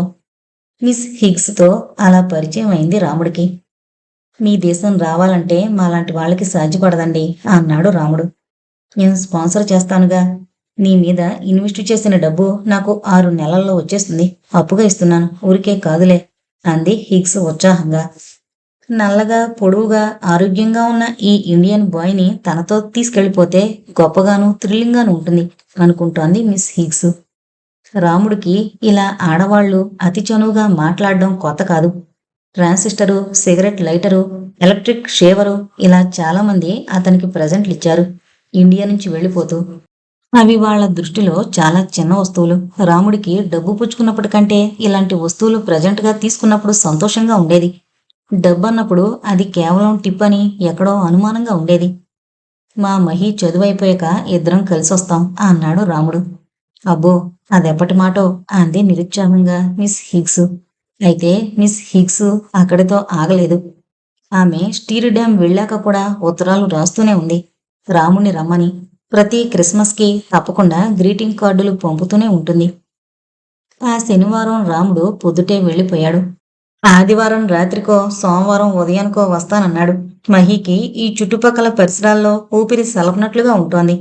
కుటుంబానికి ఒక గది, వంటిల్లు అని పేరే గాని ఒక్కో గదిలో 2 కుటుంబాలు ఉంటున్నారు. గదుల్లో స్థలం లేక మగపిల్లలందరూ వరండాల్లో పడుకుంటూ ఉంటారు. రాత్రులు 11 దాకా కబుర్లు, సినిమా పాటలు. వీళ్ళని గోల చెయ్యొద్దు అని చెప్పేపాటి దమ్ములు ఎవరికీ ఉండవు. ఇక్కడికొచ్చాక మహి రాత్రులు చదువు మానేసి తెల్లవారగట్లు లేచి చదువుతోంది. ట్రాన్స్పోర్ట్ నుంచి మానేసినప్పటి నుంచి బావ శని, ఆదివారాలు దాని కంట పడ్డం లేదు. రాముడు ఇంట్లో ఉన్నప్పుడు దానికి కాలేజీ. ఒక్కొక్క రాత్రుళ్ళు పక్క గదుల్లోంచి 12 గంటల దాకా దెబ్బలాట్లు, భార్యని భర్త కొట్టడమో, భార్య భర్తపై అరవడమో నిత్యకృత్యంగా సాగుతుండేది. ఈ మురికివాడలో కేకలు, అల్లర్లు, ఇక్కడున్న స్వేచ్ఛ కంటే అలిమేలమ్మగారి రేకుల షెడ్డే నయమేమో అనిపించేది మహికి అప్పుడప్పుడు. ఆ రోజు ఉదయం నుంచి గదిలోనే కూర్చునుంది. ఎవరింటికైనా వెళ్లాలని అనిపిస్తోంది. ఎక్కడికి వెళుతుంది? బావ ఊళ్ళో లేడు. తను ఒక్కరితి ఎక్కడికి వెళ్ళలేదు. ఏదో చెప్పలేని భయం, పిరికితనం. పోనీ సావిత్రి ఇంటికి వెళితేనో? తను కావాలని సావిత్రికి దూరం దూరంగా ఉండడం మొదలుపెట్టింది. సావిత్రి చాలాసార్లు తనని రమ్మని పిలిచింది. ఒకసారి వెళ్ళొస్తే బాగుండు. మహి ఆ ఇంట్లో కూర్చోలేకుండా ఉంది. కాలేజీ ఉంటే హాయిగా ఉంటుంది. తనకి యూనివర్సిటీలో ఇంకా ఎవరితోనూ పరిచయం కాలేదు. ఎవరన్నా స్నేహితురాలు దొరికితే ఎంత బాగుండు. చెప్పకుండా చేయకుండా సావిత్రి ఇంటికి వెళితే ఆశ్చర్యపడుతుందా? ఇంట్లో ఉంటుందా? ఇంట్లో లేకపోయినా ఒక గంట సేపు కాలక్షేపం అయిపోతుంది. ట్రాన్సిస్టర్ నోరు నొక్కేసి సావిత్రి ఇంటికి బయలుదేరింది. తమ ఇంటెదురుగా బస్సు ఎక్కితే సావిత్రి ఇళ్ల ప్రాంతంలో బస్సు ఆగుతుంది. బంగారమ్మకి చెప్పే బయలుదేరింది. చీకటి పడకుండా వస్తానని చెప్పింది. సావిత్రి ఇంట్లో కొత్త మొహాలు చాలా ఉన్నాయి. ఇంట్లో మనుషులు తిరుగుతున్నారు గాని అందరి మొహాలు కాంతిహీనంగా గంభీరంగా ఉన్నాయి. మహీకి వెనక్కి తిరిగి వెళ్ళిపోదామనిపించింది. ఎవరిని అడగాలి? వీధి గుమ్మం దగ్గరే తటపటాయిస్తూ నిలబడిపోయింది.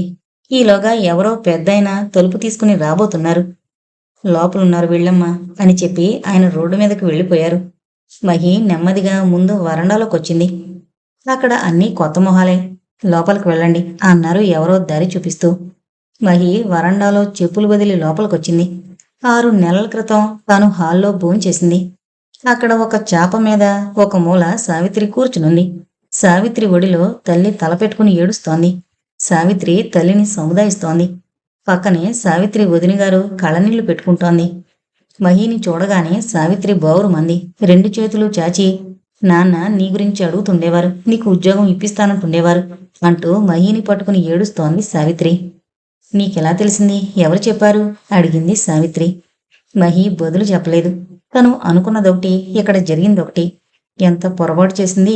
ఆనాడు సావిత్రి తండ్రి బావ గురించి ముభావంగా ఉన్నారని తను మళ్లీ రాలేదు. ఈ రోజు ఆయన శాశ్వతంగా వెళ్ళిపోయారు. ఆయనలోని నిశ్శబ్దాన్ని తను పొరపాటుగా ఊహించుకుందా? మొన్న రాత్రి శుభ్రంగా భోంచేసి పడుకున్నారు. తెల్లవారి ఎంతకీ లేవకపోతే అమ్మ వెళ్లి నిద్రలేపబోయింది. నాన్న వరండాలో గాని పడుకోరు. పాలవాడు పాలు పోశాడు. పని మనిషి ఊడ్చింది. ఇన్ని జరుగుతున్నా నాన్న మన లోకంలో లేరని మేమెవరం గ్రహించుకోలేకపోయాం. ఏడుస్తోంది సావిత్రి.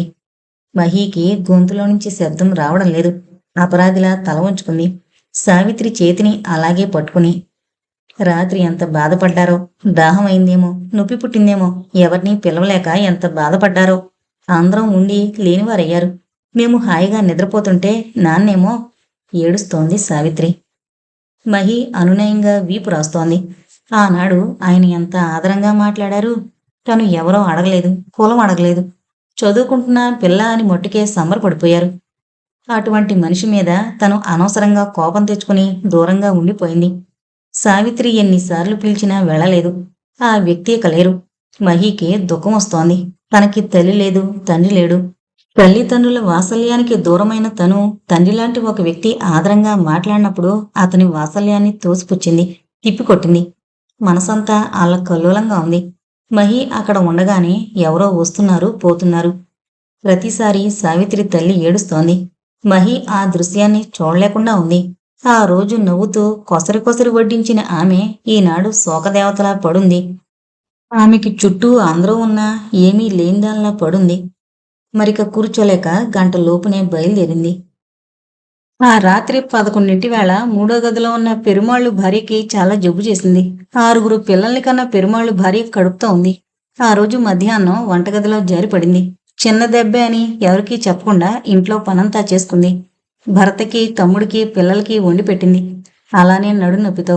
రాత్రి అయ్యేటప్పటికీ నొప్పికి తట్టుకోలేక పెద్ద పెద్ద కేకలు మొదలుపెట్టింది. రాత్రికి రాత్రి ట్యాక్సీలో వేసుకుని బంగారమ్మని సాయం తీసుకుని పెరుమాళ్ళు భార్యని హాస్పిటల్లో చేర్చాడు. అతని భార్యకి గర్భం పోయింది. చాలా ప్రమాదంగా ఉంది. నెత్తురు చాలా పోయింది. బ్రతకదు అనుకున్నారు 2-3 రోజులు. ఆ 2-3 రోజులు పెరుమాళ్ళతో పాటు బంగారమ్మ కూడా ఆసుపత్రిలో ఉండిపోయింది. పిల్లల్ని చూసుకుంటూ ఇంట్లో ఉండిపోయాడు సుందరం. అతనికి వంట రాదు. మహి తమ ఇంట్లో వండి 2 పూట్ల సుందరానికి, పిల్లలకి తీసుకెళ్ళిచ్చింది. మీకెందుకండి శ్రమ అన్నాడు సుందరం సిగ్గుపడుతూ. తనకంటే మొహమాట పడే సుందరం అంటే మహికి జాలేసింది. కోతుల్లాంటి 6 పిల్లలు. అతన్ని ఎంత వేధిస్తున్నా ఓపిగ్గా ఊరుకుంటున్న ఈ యువకుణ్ణి చూస్తే సానుభూతిగా ఉంది. ఆఫీస్కు సెలవు పెట్టారా అడిగింది మహి. అవునండి, ఇంట్లో అక్కలేదు, బావాలేరు అన్నాడు సుందరం చేతి గోళ్లవంక చూసుకుంటూ. కొంచెం బొద్దుగా చామన చాయ్తో ఉంటాడు. బస్టాండ్లో నిల్చున్నప్పుడు అతను పలకరించడం అప్పుడప్పుడు జరుగుతుండేది. ఆ రోజు బావ కోసం చీకట్లో అంత దూరం కొడంబాకం దాకా సైకిల్ తొక్కుకుంటూ వెళ్ళాడు. ఈ ఫ్లాట్స్లో యువకుల్లాగా పని పాటాలేని జులాయిగా తిరిగే వ్యక్తి కాదు. ఏమన్నా హెల్ప్ కావలిస్తే అడగండి, నేను ఇంట్లోనే ఉంటాను. మీకు కాలేజ్ లేదా? ఉంది, గంట కంటే క్లాస్ లేదు. 11ంటికి వచ్చేస్తాను అంది మహి. చాలా థ్యాంక్స్ అండి అన్నాడు అతను సిగ్గుపడుతూ. 11ంటికి ఇంటికొచ్చి మహి అన్నం వండి పంపింది. అప్పటికే అతను పిల్లలకు అన్నం వండేశాడట. వద్దు అని వెనక్కి పంపాడు. రాత్రి కుంచుకోండి అని గిన్నె తిరిగి పంపింది మహి. ఆ రాత్రి రాముడు ఇంటికి రాలేదు. బంగారమ్మ ఇంకా ఆసుపత్రిలోనే ఉంది. ఆసుపత్రికి దగ్గరున్న హోటల్లోంచి అన్నం తెచ్చి పెడుతున్నాడు పెరుమాళ్ళు. ఎలా ఉందట అడిగింది సాయంత్రం పిల్లలతో పాటు ఆసుపత్రి నుంచి వస్తున్న సుందరాన్ని చూసి. పిల్లల కోడిలా ఉన్నాడు సుందరం. రైలు బండిలాగా ముందు సుందరం, ఆ పైన సైజుల వారీగా పిల్లలు నడిచొస్తుంటే తమాషాగా ఉంది మహికి. ఇంట్లో అత్తలేదు, బావింకా టూర్ నుంచి రాలేదు. ఒంటరిగా కూర్చుని విసుగ్గా ఉంది. పర్వాలేదు, డేంజర్ జోన్ దాటింది అన్నాడు సుందరం. కాసేపటికి తలుపు తట్టిన చప్పుడైతే తలుపు తీసింది. చీకటిగా మసగ్గా ఉంది కారిడార్. అక్కడ ఎప్పుడూ దీపాలుండవు. గుమ్మంలో సుందరాన్ని చూసి క్షణం పాటు కంగారు పడి భయపడింది. అతను ఆ మసక చీకట్లో గుమ్మం వెనకగానే నిల్చుని, సారీ, కాస్త మజ్జిగుంటే ఇస్తారేమోనొచ్చాను, పాలు పెరుగవలేదు అన్నాడు నెమ్మదిగా. ఉండండి ఇస్తాను అంటూ గిన్నెలో మజ్జిగ పోసిచ్చింది. కొద్దిగా సాంబారుంది, పట్టుకెళ్తారా అడిగింది మహి. ఇవ్వండి అన్నాడు సుందరం. చిన్నపిల్లవాడు సాంబారు కావాలని గీరపెట్టి ఏడుస్తున్నాడు. మహి సాంబారు అనేటప్పటికీ సుందరానికి కొండంత బలం వచ్చింది. ఆ మరనాడు ఉదయం వేళ బంగారమ్మ ఆసుపత్రి నుంచి వచ్చింది. రాముడు 10ంటికొచ్చి భోంచేసి పక్కపరుచుకున్నవాడు మహి కాలేజీ నుంచొచ్చి లేపేదాకా లేవలేదు. బావని లేపి కాఫీ ఇచ్చి పెరుమాళ్ళు భార్య సంగతి చెప్పింది. రాముడు మామూలుగా వింటున్నాడు. బావ టూర్ నుంచి వచ్చాక ఇంట్లో జరిగిన విషయాలు, కాలేజీ విషయాలు చెబుతుంటుంది మహి. రాముడు ఆ కబుర్లన్నీ వింటుంటాడు. 2 రోజులకే వస్తానన్న వాడివి 4 రోజులు చేశావేం అడిగింది మహి. మన చేతుల్లో ఏముంది, ముందు 2 రోజులన్నాడు. ఆ పైన మా కంపెనీకి ఫోన్ చేశారు. వాళ్ళదేం పోయింది, రోజుకి 500 చేతిలో పడతాయి. పోరా అన్నారు, వెళ్ళాను అన్నాడు రాముడు. అంత డబ్బు ఎలా వస్తుందో? సంపాదిస్తే సరి. బాగా బ్లాక్ మనీ మూలుగుతోంది. డబ్బు కష్టం మనలాంటి వాళ్ళకి గాని, వాళ్ళకేముంది, కట్టలు ఖర్చు పెడుతుంటారు. బావా, నీకిలా డ్రైవ్ చేస్తుంటే విసుగ్గా ఉండదా? మన వృత్తి అనుకున్నప్పుడు విసుగుపడి లాభమేమిటి? రేపు ఐఏఎస్ పాస్ అయి కలెక్టర్ పోస్ట్ వస్తే విసుగ్గా ఉంటుందంటారా అడిగాడు రాముడు. అది వేరు అంది మహి ఎలా చెప్పాలో అర్థం కాక. తలుపు కొట్టిన చొప్పుడైంది. గుమ్మంలో సుందరం. రండి, మా బావని మీరు చూడలేదు కదూ ఉత్సాహంగా ఆహ్వానించింది మహి. ఇప్పుడు కాదండి, ఆసుపత్రికి వెళుతున్నాను, ఈ బియ్యమిచ్చి వెళదామని. ఆగిపోయాడు గుమ్మంలోనే సుందరం. అలాగే వండుంచుతాను, ఇచ్చి వెళ్ళండి, ఈసారి తప్పకుండా లోపలికి రావాలి అంది మహి. రాముడు పక్కనున్న చొక్కా అందుకుంటూ ఎవరా అబ్బాయి అడిగాడు సాధారణంగా. పెరుమాళ్ళు బావమరిది. ఎంఈఎస్లో పనిచేస్తున్నాడు. బిఏ పాస్ అయ్యాడట. పాపం పిల్లలనంతా అతనే చూసుకుంటున్నాడు. రైలులాగా 6 పిల్లల్ని నడిపించుకుంటూ వస్తుంటే భలే తమాషాగా ఉంటుంది నవ్వుతూ చెబుతోంది మహి. రాముడు నిశ్శబ్దంగా దాని వంక చూస్తున్నాడు. కొత్త వ్యక్తిని చూసినట్టు రెప్ప వేయకుండా చూస్తున్నాడు. నవ్వుతున్న దాని కళ్ళల్లోని వెలుగు, నిగనిగలాడుతున్న ఆ చెంపల్లోని మెరుపు చూస్తున్నాడు. బావా, అతనికి వండుకోవడం రాదు, పాలు పెరుగవలేదు అంటాడు. ఎలా అవుతాయి, మజ్జిగ చుక్క వెయ్యాలి కదా, చాలా మొహమాటస్తుడు చెబుతోంది మహి. ఆహా, అలాగా అన్నాడు రాముడు పొడిగా. నువ్వు స్ట్రైక్ రోజుని ఎంతకీ రాకపోతే వెతుకురమ్మని ఇతన్ని పంపాం. ఆ చీకట్లో సైకిల్ హైర్కి తీసుకెళ్లాడు. కొడంబాకం దాకా వెళ్లి వెతుకునొచ్చాడు. నాకు చెప్పలేదే? నువ్వు ఇంటికొచ్చిన సంతోషంలో ఆ విషయం మరిచిపోయాను. అసలు ఆ మర్నాడు థ్యాంక్స్ చెప్పాలనుకున్నది కూడా మరిచిపోయాను. ఆ తర్వాత వారం రోజులకు గాని థ్యాంక్స్ చెప్పలేదు. ఎలా చెప్పావు? బస్టాప్లో కనిపిస్తుంటాడు. అతను ప్యారిస్ బ్రాంచి పనిచేస్తున్నాడు అంది మహి. రాముడు ఆ విషయం మరిచి మరో కబుర్లు మొదలుపెట్టాడు. మనసులో ఎక్కడో కలుక్కుమని గుచ్చుకుంటూ ఉంది. సుందరం బిఏ చదువుకున్నాడు అన్న మాట మాటిమాటికి జ్ఞాపకం వస్తోంది. తను ఎంత సంపాదించినా స్కూల్ ఫైనల్ కూడా చదవలేదు. ఈ సుందరం బిఏ పాస్ అయ్యాడు. పెరుమాళ్ళు భార్యని 15 రోజులకింటికి తీసుకొచ్చాడు. ఆమెకు మళ్లీ కాన్పు రాకుండా ఆపరేషన్ చేశారు. మళ్ళీ మామూలు రొటేషన్లో పడిపోయింది. మహీకి కాలేజీ, ఇల్లు, చదువు, మధ్య మధ్య సావిత్రింటికి వెళ్లి వస్తూ ఉండడం. సావిత్రింట్లో మునుపటి సరదా, పూర్వం ఉండే ఆప్యాయత సన్నగిల్లిపోతున్నాయి. సావిత్రి విచారంగా ఎప్పుడూ ఏదో పోగొట్టుకున్నదాల్లా ఉంటోంది. వాళ్ళమ్మగారు సరే సరే, ఆవిడ కనిపించలేదు. మహి, నా చదువు సాగేటట్టు లేదోయ్ అంది ఒక రోజున సావిత్రి. అదేంటి? అందరికీ మీ బావలాంటి వాళ్ళు దొరకరు. మా అన్నయ్యకి నా చదువు ఇష్టం లేదనుకుంటా. అదెట్లా? నువ్వు చదువెలాపుతావు? కాలేజీకి వెళ్లకుండా ఉంటే దానంతట అదే ఆగిపోతుంది. తర్వాత ఉద్యోగ ప్రయత్నం. మీ అమ్మగారు పెళ్ళికొడుకు రెడీగా ఉన్నారన్నారు అడిగింది మహి. అది మా నాన్న బ్రతుకున్నప్పటి మాట. ఇప్పుడు ఆశలేం పెట్టుకోకూడదు. మరి బ్యాంకులో చేరతావా? నాకు ఆ అవకాశం కూడా లేదు. ఎందుకో తెలుసా? ఆ జాబ్కి మా అన్నయ్య ప్రయత్నిస్తున్నాడు అంది సావిత్రి. ఆ అమ్మాయి రెండు కళ్ళు వర్షాకాలపు చెరువుల్లా ఉన్నాయి. కన్నీళ్లని బలవంతంగా ఆపుకుంటోంది. మీ అన్నగారికిస్తే మటుకు నీకివ్వకూడదా? ఎవరట? ఒక కుటుంబంలో ఒకళ్ళకే ఇస్తారు. అంతవరకే యూనియన్ బాధ్యత అంది సావిత్రి. మహికి అయోమయంగా ఉంది. సావిత్రి, నువ్వు చదువు మండం బాగలేదు అంది మహి. నాకు బాగలేదు. మహా అయితే ఈ ఏడాది లాక్కొస్తాను. దానివల్ల ప్రయోజనం? ఒక ఏడాది చదివినా, 2 ఏళ్లు చదివినా నా ఎడ్యుకేషన్ క్వాలిఫికేషన్ PUC మట్టుకే. అందుకని ఇప్పుడే మానేస్తాను. మానేసి టైప్ ఇన్స్టిట్యూట్లో చేరతాను అంది సావిత్రి. మా బావతో చెబుతాను అంది మహి. ఇంకా ఏమనాలో తెలియక. మీ బావేం గవర్నరా, చీఫ్ మినిస్టరా? ఏం చేస్తాడో చెప్పు. ఏం చేయలేకపోవచ్చు, కానీ సలహా చెబుతాడు. ఎక్కడన్నా పోస్టు ఖాళీ ఉందేమో కనుక్కుంటాడు. సావిత్రి, నువ్వు చదువు మానుకోవడం బాగలేదు. నాకు మట్టుకు బాగుందా? విసుక్కుంటున్నట్టుగా ఉంది సావిత్రి కంఠం. ఆ తర్వాత సావిత్రి విషయం బావ దగ్గర చెప్పింది మహి. రాముడు అంతా విన్నాడు. అయ్యో పాపం అని జాలి చూపించాడు. మహి, నాకెవరు తెలిసే టాక్సీ తోలుకునేవాణ్ణి అన్నాడు సావిత్రికి ఉద్యోగం చూసి పెట్టమంటే. మీ కంపెనీలో? చచ్చా, అక్కడ ఆడపిల్లలు పనిచేయలేరు. మా డ్రైవర్లు మహా రఫ్గా ఉంటారు. అందుకని మగ క్లర్కులే ఉంటారు అన్నాడు రాముడు. అయితే సావిత్రికి ఉద్యోగం అనుకోని చోటు నుంచి పెద్ద ప్రయత్నం లేకుండానే వచ్చింది. ఒక రోజున బస్టాప్లో నిల్చున్నప్పుడు మహి అడిగింది సుందరాన్ని, మీ IMESలో జాబ్ దొరుకుతుందా అని. లీవ్ వేకెన్సీ పోస్టులుంటాయి. ఆమెని అప్లై చేయమనండి. వీలైనంత వరకు ప్రయత్నిస్తాను. అయితే 1-2 నెలల కంటే ఉండదు. టెంపరరీ బేసిస్లో దొరకచ్చు అన్నాడు సుందరం. నెల్లాళ్ళకి సావిత్రికి 2 నెలల లీవ్ వేకెన్సీలో ఉద్యోగం దొరికింది. బావా, మా సావిత్రికి ఉద్యోగం దొరికింది. సుందరం రికమెండ్ చేశారు అంది మహి చాలా ఉత్సాహంగా. చాలా సంతోషం అన్నాడు రాముడు. అతని కంఠంలో ఉత్సాహం లేదు. అయితే మహి ఇది గమనించలేదు. పుట్టిన తర్వాత తాను ఎన్నాళ్లకో ఘనకార్యం చేశానని సంతోషపడింది. ఆ సంతోషం ఎన్ని రోజులో నిలవలేదు. సౌండ్ ఆఫ్ మ్యూజిక్ సినిమా గురించి ఆలోచిస్తూ వస్తోంది మహి. తను PUCలో ఉండగా ఆ సినిమా వచ్చింది. అప్పటికే బావని ఇంగ్లీషు సినిమాకి తీసుకెళ్లమని అడిగే ధైర్యం రాలేదు మహికి. ఈ మధ్యనే అప్పుడప్పుడు ఇద్దరూ కలిసి ఇంగ్లీషు మూవీలకు వెళుతున్నారు.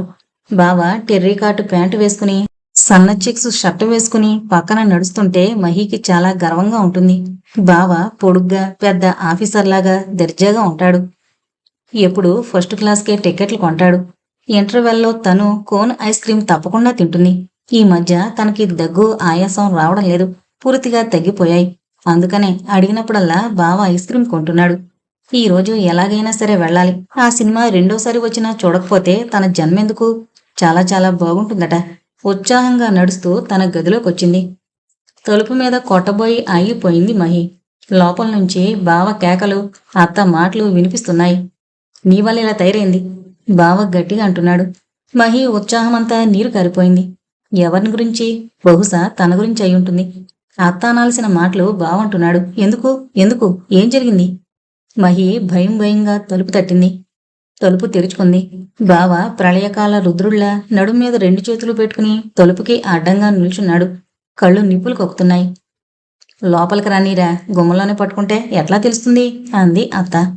వస్తుంది, రాకేం చేస్తుంది, రావే లోపలికి రా. చేయి పట్టుకుని గుంజి దడాలన తలుపు గడియ పెట్టాడు బావ. మహి మతిపోయిందాల్లా నిల్చుండిపోయింది. నోట్లోంచి మాట రావడం లేదు. ఈ వ్యవహారం ఎప్పటి నుంచి జరుగుతోంది అడిగాడు బావ.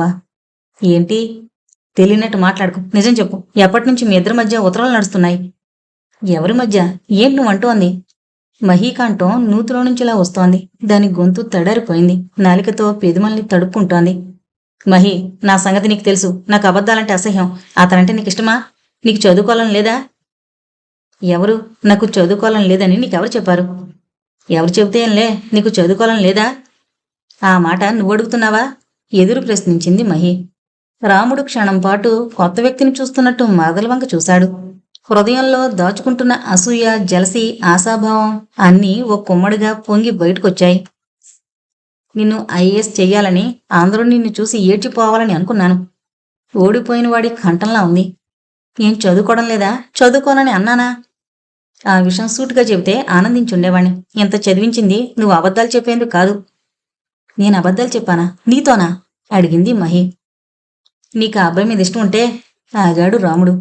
బావా, నీకు పిచ్చి పట్టిందా? నాకు అబ్బాయిలు లేరు, ఇష్టమైన వాళ్ళు ఎవరూ లేరు. నీకా మాత్రం తెలీదా? తెలుసునని అనుకున్నాను. మా మహికి చదువు తప్ప ఏమీ అక్కర్లేదనుకున్నాను. ఒక్క చదువు తప్ప నాకు ఏమీ అక్కర్లేదనుకున్నావా? నిజంగానా? అడిగింది మహి. దానికెంత కోపంలోనూ ఈ భావం చూస్తే మొదటిసారి తమాషాగా అనిపిస్తోంది. అయితే నీకిష్టమయ్యే ఇంత దాకా రానిచ్చావు, అవునా? ఏంటి రానిచ్చింది? ఇదేంటి, నీకు తెలియకుండా ఇంత దాకా వచ్చిందా? తీక్షణంగా అడుగుతున్నాడు రాముడు. మహి చెయ్యి వదలకుండా గుంజి మరీ అడుగుతున్నాడు. చెయ్యి వదులు అంది మహి. అంత మాట అనేదనివయ్యావా? మెలిపెడుతున్నాడు చేతిని. బావా బావా, నొప్పి, చెయ్యి వదులు. ఈ సంగతేదో నిజం బయటపడేదాకా వదలను. ఆ రోజునే అనుకున్నాను. ఏ రోజున? ఒకరోజేంటి? ఎన్నాళ్ళ నుంచే ఉత్తరాలు రాస్తున్నావు? నేనా? ఎవరికి? అడిగింది మహి ఆశ్చర్యంగా. తను ఎవరికి ఉత్తరాలు రాస్తోంది? తనకి ఎవరున్నారు? అమ్మా నాన్న లేరు, స్నేహితులు లేరు. నాకెవరున్నారు బావా ఉత్తరాలు రాయడానికి, అందుకోవడానికి? నాకెవరూ లేరు అంది మహి. నీళ్లు కళ్ళ నిండుగా ఉన్నాయి. నీకెవరూ లేరా? చెయ్యి వదిలేసి నమ్మలేనట్లుగా అడిగాడు రాముడు. మహి ముంజేతిని గట్టిగా రుద్దుకుంటోంది. రాముడి వేళ్లు ఎర్రగా గుర్తులు తెస్తున్నాయి. అంత గట్టిగా పట్టుకున్నాడు. చేతిలో కాగితంతో అలాగే నిల్చుండి మహి వంక మరోసారి చూశాడు. నాకెవరూ లేరు, నాకెవరూ లేరు అని మహి అన్న మాటలు వాడి చెవుల్లో ప్రతిధ్వనిస్తున్నాయి. మహీకి తాము ఏమీ కారు. తను తల్లి ఏమీ కారు. మహీకి తను తప్ప ఎవరూ లేరు. దానిపై తనకి సర్వహక్కులు ఉన్నాయన్న మాట నిజం కాదా? అమ్మా, మహేశ్వరికి కాఫీ ఇయ్యి అన్నాడు రాముడు. మహి దెబ్బతిన్నట్టు చూసింది. బావ తనని మహేశ్వరి అని పిలుస్తున్నాడు. ఏనాడు ఏమే అని మహి అని తప్ప పిలవని బావ మహేశ్వరి అని పిలుస్తున్నాడు.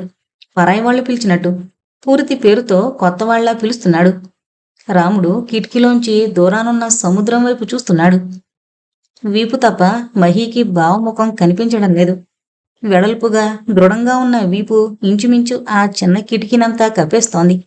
ఆ వీపు మీద తనని ఎన్నిసార్లు ఉప్పు మూటలా వేసుకున్నాడో, ఎన్నిసార్లు తన గుర్రంలా స్వారీ చేసింది, ఆ భుజం మీద కూర్చోబెట్టుకుని ఎన్నిసార్లు తిప్పేవాడట. తన బాల్యమంతా ఆ భుజాల మీదనే గడిచిందట. బావా, కాఫీ తాగావా? అడిగింది మహి. రాముడు జవాబు చెప్పలేదు. అలాగే నిల్చునున్నాడు, అలా విగ్రహంలా. అత్త, బావ కాఫీ తాగాడా? అడిగింది. ఎక్కడే, మధ్యాహ్నం వచ్చినప్పటి నుంచి కోతిలా చిందులు తొక్కుతున్నాడు. అన్నం తిన్నాడా? లేదమ్మా, ఒకటే రుసరుసలు అంది బంగారమ్మ. మహి కాఫీ గ్లాసు నేల మీద పెట్టేసింది. ఆ గ్లాసు నేల మీద పెడుతుంటే చిన్నగా శబ్దమైంది. రాముడు వెనుతిరగలేదు. మహి 4 అడుగులు ముందుకు వేసింది. బావ వీపు మీద చేతులు వేసి తన వైపుకి తిప్పుకోవాలనుంది. చిన్నప్పుళ్లాగా భుజం మీద గెడ్డంతో నొక్కాలనుంది. తన గెడ్డం కత్తిలా కోసుకుంటూ ఉంటుందని కేకలేసేవాడు బావ. కాని ఈనాడు అంత స్వతంత్రంగా వెళ్ళలేకుండా ఉంది.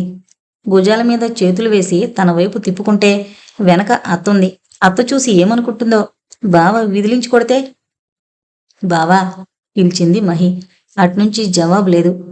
కాలేజీ నుంచి ఆకలితో వచ్చాను. నువ్వేమో అన్నం కూడా తినలేదట. కాఫీ కూడా తాగవా? బదులు లేదు. నేనేం చేశానో చెప్పు. నీకెందుకంత కోపం వచ్చింది? తప్పు చేస్తే కొట్టు తిట్టు. ఏం చేశాను చెప్పు. 2 భుజాలు పట్టుకుని ఏడుపు కంఠంతో అడుగుతోంది మహి. నాకు కోపం వస్తే నీకేం పోయింది? నాకు కాకపోతే నీకు పోయిందా? రాముడు గిరుక్కున తిరిగాడు. ఈ మహి మాటలు కొత్తగా ఉన్నాయి. ఈ మహి తనని చూసి భయపడ్డం లేదు. వేళకోళం చేస్తోందా? లక్ష్య పెట్టడం లేదా? నీకు పొగరెక్కింది, కళ్ళు నెత్తుకొచ్చాయి అన్నాడు పొళ్ళు బిగించి. ముందు కాఫీ తాగు అంది గ్లాసు చేతికి అందిస్తూ. రాముడు చేత్తో ఒక్క విదిలింపు విదిలించాడు. కాఫీ గ్లాసు కింద పడింది. కాఫీ నేల మీద పడి కాలవలా గబగబా పాకుతోంది. మహి పుస్తకాల పెట్టివైపుగా నేల పల్లంగా ఉంటుంది. పెట్టి కిందకి కాఫీ పోతుందేమోనని రాముడు పక్క దండం మీదున్న లుంగి ఆ కాఫీ మడుగు మీద వేశాడు. ఇంత కోపంలోనూ తన పుస్తకాలు పాడైపోతాయేమోనని అక్కర. బావా, నా మాటలకి నీకు కష్టం తోచింది కదూ? అడిగింది మహి చాలా నెమ్మదిగా. రాముడు మాట్లాడలేదు. కళ్ళెత్తి మహి వంక సూటిగా చూశాడు. ఆ కళ్ళు నల్లగా ఉన్నాయి. ఆ కళ్ళల్లో ఏదో పిరికితనం కనిపించింది మహికి. నాకెవరూ లేరని అన్నాననే కదూ నీకు కోపం వచ్చింది? కోపం అందుకు రాలేదు. దేనికి? ఏం జరిగిందో చెప్పకపోతే నాకెలా తెలుస్తుంది? నిజంగా నీకేం తెలీదా? నా మాట మీద నీకు నమ్మకం లేదా? అడిగింది మహి. దాని కళ్ళు స్వచ్ఛంగా తెల్లగా ఉన్నాయి. వాటిలో పిరికితనం లేదు. అబద్ధమాడుతున్నానన్న భయం లేదు. నిర్భయంగా చూస్తోంది మహి. ఈ ఉత్తరం ఎలా వచ్చింది? అకారణంగా ఇటువంటి ఉత్తరం వస్తుందా? మొహం మీదకి విసిరి కొట్టాడు రాముడు. అది సుందరం ఉత్తరం. మహి నిర్ఘాంతపోయింది. దానికి నిజంగానే భయంగా ఉంది. కాలేజీ నుంచి ఇంటర్వ్యూ కార్డులు తప్ప తనకి ఇంతవరకు ఎవరూ ఉత్తరం రాయలేదు. మహి వణుకుతున్న చేతులతో ఉత్తరం విప్పి చదవడం మొదలుపెట్టింది. రాముడు దాని వంక రెప్పవాల్చకుండా చూస్తున్నాడు. అతడి కళ్ళు మహి దేహాన్ని చీల్చుకుని సూటిగా హృదయాన్ని తాకి చూస్తున్నాయి. తీక్షణమైన తన కళ్ళతో ఆ పిల్ల మనసులో ఏముందో వెతికి పట్టుకోవాలని, హృదయపు లోతుల్లో నిగూఢమై ఉన్న నిజాన్ని వెతికి పట్టుకోవాలి అన్నట్టు చూస్తున్నాడు కన్నార్పకుండా. అది మహి అందుకున్న తొలి ప్రేమలేఖ. ప్రేమలేఖ అనే కంటే పెళ్లి చేసుకుంటానని ఒక యువకుడు రాసిన హృదయ వేదన. మహి చెక్కిళ్ళు కెంపు వర్ణం దాలుస్తున్నాయి. కళ్ళు ఇబ్బందిగా ఉత్తరంలోని ఆ అక్షరాల వెంట పొరుగెడుతున్నాయి. ఉత్తరం పూర్తి చేసి దూరంగా విసిరింది. రాముడు రెప్పవాల్చాడు.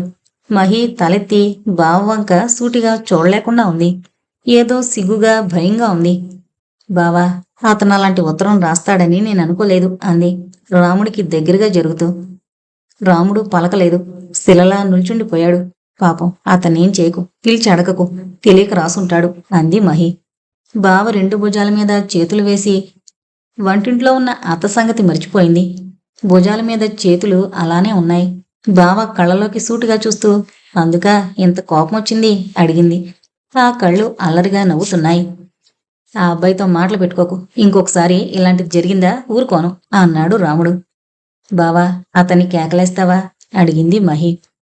పిలిచి 4 చివాట్లేస్తే జలుబు వదిలిపోతుంది. వద్దు, చాలా భయస్తుడు, ఇంకెప్పుడూ మాట్లాడను, ఆ ఉత్తరం చించి పారేయ్ అంది మహి. సుందరాన్ని బావ అబ్బాయి అని సంబోధించడం మహికి నవ్వుగా ఉంది. ఆ సుందరం చిన్నపిల్లవాడా? బావ సుందరానికంటే ఓ 4 ఏళ్లు పెద్దవాడవచ్చు.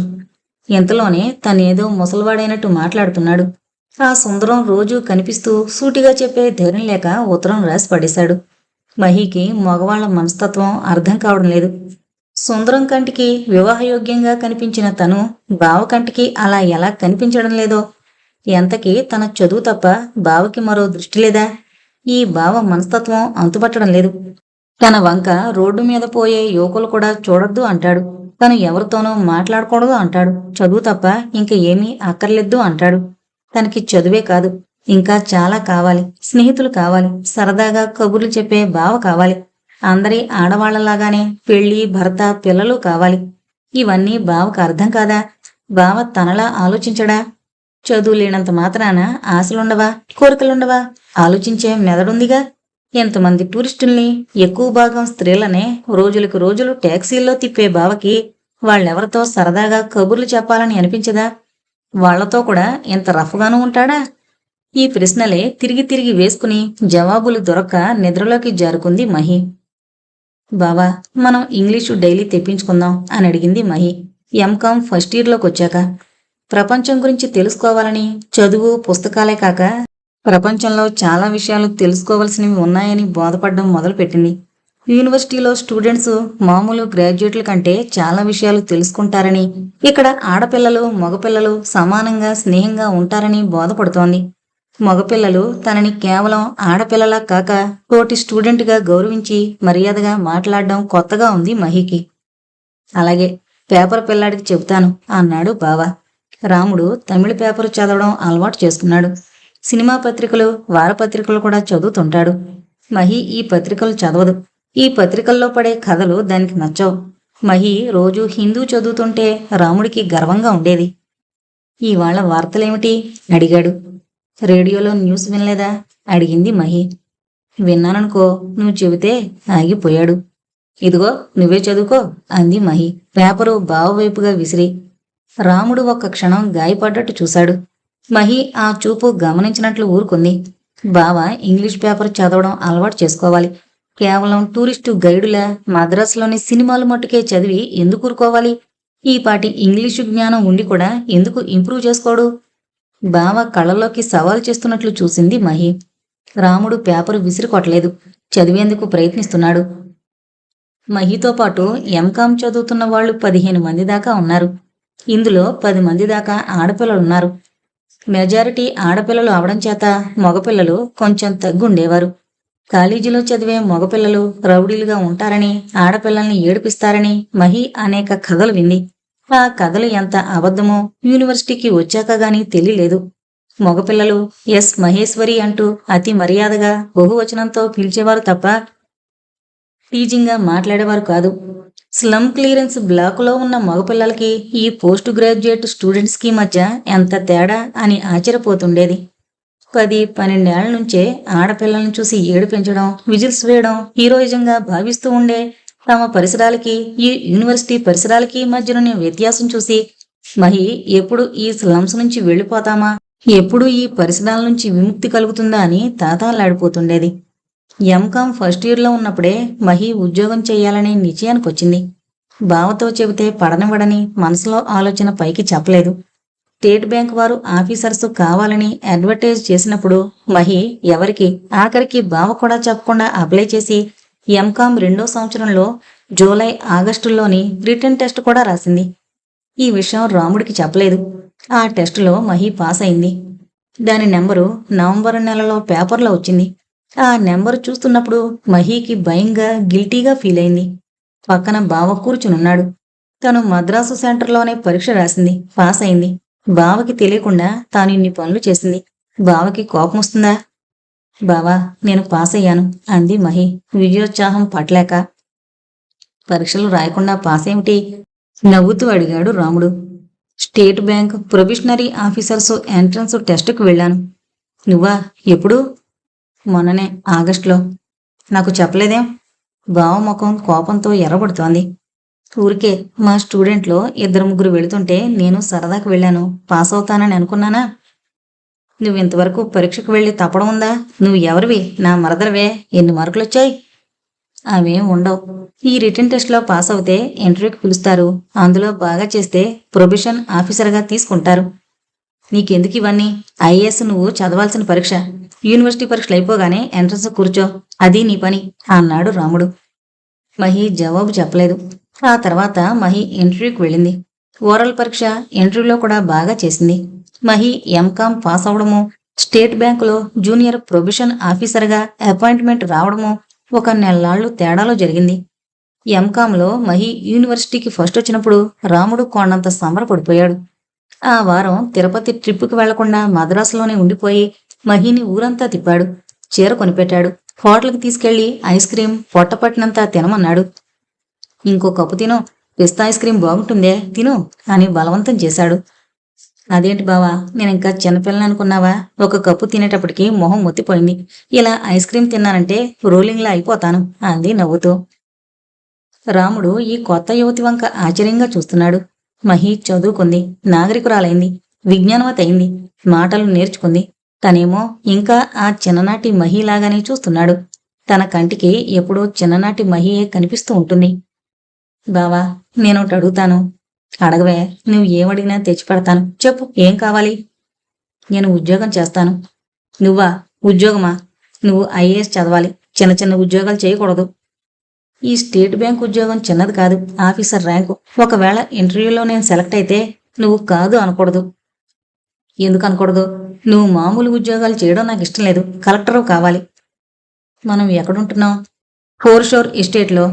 అక్కడ పరిసరాలు, ఆ మనుషులు, ముందు అక్కడి నుంచి బయటపడాలి. ఎన్నాళ్ళ నుంచి ఉండడం లేదు? నేనేమో కలెక్టర్ని కావాలంటావు, ఆ మురికెళ్లలోనే ఉండాలంటావు. అక్కడుండి ఇన్నాళ్ళు చదువుకోలేదా?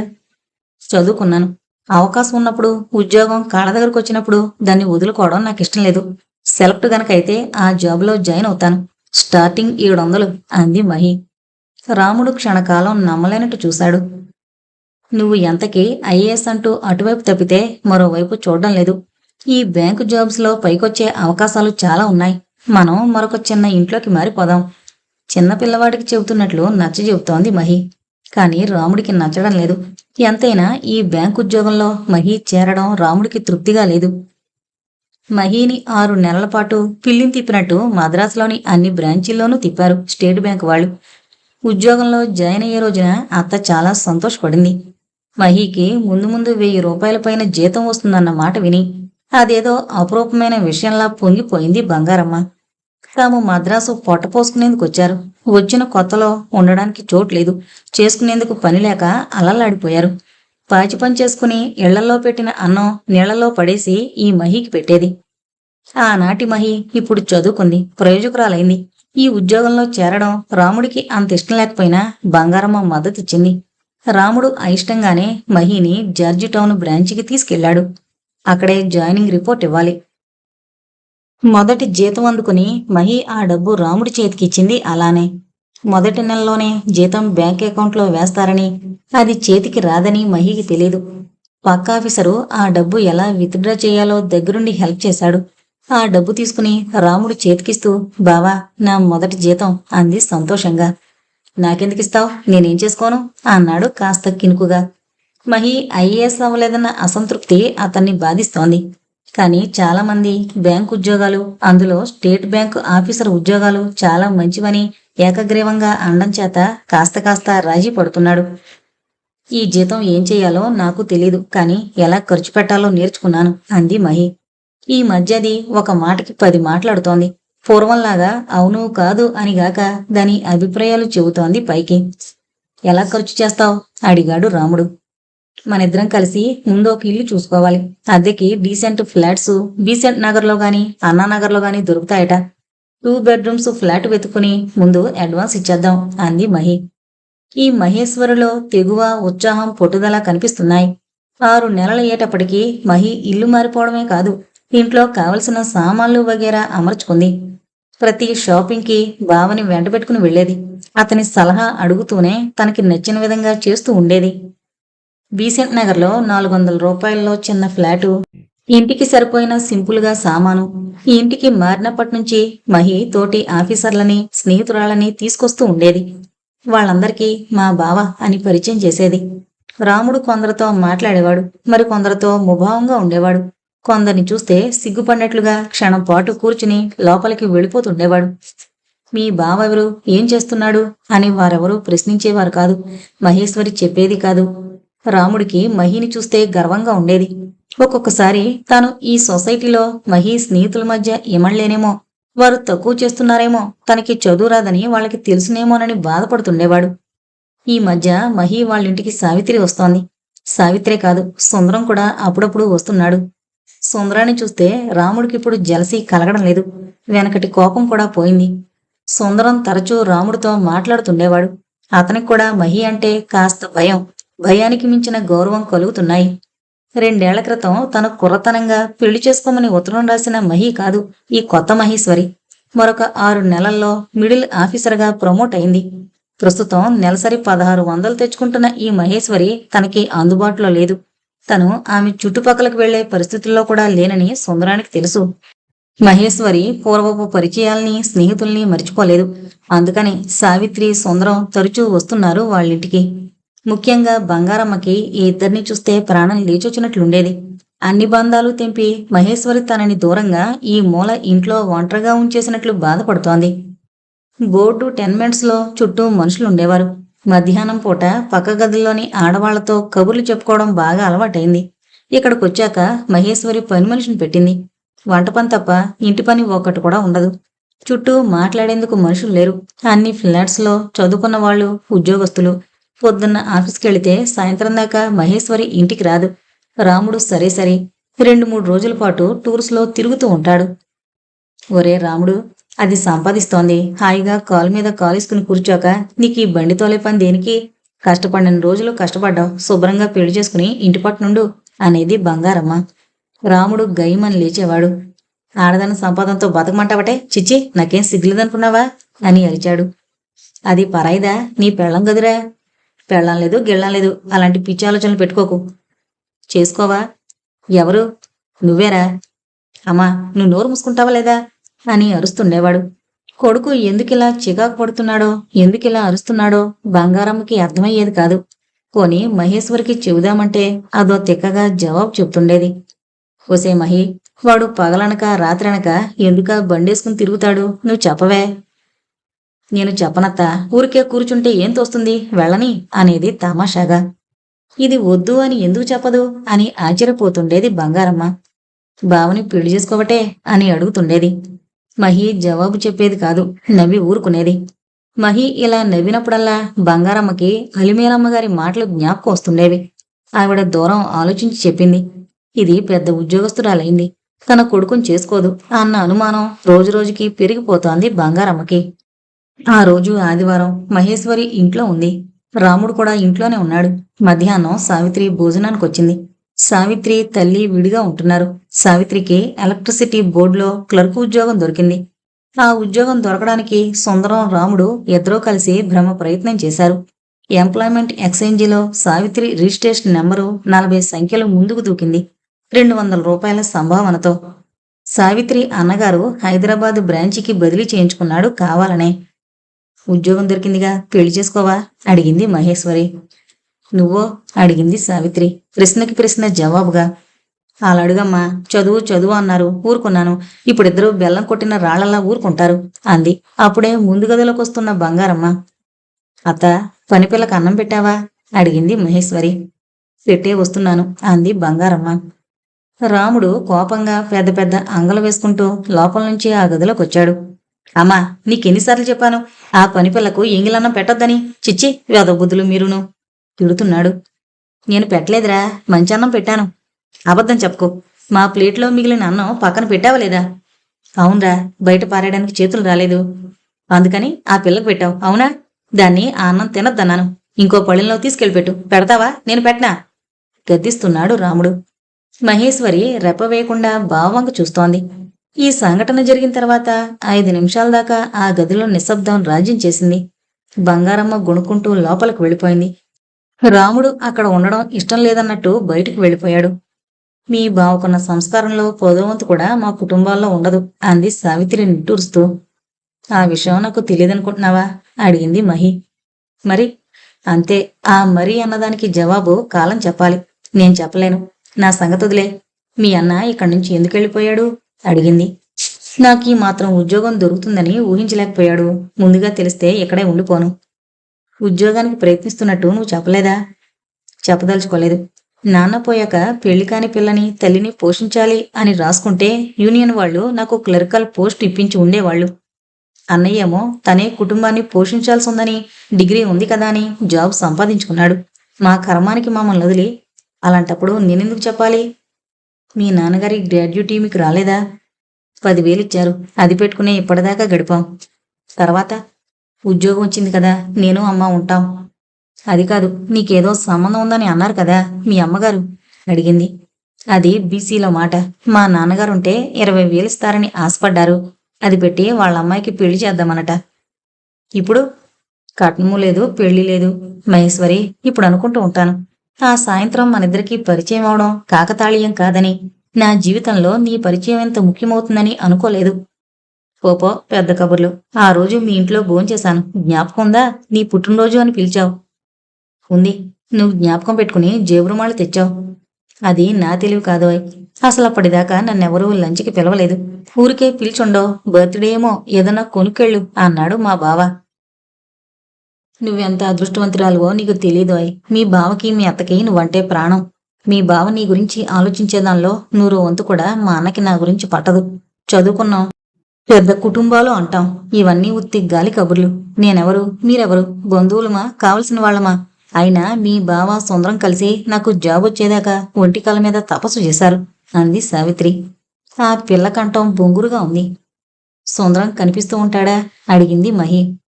రోజూ చూస్తూనే ఉంటా, అతన్ని సూపర్వైజర్గా ప్రమోట్ చేస్తారనుకుంటాను. పాపం అతనొకడు ఎంత మొహమాటస్తుడో, అంత మంచి మనిషి అంది సావిత్రి.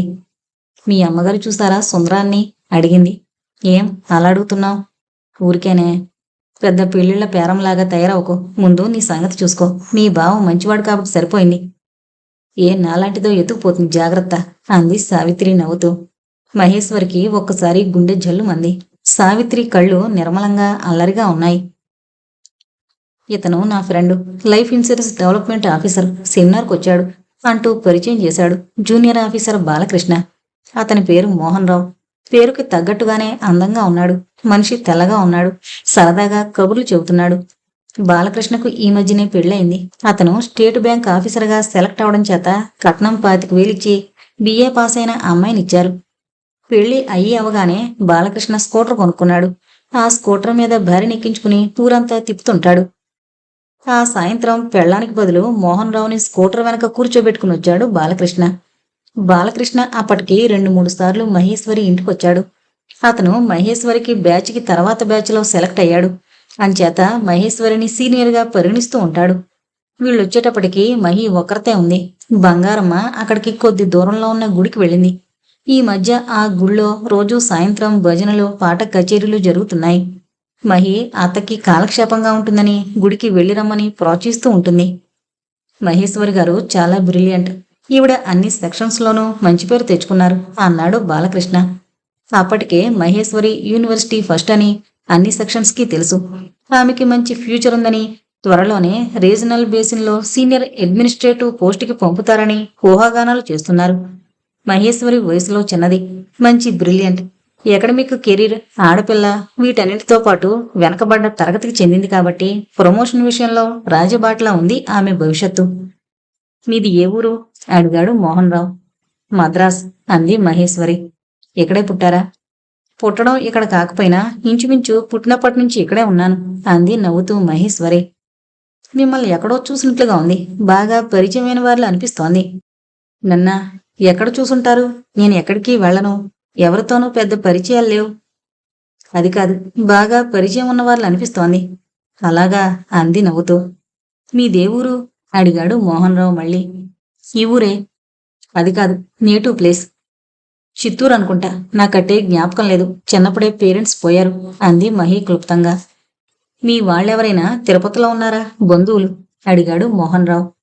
లేరు, నాకెవరూ బంధువులు లేరు అంది మహి నిస్సందేహంగా. అలాగా, కానీ మీ ఫేస్ చాలా ఫెమిలియర్గా ఉంది. సారీ, చెప్పిందే చెబుతున్నాను అన్నాడు మోహన్ రావు ఇబ్బందిగా నవ్వుతూ. ఆ తర్వాత ఇద్దరూ రాత్రి 9 దాకా కూర్చున్నారు. ఈ కబుర్లు ఆ కబుర్లు చాలాసేపు మాట్లాడుకున్నారు. వెళుతూ మోహన్ రావు, మీరేమీ అనుకోకండి, కానీ మిమ్మల్ని ఎక్కడో చూశారని అనిపిస్తోంది. ఎక్కడో మట్టుకు చెప్పలేను. ఈ మిస్టరీ విడదీస్తేనే గాని నిద్రపోను అన్నాడు. మహేశ్వర్ గారు, వీడి మాటలు నమ్మకండి. ఈ లైఫ్ ఇన్సూరెన్స్ వాళ్ళు కొత్త రకం అప్రోచ్ మొదలు పెట్టారనుకుంటా. ఇది పాలసీ డెవలప్మెంట్లో ఒక భాగమేమో అన్నాడు బాలకృష్ణ నవ్వుతూ. మహి కూడా నవ్వింది. మహికి ఆ యువకుని విచిత్రమైన మాటలు 2-3 సార్లు జ్ఞాపకం వచ్చాయి. తనని ఎక్కడో చూశానని ఎందుకంటున్నాడు? ఎక్కడన్నా చూశాడా? అతను తనను చూస్తే తను కూడా అతన్ని చూసుండాలిగా. బహుశా పేపర్లో పడిన తన ఫోటో చూశాడేమో. 8 ఏళ్ల క్రితం పడిన ఆ ఫోటోలోని పిల్లకి ఈనాటి తనకి ఎక్కడా పోలికల్లేవు. ఎలా అనుకుంటాడు? అది కాదు. బాలకృష్ణ అన్నట్లు పాలసీ డెవలప్మెంట్లో ఇది కొత్త అప్రోచ్ ఏమో అనుకుంది. ఆ విషయం పూర్తిగా మర్చిపోయింది. వారం రోజుల తర్వాత మహేశ్వరి పేరున బ్యాంకుకి ఉత్తరం వచ్చింది. మహేశ్వరి అఫీషియల్ లెటర్ ఏమో అన్నట్లు మామూలు రొటీన్గా కవర్ చించింది. అది ఇంగ్లీష్లో రాయబడిన ఉత్తరం, పర్సనల్ లెటర్. 3 పేజీల ఉత్తరం. టైప్ కాదు, చేత్తో రాయబడింది. ఉత్తరం మొదలు పెట్టకుండా ఎవరు రాసుంటారు అని క్షణం తడపటాయించి చదవడం ఆరంభించింది. మహేశ్వరి గారు, ఆ రోజు బాలకృష్ణతో మీ ఇంటికి వచ్చాను. జ్ఞాపకం ఉందా? మీ ముఖం ఎక్కడో చూశాను. బాగా పరిచయం ఉన్న ముఖం అంటే మీరెవరూ నమ్మలేదు. నా మాటలు నవ్వులాట్లా కొట్టిపారేశారు. మనమెవరం ఊహించని కొత్త విషయాలు బయటకొచ్చాయి. నేను మా ఊరు వెళ్ళాక ఈ మిస్టరీ గురించి మదనపడ్డం మొదలు పెట్టాను. చివరికి పట్టుకోగలిగాను. ఎలాగో తెలుసా? అత్యంత ఆశ్చర్యకరమైన విషయం. మీరు మా పెద్ద చెల్లెల్ని చూడలేదు కదూ. చూస్తే అర్థమవుతుంది. అది అచ్చు మీలాగే ఉంటుంది. అయితే మీరు తెలుపు, అది నలుపు. ఈ పోలిక ఎలా వచ్చింది? అంత దగ్గర పోలికలు ఎలా వచ్చాయి? మీరు నవ్వుతుంటే కుడి చేయి గెడ్డం కింద ఆంచుకుని మాట్లాడుతున్నప్పుడు అచ్చు మా చెల్లయ్యలా ఉంటారు. ఈ విషయం మీ దగ్గరున్నప్పుడు నాకు తట్టలేదు. ఏదో ఫెమిలియర్గా ఫీల్ అయ్యానే తప్ప ఆ తర్వాత మా నాన్నగారిని అడిగాను ఇది ఎలా సాధ్యమని. అప్పుడు బయటకొచ్చింది అసలు మిస్టరీ. మీరు మా మూడో అత్త అనసూయ కూతురని. మా అత్త వితంతువు. చిన్నతనంలో భర్త పోయిన ఆవిడికి మా వాళ్ళు మళ్ళీ పెళ్లి చేయక చదువు చెప్పించక ఇంట్లో కూర్చోబెడితే మా కులం కాని అతనితో పారిపోయిందట. అతని పేరు నారాయణ అని మట్టుకు చెప్పారు మా నాన్న. మీ నాన్నగారి పేరు నారాయణ? ఆ విషయం నేను అడగలేదు. మీ ఫాదర్ పేరు నారాయణ గనుకైతే వెంటనే రాయండి. అసలు నేనే వద్దామని అనుకున్నాను. మీరు నవ్వుతారేమోనని రాలేదు. తప్పకుండా రాయండి. నాలోని ఆతృతని కుతూహలాన్ని అర్థం చేసుకుంటారని తెలుస్తాను. మోహన్. మహేశ్వరి కాళ్ళ కింద భూమి కదులుతున్నట్లు అనిపించింది. చుట్టూ పరిసరాలు, ఆఫీసులోని మనుషులు అంతా అలుక్కుపోయినట్లు మసగ్గా ఉంది. మరోసారి నెమ్మదిగా చదివింది ఉత్తరం. తన తండ్రి పేరు నారాయణే, సందేహం లేదు. తన తల్లి తరపు బంధువులు, తన తల్లి రక్తం పంచుకు పుట్టిన బంధువులు ఎన్నాళ్ళకి ఇప్పుడు తటస్థపడ్డారు. తన తల్లి ఎలా ఉంటుంది? వాళ్ళందరూ ఎలా ఉంటారు? అత్త అప్పుడప్పుడు తమ్ముడైన తన తండ్రిని తలచుకుంటూ ఉంటుంది తప్ప తల్లి మాట ఎత్తదు. తన తల్లి ఎలా ఉండేది? ఎవరు? ఆమె పేరు అనసూయమ్మ. నిజంగా తనకి బంధువులున్నారా? బావ, అత్తగాక ఇంకా బంధువులున్నారా? మహి ఆఫీసులో కూర్చోలేకపోయింది. ఏదో గుబులుగా కొత్తగా ఉంది. ఇంటికొచ్చేసింది. కాఫీ తాగుతూ అడిగింది, అత్త, మా అమ్మ పేరేంటి అని. బంగారమ్మ పక్కన పిడుగు పడినట్టు అదిరిపోయింది. ఆకాశంలోంచి ఊడిపడినట్టు మొదలు తుది లేకుండా ఈ ప్రశ్న మహీ నోట్లోంచి ఊడిపడుతుంటే అర్థం కానట్లు చూసింది. మా అమ్మ పేరు జ్ఞాపకం ఉందా? అడిగింది మళ్ళీ. అన్నపూర్ణో అనసూయో అని జ్ఞాపకం. ఇప్పుడంటే నాకు కాస్త తెలివొచ్చింది కానీ అప్పుడు నేను వెరిబాగుల ఉండని. మా నారాయణ అను అను అనేవాడు. మా అమ్మ నీకు జ్ఞాపకం ఉందా? అడిగింది మహి. దాని పెదిమలు అదురుతున్నాయి. కంఠం కొద్దిగా కనిపిస్తోంది. లేకేం, సన్నగా పీలగా ఉండేది. తెల్లని తెలుపు. ఆగింది. తర్వాత వాళ్ళకి ఇష్టం లేకుండా వచ్చింది. ఆ విషయం నాకు తెలుసు. చిన్నప్పుడే భర్త పోయేటట్టుగా. ఎవరు చెప్పారు ఇవన్నీ? ఆ అలిమేలం గారు కడుపులో దాచుకుంటుందని పిచ్చిమండలో అన్నీ వాగాను. నీకు చెప్పిందా అవన్నీ? అడిగింది ఆదురుదాగా. ఆవిడ చెప్పలేదు. మా అమ్మ నాన్న ఫోటో నీ దగ్గరుందా? ఫోటోనా? అవన్నీ మాకేం తెలిసే. కష్టపడి 4 గింజలు సంపాదించుకుని తినేవాళ్ళం. ఫోటోలు గిటోలు మాకు తెలీదు. ఈనాడిలా సుఖంగా ఉన్నాం గాని ఎప్పుడూ తిండికి వెతుక్కోవడమే అంది బంగారమ్మ. మహీకి కన్నీళ్లు తిరిగాయి. పాపం, అత్త తన కోసం ఎంత కష్టపడింది. అత్తా బావ ఎంత కష్టపడితే తను ఇంత అయింది. అమ్మ నీతో మాట్లాడేదా వాళ్ళ గురించి? ఆ అమ్మాయికి మన తిండి సహించేది కాదు. నాజూగ్గా కోడికి ఎక్కిరించినట్లు తినేది. పెళ్ళయ్యాక ఒక 10 రోజులు కాబోలు మన ఇంట్లో ఉన్నారు. ఆ తర్వాత ఆ ఊళ్ళో ఉంటే చంపేస్తారని మీ నాన్న భయపడి భార్యను తీసుకుని వెళ్ళిపోయాడు. ఎవరు చంపుతారని? ఎవరేంటే ఆవిడ అన్నలు అక్కలును. వాళ్ళేమో బ్రాహ్మలు, మనమేమో కోపలం, కులం తక్కువ. అందులోనూ ఆ అమ్మాయికి ఒకసారి పెనిమిటి పోయాడు. మరి అమ్మకి జబ్బు చేసినప్పుడు వాళ్ళు రాలేదా? రాలేదు. కులం నుంచి తరిమేశాక మరి చేర్చుకుంటారేంటి? నిన్ను కడుపుతో ఉండేటప్పుడు చాలా సన్నగా ఉండేది. కానుపోయాక మరి చిక్కిపోయి జబ్బు అన్నారు. జబ్బు చేసినప్పుడు కూడా వాళ్ళు రాలేదా? ఉహుం, ఎలా వస్తారు? కులంలోంచి వెలేశారు. మీ నాన్నే మందు మాకు ఇప్పించేవాడు. పాపం, మీ అమ్మ ఒంటి మీద నగలన్నీ వైద్యానికి అయిపోయాయి. అప్పుడప్పుడు 5-10 ఇస్తుండేదాన్ని. మీ మామకి తెలియకుండా. మేము లేని వాళ్ళమే. నాన్న ఉత్తరం రాయలేదా వాళ్ళకి? ఉత్తరం రాసినా వాళ్ళెవరూ రాలేదు. నా కూతుర్ని వాళ్ళకి ఇవ్వను అంటుండేవాడు. వాడు చెప్పకపోయినా మేమిచ్చి ఉండేవాళ్ళం కాదు. ఏం? ఓసై, మీ అమ్మకి జబ్బు ఎక్కువైందని 6 నెలల పిల్లగా ఉన్నప్పుడు నాకు తీసుకొచ్చి అప్పగించాడు. బంగారు బొమ్మలా ఉన్నావు. నిన్నెలా ఇస్తాను? ఎందుకు ఇస్తాను? అసలు మీ బావైతే నిన్ను పొట్ట మీద వేసుకుని చిచ్చు కొట్టేవాడు. తల్లి పాలు లేక ఎప్పుడు ఏడ్చేదానివి. మహి కళ్ళంట నీళ్లు ధారగా కారుతున్నాయి. ఎవరికీ అక్కర్లేని ఆ అనాథ శిశువుని తలుచుకుని జాలి పడుతోంది. ఎందుకే ఏడుస్తున్నావు? అసలు ఈ మాటలన్నీ ఎందుకెత్తావు? అడిగింది బంగారమ్మ. అమ్మ అన్నగారి కొడుకట, ఉత్తరం రాశాడు. ఏంటి విడ్డూరంగా ఉందే? ఎలా కనుక్కున్నారు? మీ నాన్న పోయినప్పుడు కూడా రాలేదు. అసలు ఎలా తెలుసుకున్నారు? మొన్న మన ఇంటికొచ్చాడు. నువ్వు గుళ్ళోంచి వస్తుంటే 2 ఆఫీసర్లు వచ్చారు మోటార్ సైకిల్ మీద. జ్ఞాపకం ఉందా? అందులో ఒక అబ్బాయి 2-3 సార్లు భార్యతో వచ్చాడు కదూ, అతనా? కాదు, ఆ రెండో అతను. నువ్వని ఎలా తెలుసుకున్నాడు? అతని చెల్లెలు నాలాగా, అచ్చు నాలాగా ఉంటుందట. ఆ రోజు అడిగాడు. మిమ్మల్ని ఎక్కడో చూశానని. ఇవాళ ఉత్తరం రాశాడు. మీ నాన్న పేరు నారాయణ అవునా కాదా అని. కాకపోవడం ఏమిటి? మీ నాన్న పేరు నారాయణ. అయితే వాళ్ళంతా అమ్మవైపు బంధువులు అంది మహి. ఎన్నాళ్ళకి పోనీలే, ఇప్పుడైనా తల్లి తోడు అంటూ కనిపించారు. ఎన్నాళ్ళైందిగా, కోపతాపాలు తగ్గుంటాయి. అవును అని రాయవే అంది బంగారమ్మ. మహీకి ప్రతిసారి ఈ అత్త అమాయకత్వం చూస్తే ఆశ్చర్యంగా ఉంటుంది. ఇన్నాళ్ళు వాళ్ళు తన ఉనికిని మరిచిపోయారు. ఈనాడు కాకతాళీయంగా కలిగిన ముఖపరిచయంతో పాత గాథల్ని చుట్టరికాల్ని తిరగేబోతున్నారు. తను ఈ ఉత్తరానికి బదులు రాయాలా వద్దా? మహి మాట్లాడకుండా ఊరుకుంది. ఉత్తరం అయితే రాయలేదు గాని తల్లి గురించి తండ్రి గురించి ఆలోచనలు వస్తూనే ఉన్నాయి. తేనె తొట్టను కదిలించినట్లు ఈ మోహన్ రావు తన ఉత్తరంతో మహి మనసులో ఆలోచనల్ని కదిలించాడు. అత్త, మా నాన్న ఎలా ఉండేవాడు అడిగింది ఆ మరునాడు మహి. మా కుటుంబాల్లో మీ నాన్న చక్కనివాడే, గిరజాలుండేవి. తెల్లగా మీ బావలా బారుడు ఎత్తున ఉండేవాడు. మీ బావ నలుపుగాని నా తమ్ముడు తెల్లని జాంపండనుకో. అంత చక్కనివాడు ఆ పాడు జబ్బొచ్చాక నల్లగా కట్టిపొలలైపోయాడు. కళ్ళనీళ్లు తుడుచుకుంది బంగారమ్మ. అమ్మ నాన్నకి ఎలా తెలుసు? వాళ్ళింట్లో వడ్రంగి పనికి వెళ్ళాడట. అప్పుడు వాళ్ళు తిరుపతిలో ఇల్లు కట్టుకుంటున్నారు. మా వాడేమో దొరబాబులా ఉండేవాడు. ఇద్దరికీ మనసైందట, లేపుకొచ్చాడు అంది బంగారమ్మ. మహీ మనసు కలుక్కుమంది. తీసుకొచ్చాక గుళ్ళో పుస్తి కట్టాడు. మనలో మారుమనువు తప్పులేదు. పుస్తి కట్టాక గాని మీ అమ్మ ఒంటి మీద చేయి వేయలేదు అంది బంగారమ్మ. నీకెలా తెలుసు? సరాసరి మనింటికే లేపుకొచ్చాడు అంది బంగారమ్మ. మహీకి తృప్తిగా ఉంది. ఏదో పెద్ద బరువు దించినట్లుగా ఉంది. అమ్మకి నగలుండేవా? కట్టు బట్టలతో ఒంటి మీద నగలతో లేచొచ్చిందే. మెళ్ళో 2 పేట్ల గొలుసు, చేతికి 4 గాజులు ఉండేవి. ఆ మాయదారి జబ్బుకి ఎంత డబ్బు చాలలేదు. నాన్నకు కూడా ఆ జబ్బేనా? భార్యకి దగ్గరుండి సేవ చేశాడు. అసహ్యం లేకుండా అన్నీ ఎత్తిపోశాడు. దాంతో వాడికి కూడా ఆ మాయదారి జబ్బు చేసింది. ప్రేమ ప్రేమంటూ లేచిపోయి వచ్చారే గాని పొట్టుమని 10 రోజులు కూడా సుఖపడలేదు. ఏం, నాన్న పనిచేయలేదా? ఎక్కడ చేశాడే? కొత్తలో వాళ్ళు పొడుస్తారో కొడతారోనని భయంతో నెలకో ఊరు మారుతుండేవాళ్ళు. ఆ తర్వాత నువ్వు కడుపును పడ్డావు. కానుపు నువ్వు పుట్టాక మీ అమ్మ కోలుకోలేదు అంది బంగారమ్మ. మహి కళ్ల ముందు అస్పష్టమైన ఆకారాలు, తను ఊహించుకోలేని రూపురేఖలు కదలాడుతున్నాయి.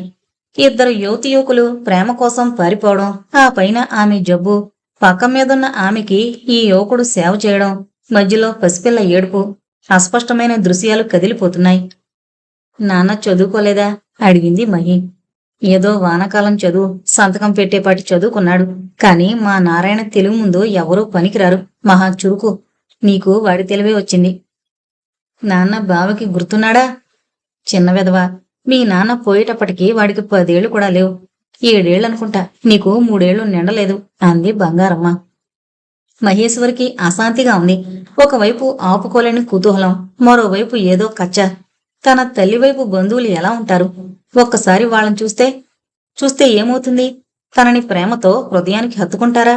కుటుంబంలో ఒకదానిగా అంగీకరిస్తారా? ఆ ఇంట్లోనైనా తల్లి ఫోటో ఉంటుందా? అత్త వాళ్ళైతే బేదవాళ్లు, చదువుకోని వాళ్ళు. తన తల్లివైపు వారు చదువుకున్నవాళ్లు, డబ్బున్నవాళ్లు. ఆ ఇంట్లో తల్లి ఫోటో ఉండదా? ఒక్కసారి తన తల్లి ఎలా ఉందో చూడగలిగితే. 3వ రోజున మోహన్ రావు నుంచి మళ్లీ ఉత్తరం వచ్చింది. మీ దగ్గర నుంచి ఉత్తరం రాలేదు. ఎందుచేత? మీరు నేననుకున్న వ్యక్తి కారా, లేక నా జాబు అందలేదా? ఇన్లాండ్ లెటర్లో రాశాడు. జవాబు ఇవ్వమని మనసు తొందర చేస్తున్న మహేశ్వరి నిగ్రహించుకుంది. ఈ విషయం బాలకృష్ణకు తెలుసా? బాలకృష్ణకు రాసినట్లు లేదు మోహన్ రావు. జవాబు రాయాలా వద్దా అని మదన పడుతుంటే ఒక మధ్యాహ్నం సరాసరి బ్యాంకుకు వచ్చేశాడు మోహన్ రావు. హలో, కుతూహలం ఆపుకోలేకపోయాను. నా లెటర్స్ అందాయా అడిగాడు ఉత్సాహంగా. అందాయి అంది మహి. గుండెలు దడదడా కొట్టుకుంటున్నాయి. ఏదో అదురు, రక్తం అమిత వేగంగా పరిగెడుతోంది. అయితే మీరు నేను అనుకున్న వ్యక్తే కదూ అడిగాడు మోహన్ రావు. అవును అంది మహి తల వంచుకునే. తలెత్తితే తన కంటిలో నీళ్లు అతనికి కనిపిస్తాయేమోనన్న భయంతో. తను సీనియర్ ఆఫీసర్, చదువుకుంది, కష్టపడి పైకొచ్చింది. కన్నీళ్లు చూస్తే నలుగురు ఏమనుకుంటారు? మోహన్ రావు రెప్పవేయకుండా మహేశ్వరి వంక చూస్తున్నాడు. మహి వంచిన తలెత్తింది. ఆమె కళ్ళు నీటితో నిండున్నాయి. ఏ క్షణాన్నైనా కన్నీళ్లు రెప్పలు దాటుకుని బయటికి రావచ్చు. మసకమసగ్గా ఉన్న మహి కళ్ళకి మోహన్ రావు ముఖం అలుకుపోయినట్లు కనిపిస్తోంది. అతను గొంతు సవరించుకుని, నాకు మాటలు రావడం లేదు అన్నాడు. మహి మనసులోని భావ సంఘర్షాన్ని అర్థం చేసుకున్నట్లు, కుతూహలం పట్లేకొచ్చేశాను, సాయంత్రం మీ ఇంటికొస్తాను, మీరు పిలవకపోయిన వచ్చేస్తాను అంటూ వెళ్ళిపోయాడు అతను. బ్యాంకు నుంచి మహేశ్వరు వచ్చే వేళకి బావ ఇంట్లో ఉన్నాడు. రాముడు 2 రోజులుగా ఊళ్ళో లేడు. సినిమా కంపెనీ వాళ్ళు పాండిచేరికి టాక్సీ తీసుకెళ్లారు. ఆ కంపెనీ వాళ్ళు ఒకసారి 20 రోజులు వరుసగా హైర్కి తీసుకెళ్లారు రాముడు బండిని. ఈసారి రాముడే కావాలని డ్రైవర్ పేరడిగి మరీ తీసుకువెళ్లారు. బావా అంది మహేశ్వరి. ఏంటి అన్నాడు రాముడు. ఈ మధ్య రాముడు మహిని ఏమే అని పిలవడం సాధ్యమైనంత తగ్గించుకున్నాడు. టీ తాగావా? తాగాను అన్నాడు. మహికి ఎలానో ఉంది. పూర్వం బావ తనొచ్చేదాకా టీ తాగేవాడు కాదు. ఎంత ఆలస్యమైనా కాలేజీ నుంచి వచ్చేదాకా కనిపెట్టుకుని ఉండేవాడు. రాత్రుళ్ళు భోజనమప్పుడు తప్ప తామిద్దరూ కలుసుకోవడం పడ్డం లేదు. ఒక ఇంట్లో ఉండి ఇద్దరం ఒకరికొకరం దూరమైపోతున్నాం అనుకుంది మహి. బంగారమ్మ టీ తీసుకొచ్చిచ్చింది. టీ తాగుతూ మహి అడిగింది, బావా నీకు నాన్న జ్ఞాపకం ఉన్నాడా అని. రాముడు ఆశ్చర్యంగా చూడలేదు. బహుశా అత్త విషయాలన్నీ చెప్పే ఉంటుంది. అంత జ్ఞాపకం లేదు. ఎప్పుడొచ్చినా బిళ్ళలు తెచ్చేవాడు. అంతేనా? మొహం జ్ఞాపకం లేదా? ఉహుం. నన్ను ఎత్తుకుని గాల్లోకి ఎగరేసి పట్టుకునేవాడు. అది బాగా జ్ఞాపకం. మా అమ్మ, ఆవిడ కూడా లీలగా జ్ఞాపకం. తెల్లగా ఎర్ర జరీ చీర కట్టుకుని చెట్టు కింద కూర్చునున్న ఒక ఆడమనిషి మట్టుకు జ్ఞాపకం. ఆవిడ అమ్మకంటే బాగుంది అని చూసేవాణ్ణి. నీతో మాట్లాడేదా? లేదు, నన్ను పిలిచేది కాదు. నేను వెళ్ళలేదు. ఎన్నాళ్ళున్నారు? జ్ఞాపకం లేదు అన్నాడు క్లుప్తంగా.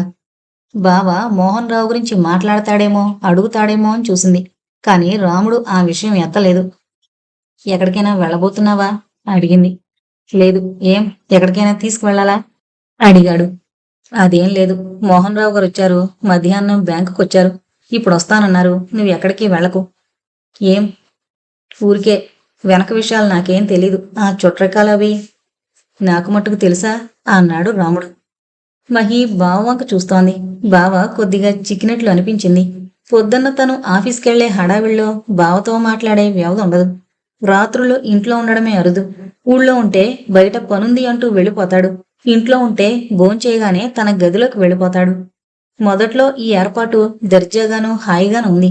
కాని రాను రాను బావ తనకి దూరం అయిపోతున్నాడు అన్న బాధ కలుగుతూ ఉంది.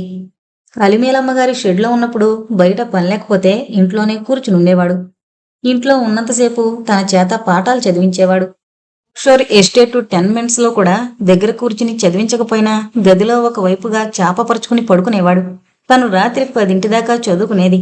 చుట్టూ కేకలు శబ్దాలవుతున్నా బావ పట్టనట్లు కళ్ళు మూసుకుని పడుకునేవాడు. తను పుస్తకం మూసినా ఇటు అటు కదిలినా కళ్ళు తెరిచి చూసేవాడు. తెల్లవారగట్ల పరీక్షల ముందు కూడా అలా చాప మీద పడుకునేవాడు. మధ్య మధ్య కళ్ళు తెరిచి చూస్తూ ఇప్పుడు ఎందుకిలా తప్పుకుంటున్నాడు? చదువు కావాలని, పెద్ద ఉద్యోగం చేసి హాయిగా మంచి ఇంట్లో ఉండాలని కన్న కలలు నిజమయ్యేటప్పటికీ ఇంత అసంతృప్తిగా ఉందే. ఆలోచనల్లోంచి తలెత్తింది. డోర్ బెల్ నొక్కిన శబ్దంతో రాముడు లేచి ముందు తలుపు తెరిచాడు. గుమ్మంలో మోహన్ రావు. ఈరోజు అతనొక్కడే వచ్చాడు. బాలకృష్ణ వెంట రాలేదు. రండి రండి అంది మహి. ఇక అండీగిండి లేవు. మా అత్త కూతురు కాబట్టి నిన్ను అని పిలిచే స్వతంత్రం నాకుంది. నువ్వు కూడా నన్ను బావా అని పిలచ్చు అన్నాడు ఉత్సాహంగా మోహన్ రావు. మహేశ్వరి క్షణకాలం ఉక్కిరిబిక్కిరైంది. కాస్త తడబడింది. ఈయన మోహన్ రావు గారు, ఎల్ఐసిలో డెవలప్మెంట్ ఆఫీసర్. అమ్మకి అన్నగారి కొడుకని అంటున్నారు. మా బావ అంది మహేశ్వరి రాముణ్ణి పరిచయం చేస్తూ. యువకులిద్దరూ ఒకరినొకరు అంచనా కట్టుకుంటున్నట్లు సూటిగా చూశారు. వాళ్ల కళ్లల్లో ప్రత్యర్థులమన్న భావం స్పష్టంగా కనిపించినా మహేశ్వరి అది గ్రహించుకోలేదు. ఉండండి, మా అత్తను పిలుస్తాను అంటూ లోపలికి పరిగెత్తింది. కన్నీళ్లని ఆపుకోవడానికే అలా చేసింది. ఈ యువకుని చూస్తే తనకి కన్నీళ్లు ఎందుకొస్తున్నాయి? బహుశా అమ్మ జ్ఞాపకం వస్తోందా? అందరూ ఉండి అనాథగా పెరిగిన తన బాల్యం గుర్తుకొస్తోందా? లోపల నుంచి బంగారం వచ్చింది. అత్త, మొన్న ఉత్తరం వచ్చిందని చెప్పానే, ఈయన దగ్గర నుంచే అని పరిచయం చేసింది. చాలా సంతోషంగా ఉంది బాబు. ఎంతైనా రక్త సంబంధం, ప్రేమలు ఆప్యాయతలు ఎక్కడికి పోతాయి? ఇప్పటికీ మా నారాయణ్ణి తలుచుకుంటే ఏడుపు వస్తుంది. ఉన్న ఒక్క తోడబుట్టినవాడు పోయాడు. బంగారమ్మ కళ్ళు తుడుచుకుంటోంది. వర్క్ చేస్తున్నారా అడిగాడు మోహన్ రావు. లేదు, ప్రైవేటు టాక్సీ నడుపుతున్నాను అని రాముడి జవాబు. మహి మనసు 5 ఏళ్లు వెనక్కి పోయింది. ఆ రోజు సావిత్రి తండ్రి బావ కండక్టర్ అనగానే నిశ్శబ్దంగా అయిపోయాడు. బహుశా ఈ మోహన్ రావు కూడా అలా మాట్లాడకుండా ఉండిపోతాడా? అన్ఎంప్లాయ్మెంట్ గ్రాడ్యుయేట్ స్కీమ్లో తీసుకున్నారా? నా ఫ్రెండ్స్ ఇద్దరికి అలానే వచ్చింది. నేను గ్రాడ్యుయేట్ని కాదు. మహేశ్వరి చెప్పలేదా? నేనేం చదువుకోలేదు. టాక్సీ డ్రైవర్గానే జీవితం ఆరంభించాను అన్నాడు రాముడు సవాల్ చేస్తున్నట్లు. క్షణకాలం నిశ్శబ్దం. మోహన్ రావు మాటలకి తడుపుకున్నట్లాగి మళ్లీ సర్దుకుని, మీకున్న స్వాతంత్రం మాకుండదు. ఎంత బిజినెస్ చేసినా ఇంకా కొత్త పాలసీలు పట్టుకురా అంటూ గునుస్తూ ఉంటారు. ఒక రకంగా చూస్తే ఈ రోజుల్లో స్వంత బిజినెస్ పెట్టుకుంటే ఉన్నంత సుఖం ఉద్యోగాల్లో లేదు అన్నాడు మోహన్ రావు. రాముడు రిలాక్స్ అయినట్లు కూర్చున్నాడు కేన్ కుర్చీలో. ఆ రోజున మీరింట్లో లేరు. మహేశ్వరిని చూసి ఎక్కడో చూశానంటే అంతా నవ్వారు. తను కూడా నవ్వింది. ఇప్పుడు చెప్పు, నా ఇన్స్టింక్ట్ కరెక్టేనా అడిగాడు మోహన్ రావు. అసలు ఎలా కనుక్కున్నారు అడిగింది మహి. ఈ విషయం జరిగినప్పుడు మా నాన్న బెనారస్ లో చదువుతున్నాడట. పెదనాన్న తాతగారు ఉన్నారు. తర్వాత కొద్దిగా బయటకొచ్చింది. మీ నాన్నగారు అమ్మ ఎక్కడుందోనని వెతకలేదా? ఏమైందో తెలుసుకునేందుకు ప్రయత్నించలేదా? లేదట. మా తాతగారంటే అందరికీ సింహ స్వప్నం. భయపడ్డారట. మీ తాతగారు ఇంకా ఉన్నారా? లేదు. తాతగారు మా అమ్మ పోయి 20 ఏళ్ళయింది. తాతగారు పోయేటప్పటికి నాకు 7 ఏళ్ళు. ఆ తర్వాత కూడా మీరెవరూ అమ్మ ఎక్కడుందో కనుక్కోడానికి ప్రయత్నించలేదా అడిగింది మహేశ్వరి. లేదనుకుంటా. పిల్లల చదువులు ఎవరి గొడవల్లో వాళ్ళు పడున్నారు. మా పెదనాన్న ఇప్పటికీ తిరుపతిలోనే ఉన్నారు. మేం మటుకు నెల్లూరులో సెటిల్ అయ్యాం. ఎందుకని?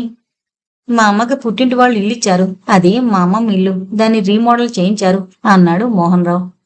మహి, నాకు కాస్త పనుంది అంటూ లేచాడు రాముడు. ఎక్కడికి అడిగింది ఆశ్చర్యంగా మహి. తొందరగా వచ్చేస్తాను. నేనొచ్చేదాకా మీరుంటారుగా అంటూ లేచాడు రాముడు. బావ కావాలనే వెళ్ళిపోతున్నట్లు మహికి బోధపడింది. ఎందుకిలా చేస్తున్నాడు? మోహన్ రావు రావడం, చుట్రికాలు తిరగేయడం ఇష్టం లేదా? తన వాళ్ళు అంటూ ఇన్నాళ్ళకి వెతుకునొస్తే భరించలేకుండా ఉన్నాడా? నీ సంగతి చెప్పినప్పుడు నాన్నగారికి నోట్లోంచి మాట రాలేదనుకో. అసలు నువ్వు పుట్టినట్లు, నీలాంటి మరదలు పెరుగుతున్నట్లు తెలియకపోవడం ఆశ్చర్యంగా లేదు. అమ్మ పోయినట్లు మీకు తెలియబరిచారట కదా. ఆ విషయం నాన్న క్లియర్గా చెప్పలేదు.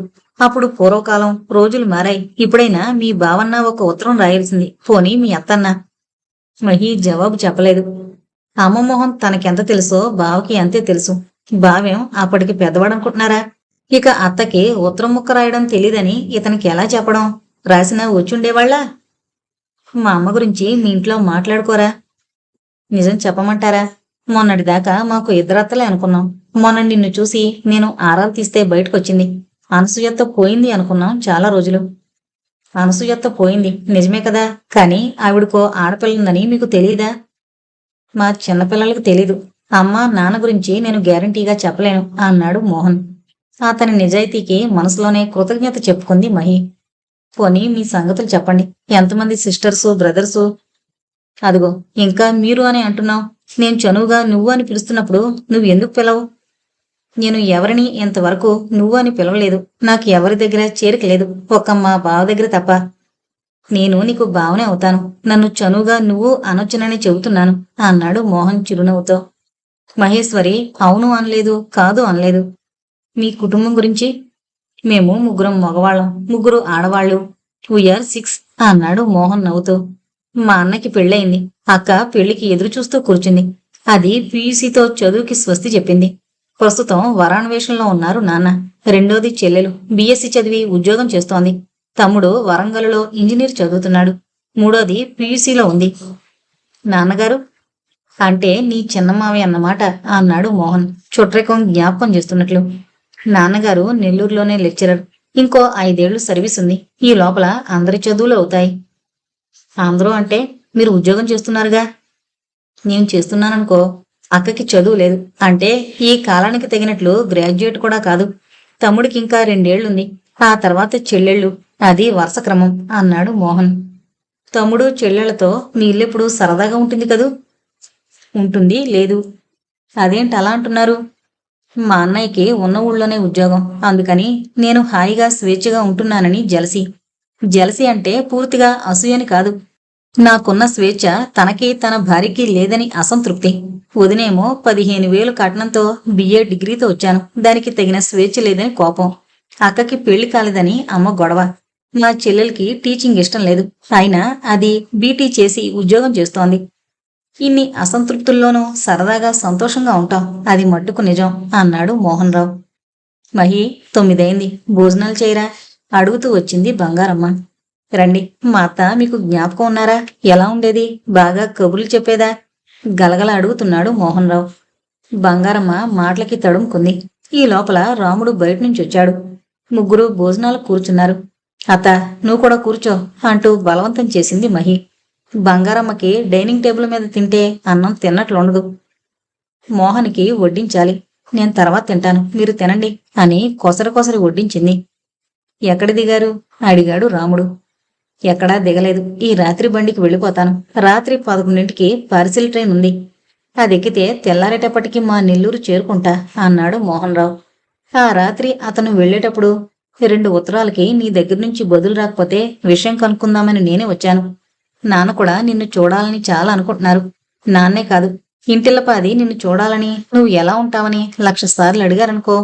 నువ్వు ఒకసారి నెల్లూరు రావాలి. ఇప్పుడు పడదు, తర్వాత చూద్దాం. నాన్నొచ్చి లాక్కొస్తారులే, అప్పుడు రాకేం చేస్తావు అన్నాడు మోహన్ రావు. వారం రోజులు గడిచాక మహేశ్వరి తన తల్లి రక్తం పంచుకు పుట్టిన వ్యక్తిని చూసింది.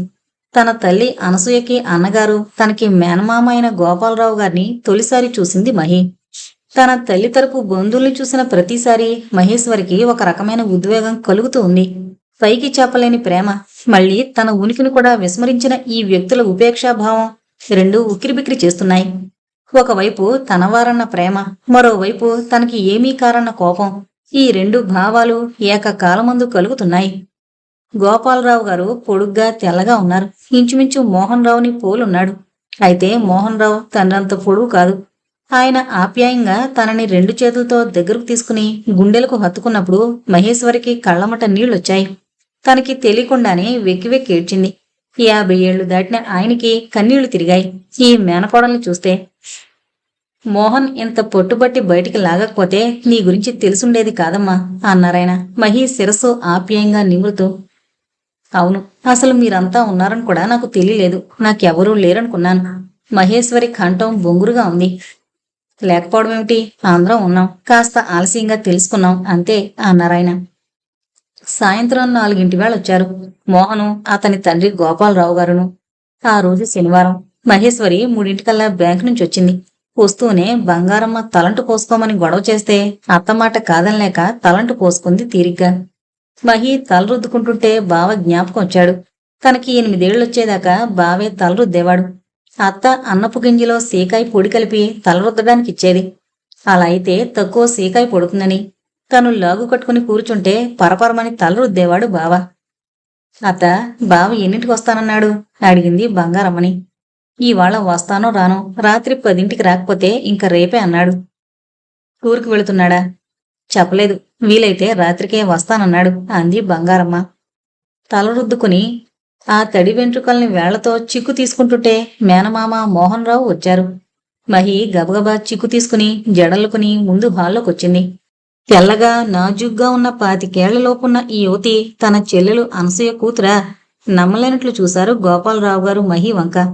మహి నడకలో, నిల్చున్న విధానంలో ఆయనకి చిన్న చెల్లెలు 25 ఏళ్ల నాటి అనసూయ జ్ఞాపకం వచ్చింది. మహి కూర్చుని నవ్వినప్పుడు, చెంప కింద చెయ్యానించి మాట్లాడినప్పుడు తన 2వ కూతురు ప్రభ జ్ఞాపకం వచ్చింది. రక్తబాంధవ్యమంటే ఇదే కాబోలు. ఈ సృష్టి ఎంత విచిత్రమైంది. ఎప్పుడూ కంటితో కూడా చూడని ఈ యువతిలో తన కూతురు పోలికలు. రామ్మా, ఇలా పక్కన కూర్చో అంటూ పిలిచి సోఫాలో సరసన కూర్చోబెట్టుకున్నారు. చాలాసేపు మాటలు రానట్లు కూర్చుండిపోయారు. మహి భుజం మీద ఆయన చెయ్యి అలా బొజ్జగిస్తున్నట్లు ఉండిపోయింది. పిన్నిగారు, కాఫీ అన్నాడు మోహన్ చనువుతో. బంగారమ్మ ట్రేలో కాఫీ కప్పులు పెట్టుకొచ్చిచ్చింది ముగ్గురికి. అత్త, నువ్వు ఇక్కడికే తెచ్చుకో, మా అత్త అంది మహి పరిచయం చేస్తూ. బంగారమ్మ భయభక్తులతో నమస్కారం పెట్టి లోపలికి వెళ్ళిపోయింది. కొద్దిగా కాలు ఇడుస్తూ తెల్లని బట్టలు కట్టుకున్న ఆ రుద్దురాల్ని, బంగారు తీగలా ఉన్న ఈ నవయువతిని తేరిపారా చూశారు గోపాలరావు గారు. బాగా చదువుకున్నావట, మీ అమ్మ బతుకుంటే ఎంత సంతోషించేదో అన్నారాయన. ఆ ఆలోచన తనకెప్పుడూ రాలేదు అనుకుంది మహేశ్వరి. మేమెవ్వళ్ళం నీ గురించి పట్టించుకోకపోయినా చదువుకుని ప్రయోజకురాలివయ్యావు. చాలా సంతోషంగా ఉంది, గర్వంగా కూడా ఉంది. నా మేనకోడలు ఇంత పెద్ద ఆఫీసర్ అని తలుచుకుంటే అన్నారాయన. నా గురించి మీకెవరికీ తెలీదా? ఆయన జవాబు చెప్పలేదు. విననట్లు ఊరుకున్నారు.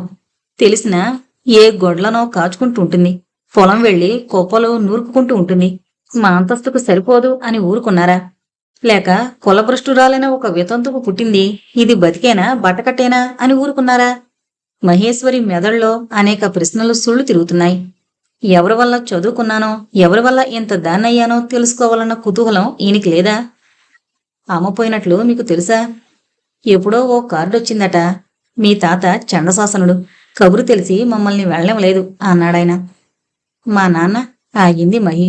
అతని ముఖం ప్రసన్నంగా లేదు, కొంచెం రంగు మారింది. ఈయనకి నా తండ్రి మీద సానుభూతి లేదు అనుకుంది మహేశ్వరి. నిన్ను నెల్లూరు తీసుకొస్తానని చెప్పాను, నిన్ను వెంటబెట్టుకుని వస్తానని మన వాళ్లంతా ఎదురు చూస్తూ ఉంటారు అన్నాడాయన. మహి జవాబివ్వలేదు. మీ అత్తయ్య వెళ్ళనివరా?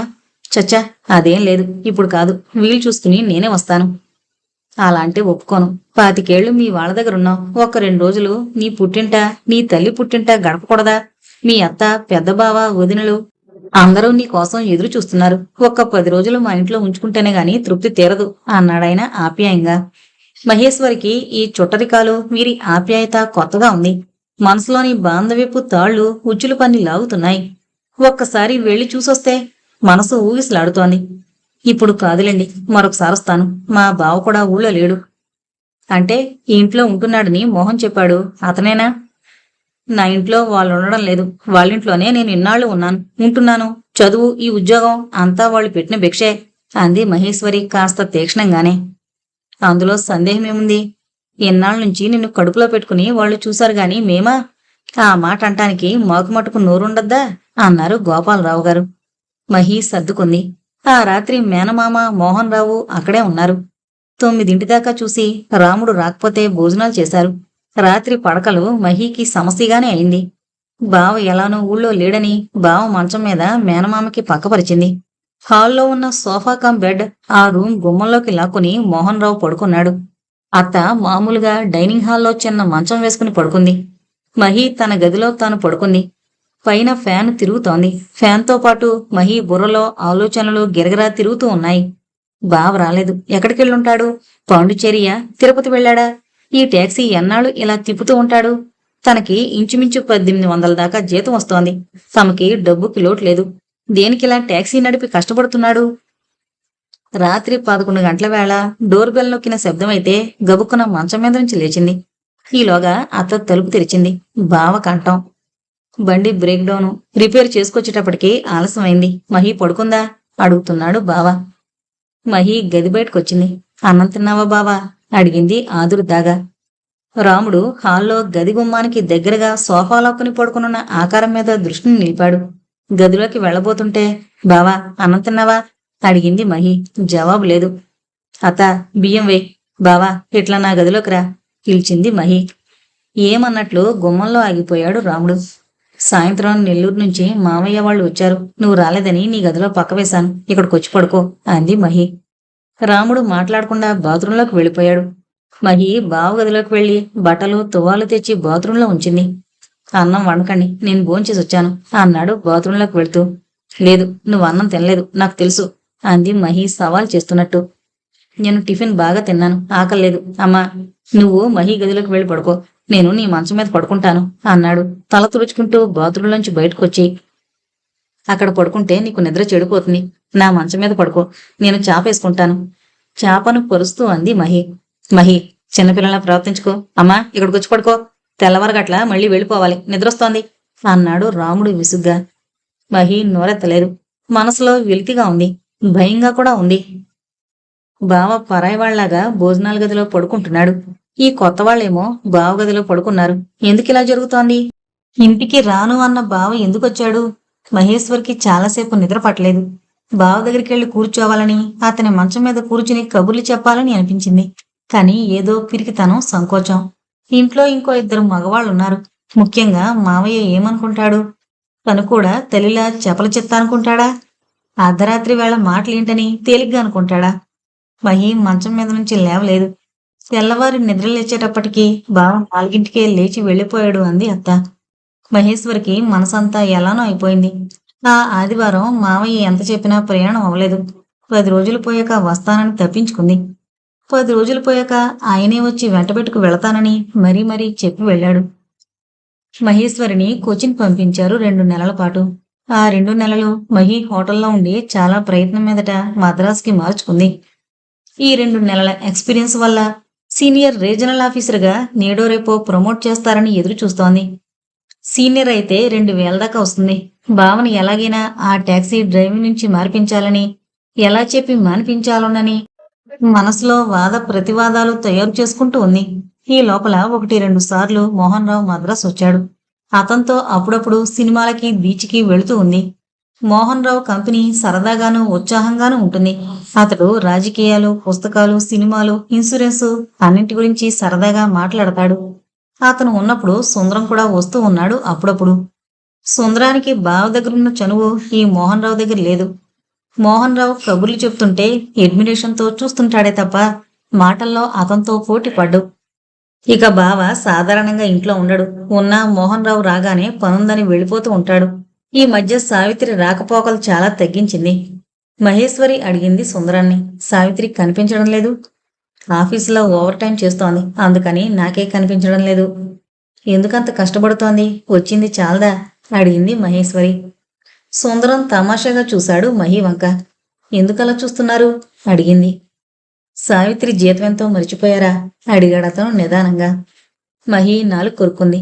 సావిత్రికి 410 ఇస్తున్నారు. తల్లి తను బ్రతకాలి, ఎలా చాలుతుంది? ఐఎమ్ సారీ, నేనిలా అన్నట్లు సావిత్రితో అనకండి అంది మహి క్షమార్పణ అడుగుతున్నట్లు. మీ సంగతి నాకు తెలీదా? మరొకళ్ళు అడిగితే కోపం వచ్చుండేది. ఇంతకీ మీ నెల్లూరు ప్రయాణం ఎప్పుడు? మీ దాకా వచ్చిందా? మీ కొత్త బావగారు మీ అత్తని చెప్పమంటున్నారు. మీ వాళ్ళంతా మిమ్మల్ని చూడాలనుకుంటున్నారట. ఒకసారి వెళ్ళిరండి సలహా ఇచ్చాడు సుందరం. బావని అడిగింది మహి. నెల్లూరు వెళదాం మనిద్దరం కలిసి అని. నేను రాను, నువ్వు ఒకసారి వెళ్ళిరా, వాళ్ళన్నిసార్లు పిలుస్తున్నారు. నాకొక్కదాన్ని వెళ్లాలంటే ఎలాగో ఉంది. అరే, కొచ్చిను హైదరాబాద్ వెళ్ళావు, అప్పుడు ఎవరొచ్చారు సాయం? వెళ్ళిరా ఒకసారి అన్నాడు రాముడు గద్దిస్తున్నట్లు. అత్తను తీసుకువెళతాను. వద్దు. ఏం? వాళ్ళ ఆచారాలు అవి మనకి కుదరవు. మరి నాకు మట్టుకు ఇబ్బంది కాదా? నువ్వు వేరు, వాళ్ళ అమ్మాయివి, చదువుకున్నావు, ఎలా నడుచుకోవాలో నీకు తెలుసు. అమ్మ వెర్రిబాగుల్ది, వద్దు అన్నాడు బావ. దసరా పండగలకు వస్తేనే గాని వల్ల కాదని పట్టుబట్టారు గోపాలరావు గారు. ఆయన ముందుగానే రాశారు, ఈ పండక్కి పెదనాన్న పెద్దమ్మలు కూడా వస్తున్నారు, నిన్ను చూడ్డానికే వస్తున్నారు అని ఉత్తరం రాశారు. మహి ప్రయాణం ఒక తప్పలేదు. ఒకవైపు ఊరికి వెళ్లాలని, తన వాళ్ళందర్నీ చూడాలని కుతూహలంగా ఉంది, ఉత్సాహంగా కూడా ఉంది. మళ్ళీ ఎందుకు వెళ్ళాలి, వీళ్ళు నాకేమవుతారు అన్న ప్రశ్నలు వస్తున్నాయి. రాముడు స్టేషన్కి రాలేదు. అంత క్రితం ఆఫీసు పని మీద ఏ ఊరు వెళ్ళినా బావ స్టేషన్కి వచ్చేవాడు. రైలు కదిలేదాకా ఉండి జాగ్రత్తగా ఉండమని చెప్పి కనుమరుగయ్యేదాకా ప్లాట్ఫారం మీద నిల్చుని చూస్తూ ఉండేవాడు. ఈసారి బావ రాలేదు అనుకుంది మహి. చిరపరిచితమైన బావ ముఖం ప్లాట్ఫారం మీద కనిపించకపోతే మహికేదో వెల్తిగా ఉంది. నెల్లూరులో రైలు దిగి రిక్షాలో ఇంటికెళ్లారు. ఇల్లు విశాలంగా ఉంది. మద్రాసులలోగా వాష్ బేసిన్స్, అటాచ్డ్ బాత్రూమ్స్ లేకపోయినా శుభ్రంగా ఉంది, సౌకర్యంగా ఉంది. మందార, నందివర్ధన, గన్నేరు పువ్వులు కాంపౌండ్ వాల్ మీద నుంచి వీధిలోకి తొంగి చూస్తున్నాయి. దడదళ్లాడే గుండెలతో ఇంట్లోకి పాదం పెట్టింది మహి. మనసులో ఏదో వివసత్వం, శరీరంలో గగురుపాటు, వివరించి చెప్పుకోలేని ఉద్రేకం ఆవహించింది. చుట్టూ తన రక్త సంబంధీకులు, తన తల్లి రక్తం పంచుకు పుట్టిన ఏకోదరులు. వారి రక్తం తనలోనూ ప్రవహిస్తోంది. వీళ్ళకి తనకీ మధ్యన ఎన్నో తరాల బాంధవ్యం. తన శరీరంలో ప్రతి జీవకణము ఈ నిల్చున్న వారి జీవకణాలతో కలిసింది. ఇది ఎలా సాధ్యం? తను పుట్టాక ఈ మొహాలు ఇంత దాకా చూడలేదు. ఇవన్నీ కొత్త ముఖాలు, తొలిసారి చూస్తున్న ముఖాలు, కాని అవి కొత్తగా అనిపించడం లేదు, చిరపరిచితమైనవిగా అనిపిస్తుంది. అనసూయ అంటూ ఒక పెద్దావిడ గట్టిగా 2 చేతులతో మహిని కావులించుకుంది. మహి ఉలిక్కి పడింది. తను అనసూయ కాదు, తను మహేశ్వరి, అనసూయ కూతురు. అచ్చు మా అనసూయవే, నిన్ను చూస్తే దాన్ని చూసినట్లుంది అంటూ రెండో వైపు నుంచి మరో మధ్య వయస్కురాలు భుజాలు పట్టుకుంది. ఈ 2 స్త్రీలు తన పెద్ద తల్లులు, తన తల్లికి అక్కలు. తర్వాత తెలుసుకుంది మహేశ్వరి. ఆ తర్వాత నల్లగా పొట్టిగా ఉన్న 60 ఏళ్ల పెద్దాయన మహేశ్వరిని 2 చేతులతో గుండెలకి హత్తుకున్నాడు. ఆయన తన పెద్ద మేనమామ, గోపాలరావు గారికి అన్నగారు, తన తల్లికి పెద్దన్నగారు. వీళ్ళందరి కలయికని విజయగర్వంతో చూస్తూ మధ్య మధ్య పేర్లతో వరుస వరుసన పరిచయం చేస్తున్నాడు మోహన్ రావు. ఎక్కడో కారడువుల మధ్య రాక్షసుని కబంధ హస్తాల్లో చిక్కుకొనున్న స్లీపింగ్ బ్యూటీని దీర్ఘ సుషుప్తి నుంచి మేల్కొలిపి తీసుకొచ్చిన రాజకుమారుల్లా గర్వంగా నిల్చునున్నాడు మోహన్ రావు. మహేశ్వరికి అతను పరిచయం చేస్తున్న మొహాలు, చుట్రికాలు, పేర్లు ఏమీ బుర్రకెక్కడం లేదు. ఇప్పటికీ తను అఫీషియల్గా ట్రైనింగ్ అని, రిఫ్రెషింగ్ అని, కొత్త సెక్షన్స్ అని ఎన్నోసార్లు కొత్త మొహాల్ని పరిచయం చేసుకుంది. ప్రతిసారి 5-6 కొత్త మొహాల్ని పరిచయం చేస్తూ ఉండేవారు. వారి పేర్లు, ఉద్యోగం జాగ్రత్తగా జ్ఞాపకం పెట్టుకునేది. కానీ ఇప్పుడు వీరంతా అలుక్కుపోయినట్లు కనిపిస్తున్నారు. ఈ బాంధవ్యాలు, పేర్లు మనసులో నిలకడగా నిలిచిపోవడం లేదు. తనకి విపరీతమైన జ్ఞాపశక్తి ఉందని, ఒకసారి వింటే పేరు కూడా మరిచిపోదని బ్యాంకులో ప్రత్యేకమైన పేరుంది. ఇప్పుడు ఆ గ్రహణశక్తి ఏమైంది? లోపలికి పదండి. అందరూ ఒకసారి ఉక్కిరిబిక్కిరి చేస్తే ఎలా? గోపాలరావు గారు అందర్నీ మందలిస్తూ లోపలికి నడిచారు. ముందు హాల్లో ఆయన భార్య వంటింటి గుమ్మానికి ఆనుకొని నిల్చుంది. మీ అత్త అని చూపించారు. మహి నమస్కారం పెట్టింది. ఆవిడ నవ్వి, మేం పరాయివాళ్లం కాదు, నమస్కారాలు పెట్టక్కర్లేదు అంది. మహేశ్వరి నవ్వింది. ఆ అమ్మాయికి నీళ్లు పెట్టు, స్నానం చేశాక భోజనాలు చేస్తాం, త్వరగా కానివ్వండి, అప్పుడే 12 దాటుతోంది. తొందర పెట్టారు గోపాలరావు గారు. మహికి విడిగా గదిచ్చారు. భోజనం కూడా విడిగానే పెడతారా అన్న అనుమానం వచ్చింది. విడిగా గదన్న మాటే గాని పెత్తల్లులు ఇద్దరూ వెంట నీడలా ఉన్నారు. ఓసే అమ్మాయి, తల మీద పులిసిపోయినా మీ అమ్మకి నేనే తలంటేదాన్ని, పెద్దమ్మ అడుగుతోంది బాత్రూం తలుపు దగ్గర నిల్చుని. వద్దు, ఇంటి దగ్గర తలంటు పోసుకుని వచ్చాను అంది మహి మొహమాటంగా. ఇంతమంది కళ్ళు తనని ప్రేమతో, అభిమానంతో చుట్టబెడుతుంటే మహికి కొత్తగా ఉంది. భోజనాలు అందరికీ కలిపే వడ్డించారు. నేల మీద స్టీలు పళ్ళాలు పెట్టి పీటలు వేశారు. మహికి ఒకవైపు పెద్ద మేనమామ, మరోవైపు పెద్ద పెద్దమ్మ కూర్చున్నారు. పిల్ల జల్ల అంతా కలిసి 15 మంది దాకా బారుగా కూర్చున్నారు. గోపాలరావు గారి భార్య, ఆయన కోడలు వడ్డించారు. ఈ భోజనం, ఈ వడ్డన చూస్తుంటే మహికి సావిత్రిలు జ్ఞాపకం వచ్చింది. మొదటిసారి తాను పరాయింట్లో ఈ రకం భోంచేసింది. ఇది రెండోసారి. వీళ్ళు పరాయివాళ్లు కాదు, తనవాళ్లు, తన స్వంత వాళ్ళు, తన ఆత్మీయులు. ఆనాడు ఈ మాత్రం పిలిచి మర్యాద చేసినందుకు తను ఎంతో ఆనందపడింది.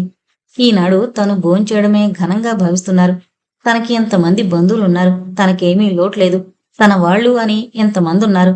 కానీ ఏదో వెలితిగా ఉంది. ఈ వ్యక్తుల ప్రేమ, ఆదరణ, ఆప్యాయత తనకి తృప్తినివ్వడం లేదు. ఏదో లోటు. తను ప్రేక్షకురాలుగా చూడగలుగుతుందే తప్ప వీరిలో ఒక్కతిని అని అనుకోలేకపోతోంది. భోజనాలయ్యాక ఆ అమ్మాయిని కాసేపు పడుకోనివ్వండి, మీరంతా ఉక్కిరిబిక్కిరి చేయకండి అంటూ గోపాలరావు గారు ఆజ్ఞ జారీ చేశారు. మహి మంచం మీద పడుకుంది, కళ్ళు మూసుకుంది. ఈ కనిపించిన వాళ్లలో తన తల్లి ఎవరిలా ఉంటుంది? తనలో తల్లి పోలికలు ఉన్నాయంటున్నారు. అంటే అమ్మ తన మాదిరిగా ఉండేదా? తెల్లగా నిరిసిన జుట్టుతో ఉన్న పెద్దంలా ఉండేదా? మామయ్య రెండో కూతురు ప్రభ అచ్చు తనలాగా ఉందన్నారు. నిజంగా ప్రభ తనలా ఉంటుందా? అసలు తను ఎలా ఉంటుంది? పౌడర్ రాసుకోవడం, బొట్టు పెట్టుకోవడం తప్పించి తను ఎలా ఉంటుంది, తన మొహం ఎలా ఉంటుంది అన్న ఆలోచనలు ఎంతవరకు రాలేదు. తన ముఖం తనలాగానే ఉంటుంది. ఇంకెలా ఉంటుంది? ప్రభ ముఖం తన ముఖంలా ఉంటుందా? తను నవ్వితే ప్రభ నవ్వినట్లుంటుందా? ఈసారి నవ్వుతూ అద్దంలో చూసుకోవాలి. అద్దంలో చూసుకుని నవ్వితే అది సహజంగా ఉండదు, నటించినట్లుగా ఉంటుందే. పడుకున్నావటే అమ్మాయి? చిన్న పెద్దమ్మ వచ్చింది. ఆవిడ వెనక పెద్దావిడ కూడా వచ్చారు. లేదు అంటూ కూర్చుంది మహి. పడుకో పడుకో, ఉండబట్లేకొచ్చాం. ఎన్నాళ్ళకి కంటికి కనిపించావు, ఒక్క నిమిషం వదలాలన్నా భయంగా ఉంది. దేనికి? నవ్వుతూ అడిగింది మహి. మాకు దూరం అయిపోతావేమో, మళ్ళీ కనిపించవేమో అని అందావిడ. పెద్దమ్మ పిలిచింది మహి. అలా పిలుస్తుంటే కొత్తగా ఉంది, గొంతులో ఏదో అడ్డుకున్నట్లుంది. ఏంటే తల్లి, అమ్మ ఫోటో మీ దగ్గరుందా అడిగింది నెమ్మదిగా. లేదు తల్లి, పాపిష్టి వాళ్ళం, ఒక్క ఫోటో కూడా ఉంచలేదు. మీ తాతయ్య అన్నీ తగలబెట్టేదాకా ఊరుకోలేదు. పోనీ మీ ఇంట్లో? ఆ మధ్య వర్షాలకన్నీ చెదలు పట్టిపోయాయి అంది పెద్దావిడ తన్నులు తలుచుకుంటూ. చిన్న పెద్దమ్మ నీ దగ్గర అడిగింది మహి. అసలు నాకు ఫోటోలు ఇవ్వలేదు. మాదో పెద్ద సముద్రం వంటి సంసారం. ఆ ఇంట్లో నాది అన్నది ఏమీ లేదు. ఇప్పుడిప్పుడే మాకు అని మా సంసారం ఏర్పడింది అంటూ నిట్టూర్చి తన కుటుంబపు గొడవలు మొదలుపెట్టింది. తన తల్లి ఫోటో ఇద్దరి దగ్గర లేదు. తన తల్లి ఎలా ఉంటుందో ఫోటోలనైనా చూద్దామని చాలా ఆశపడింది. బాగా చదువుకున్నావట, పెద్ద ఉద్యోగం చేస్తున్నావట అడిగింది అందులో పెద్దావిడ. మహి నవ్వింది. పోనీ ఎక్కడో ఒక చోట సుఖంగా ఉన్నావు, వాళ్ళు నిన్ను బాగా చూస్తారా అడిగింది నెమ్మదిగా. ఎవరు? మీ అత్త బావ. మహీకి నిజంగా నవ్వొచ్చింది.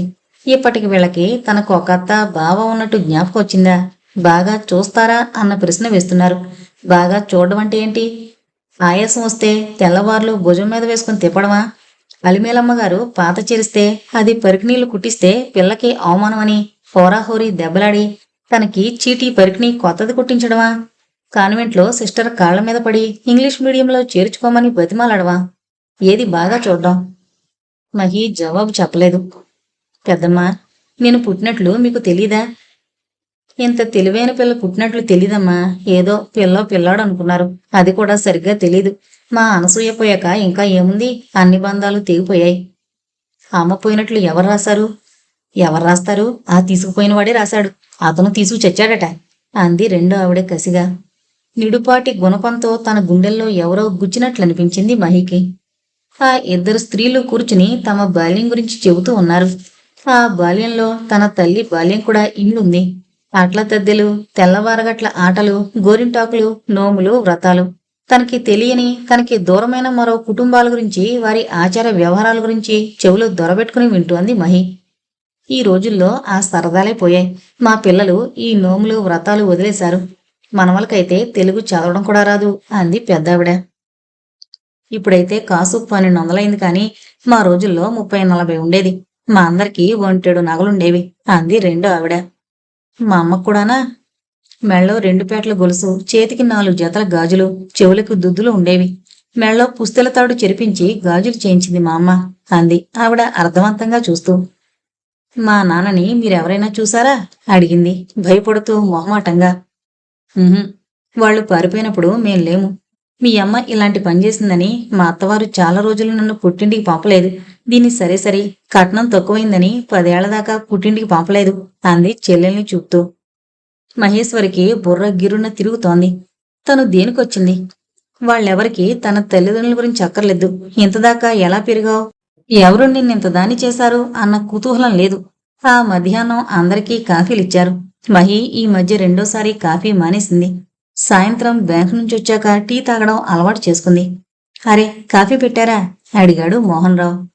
ఏం? మహేశ్వరి కాఫీ తాగదు. వాళ్ళింట్లో మధ్యాహ్నం టీ తాగుతారు. పర్వాలేదు, నాకు అలాంటివి ఏమీ లేవు అంది మొహమాటంగా. నువ్వు ఐఏఎస్కి కూర్చుంటావటగా అడిగాడు పెద్ద మావయ్య. అంత సీరియస్గా అనుకోవడం లేదు. ఏం? ఉద్యోగం బాగానే ఉంది, ఇంకా దేనికని?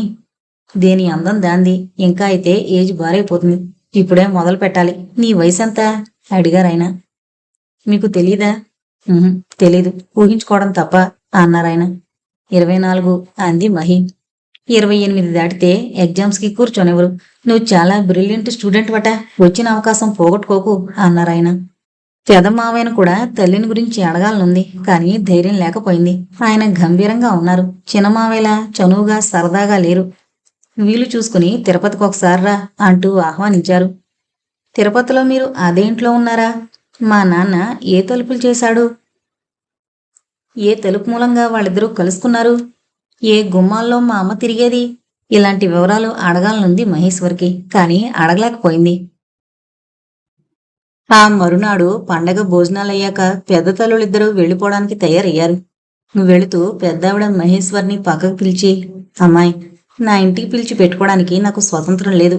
నా కోడలి చెప్పు చేతుల్లో ఉండాల్సిందాన్ని. ఈ డబ్బు పెట్టి ఓ చీర కొనుక్కో అంటూ 50 రూపాయలు చేతిలో పెట్టింది. వద్దు పెద్దమ్మా, నాకు ఇవన్నీ ఇష్టం లేదు. చాలా చీరలున్నాయి అంది మహి చెయ్యి వెనక్కి తీసుకుంటూ. ఇన్నాళ్లకు కనిపించావు. ఈ చుట్టరికం గట్టిపడాలి. మోహన్ని చేసుకున్నావంటే మళ్ళీ మా అనసూయ నట్టింట తిరుగుతోందని సంతోషపడతాం అన్నావిడ 50 రూపాయల నోటు బలవంతాన మహి చేతుల్లో మళ్లీ కుక్కుతూ. మహి నిర్ఘాంతపోయింది. ఏం మాట్లాడాలో, ఎలా బదులు చెప్పాలో కూడా తట్టనంత నిశ్చేష్టురాలైంది. మా ఊరు ఒక్కసారి వచ్చి వెళ్ళవే, మీ పెదనాన్నగారు సంతోషిస్తారు. ఆయనకి చదువుకున్న పిల్లలంటే మహా సరదా అంటూ ఒక 20 రూపాయలు చేతిలో పెట్టింది రెండో ఆవిడ. ఈ డబ్బు ఏం చేసుకోవాలి? ఇలా ఎవరు తనకి డబ్బిచ్చిన జ్ఞాపకం లేదు. కాలేజీలో చదువుకున్నప్పుడు చేతిలో డబ్బుంటే బావ వారానికి ఒకేసారి పర్సులో డబ్బు పెట్టేవాడు బస్ ఛార్జీలకని. లేకపోతే ఏ రోజుకా రోజు 1-2 రూపాయలు ఇచ్చేవాడు. ఇలా చీర కొనుక్కో అంటూ డబ్బివ్వడం మర్యాద కాబోలు. పుచ్చుకోవాలా వద్దా? ఎవరిని అడగాలి? ఇంట్లో అయితే బావని అడిగేది. ఇక్కడ ఎవరు సలహా చెబుతారు? పుచ్చుకోకపోతే ఆ పెద్దావిడ కష్టపెట్టుకుంటుందేమో. మహి అయిష్టంగానే ఆ డబ్బు తీసుకుంది. ఇద్దరు పెద్దమ్మలు మరోసారి మహిని కావులించుకుని కళనీళ్లు పెట్టుకుని ప్రయాణమై వెళ్లిపోయారు. ఆ రాత్రి పెదమామి కూడా వెళ్లిపోయాడు. ఆ మరనాడు ఇంట్లో ఉన్న పిల్లలతో మాట్లాడే అవకాశం దొరికింది మహికి. గోపాలరావు గారి పెద్ద కూతురు అదో రకంగా ముభావంగా ఉంది. ఆ అమ్మాయికి పెళ్లి కాలేదని బెంగో, చదువుకోలేదని చిన్నతనమో తెలియదు కాని మహితో చనువుగా మాట్లాడలేదు. దూరం నుంచే చూస్తూ ఉండేది. రెండోది ప్రభ గలగలా మాట్లాడుతుంది. వదినా వదినా అంటూ ఆగకుండా కబుర్లు. ఈ స్కూల్ టీచర్ ఉద్యోగం బోరుగా ఉంది. నేను కూడా నీకు మళ్ళీ బ్యాంక్ జాబ్లో చేరతాను అంది ప్రభ. చేరు అంది మహి నవ్వుతూ. టెస్టు చాలా కష్టమంట. కష్టపడి చదివితే సరే బాగా చెయ్యొచ్చు అంది మహేశ్వరి. వదినా సినిమాకెళదామా అడిగింది ప్రభ. నాకంత ఇంట్రెస్ట్ లేదు. మరి నీ టైం ఎలా స్పెండ్ చేస్తావు? ఆఫీస్ నుంచి వచ్చేటప్పటికి 6, 7 కూడా అవుతుంది. అమ్మో అంతసేపే? ప్రొబిషన్ పీరియడ్లో అంతే. తర్వాత ఇంటికొస్తాను. ఇంట్లో బావుంటే కబుర్లు చెప్పుకుంటాం, లేకపోతే చదువుకుంటా. మీ బావంటే? బావే, మా అత్త కొడుకు. ఏం చేస్తుంటారు? ప్రైవేటుగా ట్యాక్సీ నడుపుతాడు అంది మహేష్ సూటిగా. ప్రభ మాట్లాడేందుకు మాటలేనట్టు క్షణం ఆగి, వదినా ఆల్బం చూస్తావా? ఇందులో పెదనాన్న వాళ్ళ కుటుంబాలు, నువ్వు చూడని మన కుటుంబంలోని మిగతా అందరి ఫోటోలు ఉన్నాయి. చూస్తావా అడిగింది. మహి మనసులో మళ్లీ ఆశ చిగురించింది. ఇందులో తన తల్లి ఫోటో ఉంటుందా? ఒక్క ఫోటో అన్నా ఉంటే తను అడిగి తీసుకువెళుతుంది. ప్రభ ఆల్బంలోని ఫోటోలు చూపించడం మొదలుపెట్టింది. తాతగారు, మా అమ్మ షష్ఠి పూర్తికి తీయించిన ఫోటోలు. ఇది పెద్దత్త వాళ్ళ కుటుంబం. వాళ్ళు చిన్నత్త వాళ్ళ పిల్లలు. అన్నయ్య వదిన పెళ్లి ఫోటో. చిన్నన్న క్యాన్వకేషన్ నాటి ఫోటో. ఇది నా క్యాన్వకేషన్ నాటి ఫోటో. అమ్మ నాన్న పెద్దన్నయ్యని పెళ్లి కొడుకుని చేస్తున్న ఫోటో. చెప్పుకుపోతోంది ప్రభ. మహి ఒక్కొక్క ఫోటోని చూస్తోంది. ఆ ఫోటోల్లో అపరిచితులు, 2 రోజులుగా పరిచయమైన కొన్ని ముఖాలు, గోపాలరావు గారు, మోహన్ రావు, ఇలా అందరి ముఖాలు కనిపిస్తున్నాయి. తను వెతుకుతున్న తల్లి ఫోటో ఎక్కడా లేదు. ఆల్బంలో ఒక పేజీ తిప్పి చిరపరిచితమైన ఆ ముఖం చూస్తూ ఆగిపోయింది మహి. ఈ ఫోటో ఇక్కడికి ఎలా వచ్చింది? వరికిని ఓణి వేసుకుని తనకి చిరపరిచితమైన ముఖం. అరే, ఈ ఫోటో ఇక్కడికి ఎలా వచ్చింది? వీళ్ళకి ఈ ఫోటోలోని అమ్మాయికి ఎటువంటి సంబంధం? ఈ అమ్మాయి ఎవరు అడిగింది మహి ఆశ్చర్యంగా. సావిత్రి. అంటే నీ స్నేహితురాలా? నాకు స్నేహితురాలు. మా అమ్మకి తమ్ముడు కూతురు. నీకు మళ్ళనే వదినవుతుంది. సావిత్రి నీకు తెలుసా అడిగింది ప్రభ. తెలుసు అంది మహి. తను భలే సరదాగా ఉంటుంది. పాపం మామయ్య పోయాక చాలా చితికిపోయారు. చదువు ఆపేసి ఉద్యోగం చేస్తుందట. అంటే మీకెవరికీ తెలీదా? మా మామయ్య పోయాక రాకపోకలు తగ్గిపోయాయి. అంత క్రితం సెలవులైతే సరి. తనన్నా వచ్చేది, నేనన్నా వెళ్లేదాన్ని అంది ప్రభ. మహేశ్వరికి ఇంకా అడగాలనుంది. సావిత్రి గురించి చాలా అడగాలనుంది. కానీ ప్రభ ఆల్బంలోని పేజీలు తిప్పి ఆ ఫోటోలో వాళ్ళని పేరు పేరునా చెబుతోంది. చిన్నపిల్లలకు బొమ్మల పుస్తకం చూపించినట్లు. వాళ్ళు ఆల్బం చూస్తూ ఉండగానే మోహన్ రావు కూడా అక్కడికొచ్చాడు. అన్నాయ్, వదినకు సావిత్రి వదిన తెలుసట అంది ప్రభ. అట్లాగా, నాతో ఎప్పుడూ అనలేదే అన్నాడు మోహన్ రావు. అతను సావిత్రి గురించి ఎక్కువ కుతూహలం చూపుతున్నట్లు లేదు. మహేశ్వరి సినిమాకెళదామా అడిగాడు ఉత్సాహంగా. వదినకు సినిమాలు ఇష్టం లేదట. నేనిందాకే అడిగాను అంది ప్రభ. మా ఊళ్ళో బీచ్ లేదు, మౌంట్ రోడ్డు లేదు. సాయంత్రం సినిమాలు తప్ప వేరు కాలక్షేపం ఉండదు. నీకు తోచడం లేదేమోనని సజెస్ట్ చేశాను అన్నాడతను. ప్రభ కబుర్లలో మీకు తీసిపోదు. మీ ఇద్దరిలో ఎవరెక్కువ మాట్లాడుతున్నారో అని చూస్తున్నాను. మీ ఇంట్లో అందరినీ చూశాను, మీ తమ్ముని తప్ప. అతనిప్పుడు రాడా అడిగింది మహి. వాడు డిసెంబర్ సెలవులకొస్తాడు. ఈసారి నువ్వు పెద్ద క్యాంప్ వేయాలి.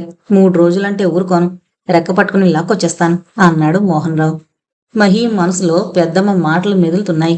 ఈ మోహన్ రావు తన పైన ఆశలు పెట్టుకుంటున్నాడా? ఆ విషయం ఆలోచించదలుచుకోలేదు. గోపాలరావు గారి పెద్ద కొడుకు, కోడలు వీళ్ళు ఆ ఇంట్లోనే ఉంటూనే ఉండనట్లు, ఎవరితో సంబంధం లేనట్లు ఉంటున్నారని మహి గ్రహించుకుంది. 2 పూట్ల భోజనాల వేళ తప్ప ఆ అమ్మాయి గదిలోంచి బయటకొచ్చేది కాదు. భోజనాల టైంలో అత్తగారితో పాటు నెయ్యి అది వడ్డించి భర్త పక్కన కూర్చుని భోంచేసి అన్నాలు తిన్నాక పళ్ళాలెత్తేసి గదిలోకి వెళ్ళిపోయేది. ఆవిడ బిఏ చదువుకుందని, స్వేచ్ఛ లేదని, ఆ భార్యాభర్తలకి అసంతృప్తి అని మోహన్ రావు చెప్పిన మాటలు జ్ఞాపకం వచ్చాయి మహికి. పక్క వీధిలో బొమ్మల కొలువు పేరంటమని ప్రభా వాళ్ళమ్మగారు వెళ్లారు. మహిని రమ్మన్నారు. మహేశ్వరి రానంది. తనకి ఈ పేరంటాలు ఆచారాలు తెలియవు. అక్కడికి వెళ్ళినప్పటి నుంచి అవతల వాళ్ల ప్రశ్నలు, వీళ్ళు తప్పిపోయిన తనని వెతికి తీసుకొచ్చినట్లు చెప్పే కబుర్లు వినడం మహికి విసుగ్గా ఉంది. తను రాబోతుంది అని ముందు తెలుసుకునో, వచ్చిందని వినో 4-5 దూరపు బంధువులట చూడ్డానికంటూ వచ్చారు. గదిలో ఉన్న తనని ప్రదర్శనలోని బొమ్మలా చూపించి ఉద్యోగం వగేరా చెబుతుంటే మొదట కాస్త గర్వంగా అనిపించినా 2-3 సార్లు అయ్యాక మహికి చికాగ్గా అనిపించింది. వాళ్ళందరూ ఇంట్లో లేనప్పుడు కోడలు పుట్టలోని పాములా గది బయటకొచ్చింది. ఒకరే ఉన్నట్లున్నారు, మా మరిదేడి అని అడుగుతూ. ఎవరు? మోహన్ రావు గారా? బయటికెళ్ళాడేమో అంది మహి. మీరు పేర్లు పెట్టి పిలుచుకుంటారా? మేమా? పేర్లా? తడబడింది మహి. అరే, అంత కంగారు పడతారే, నాకు తెలీదనుకున్నారా? ఏంటి? ఏం లేదు. ఈ వాళ్ళ కాకపోతే ఇక ముందైనా బయటికి రాకుండా ఉంటుందా?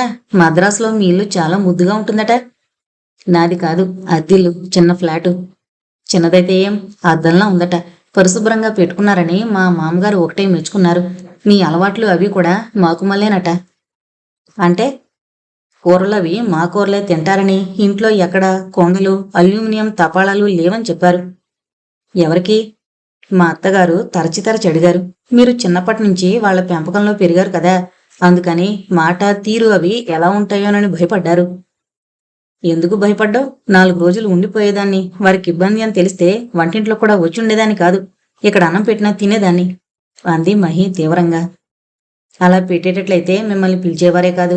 మా మరిది మీ గురించి పొగుడుతుంటే వీళ్ళంతా నమ్మలేదు. మీరు నమ్మారా? నాదే ఉంది, పెళ్లి చేసుకునేదాకానే ఇంటి కోడల్ని. అంచేత నా మాట మీద ఎవరికీ లక్ష్యం ఉండదు అంది ఆ అమ్మాయి కాస్త ఈర్షగా. మీరు ఐఏఎస్ చదువుతారటగా అడిగింది ఆ అమ్మాయే. ఎవరన్నారు? మా మరిది మీకు గొప్ప ఫ్యూచర్ ఉందని ఒకటే పొంగిపోతున్నాడు. నా ఫ్యూచర్కి మోహన్ రావు పొంగిపోవడానికి మధ్య సంబంధం ఏమిటో నాకు బోధపడడం లేదు. చుట్టం చూపుగా వచ్చాను, రేపు వెళ్ళిపోతున్నాను. మీ దృష్టిలో అంతే కావచ్చు, కానీ మా మరిదికి మీ మీద చాలా ఆశలున్నాయి అంది ఆ అమ్మాయి. మహి అనుకోకుండా పద్మవ్యూహంలో కడుగు పెట్టినట్లుగా ఇబ్బంది పడసాగింది. వీళ్లంతా తనని ఈ భావంతో ఇక్కడికి తీసుకొచ్చారా? మహేశ్వరి మోహన్ రావుతో ముభావంగా ఉండాలని నిశ్చయించుకుంది.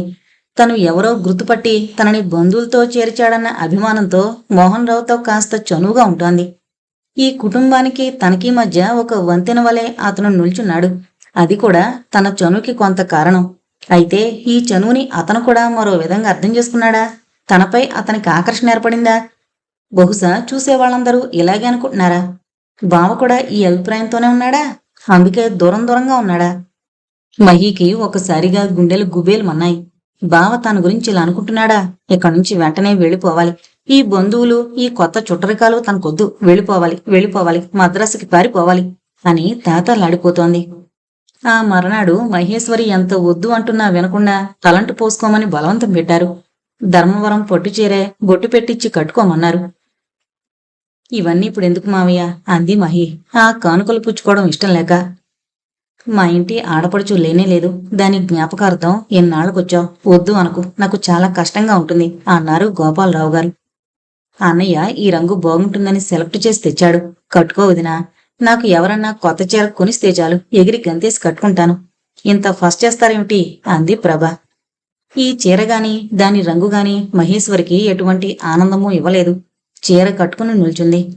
కుందనపు బొమ్మలా ఉన్నావు, మా ఇద్దరికీ నమస్కరించే. నీకిలాంటి మర్యాదలు తెలియవనుకుంటాను. మన కుటుంబాల్లో కొత్త చీర కట్టుకుంటే పెద్దవాళ్ళకి దండం పెట్టాలమ్మా అంది గోపాలరావు గారి భార్య.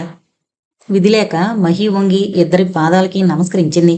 దీర్ఘ సుమంగళి భవ, శీఘ్రమేవ కళ్యాణ ప్రాప్తిరస్తు అంటూ ఏక కంఠంతో దీవించారు. మహికి కళ్ళు చెమ్మగిల్లాయి. వారి దీవెన విని కాదు, ఈ దీవెనలో తన పక్కన వారు ఒక వ్యక్తిని ఊహించుకుంటున్నారు కానీ తను మరో వ్యక్తిని కోరుకుంటోంది. ఎవరి కోరిక నిజమవుతుంది? వారి దీవెన తన మనసా? ఏది గెలుస్తుంది? స్టేషన్కి ప్రభ మోహన్ రావు వచ్చారు. ప్రభ గలగలా మాట్లాడుతూనే ఉంది. టికెట్కి డబ్బు ఇవ్వబోతే మోహన్ రావు పుచ్చుకోలేదు. టికెట్ తీసుకొచ్చి చేతిలో పెట్టాడు. అరే, ఫస్ట్ ఎందుకు, సెకండ్ సరిపోయేదిగా అంది మహి. మీ బ్యాంకు వాళ్ళు నిన్ను ఎలా పంపుతారో నాకు తెలియదనుకున్నావా? నువ్వు క్లాస్ 1 ఆఫీసర్వి, సో నీకు ఫస్ట్ క్లాస్లో వెళ్లే ఎలిజిబిలిటీ ఉంది అని నవ్వాడు మోహన్ రావు. రైల్లో కూర్చోబెట్టాక 26న మా జోనల్ ఆఫీసులో పనుంది. ఆ సాయంత్రం వచ్చి కలుస్తాను. ఏం పనులు పెట్టుకోకు అన్నాడు మోహన్ రావు. జోనల్ ఆఫీసులో పనుందా లేక ఉదయంతో పనుందా? నవ్వుతూ వేళకోళం చేసింది ప్రభ. నోర్మి అన్నాడు అతను చెల్లెలు నెత్తిన మూటికాయ వేస్తూ. ఒకప్పుడు తనతో ఇలా సరదాగా మాట్లాడే ఫ్రెండ్స్ కావాలి, బంధువులు కావాలి అని కోరికగా ఉండేది. కానీ వీరి చనువుని, ఆదరణని, అల్లరిని తను భరించలేకుండా ఉంది. ఆ రోజు నేను ఇంట్లో ఉండను అని చెబుదామనుకుంది, కానీ పైకి అనలేదు. ఎలాగోలా ఆ రోజు ఇంట్లో ఉండకుండా తప్పించుకుందామనుకుంది. ఆ 26వ తారీఖున తాను ఇంట్లో ఉండకుండా తప్పించుకోలేకపోయింది. తప్పనిసరిగా ఇంట్లో ఉండాల్సి వచ్చింది. అత్తకి ఉదయం నుంచి కడుపు నొప్పి, లూజ్ మోషన్స్ అవుతున్నాయి. అత్త నిస్త్రాణగా పక్క మీద పడుకునుంది. మధ్యాహ్నం అలానే ఓపిక చేసుకుని మిరియాలు, బెల్లము నూరి వేసుకుందట. ఆఫీస్ నుంచి వచ్చేటప్పటికి బాత్రూంకి, మంచానికి మధ్య ప్రయాణం చేస్తోంది అత్త. బావ ఇంట్లో లేడు. ఆమెని అలా వదిలిపెట్టి ఎక్కడికి వెళ్ళడానికి మహీకి బుద్ధి పుట్టలేదు. సగ్గుబియ్యం జావ కాచిచ్చింది. అది తాగి కళ్ళు మూసుకుని పడుకుంది బంగారమ్మ. మహి ఎవరి రాక నుంచి తప్పించుకుందామనుకుంటుందో ఆ మోహన్ రావు 6 కొట్టేటప్పటికి టెన్షన్గా వచ్చాడు. వస్తూ చేతి నిండా యాస్టర్ ఫ్లవర్ బొకే తీసుకునొచ్చాడు. స్పెన్సర్లో కొనుక్కునొచ్చాడట. యాస్టర్స్ తెలుపు, ఎరుపు, లేత పసుపు రంగుల్లో పెద్ద గుత్తిలా ఉన్నాయి. చుట్టూ క్రిస్మస్ ట్రీ ఆకులు. వాటి మధ్య ఎరుపు, తెలుపు, పసుపు పచ్చ 3 రంగుల్లో గులాబీ పువ్వులు. 2-3 విచ్చి వెచ్చబోతున్న గులాబీ మొగ్గలు. ఉలిపిరి కాగితంలో చుట్టిన బొకే 2 చేతుల్లో పట్టుకుని నవ్వుమొహంతో గుమ్మంలో నిల్చున్నాడు. డోర్ బెల్ విని తలుపు తీసిన మహీకి గుమ్మంలో అలా ప్రత్యక్షమయ్యాడు మోహన్ రావు. అతనిని రావద్దు అని చెప్పలేకపోయింది. పూలగుత్తితో చిరునవ్వుతో నిల్చున్న ఒక వ్యక్తి మీద, ఇంటికొచ్చిన ఆ యువకుడి మీద కోపం ఎలా చూపించాలి? మాట్లాడకుండా ఎలా ఉండాలి?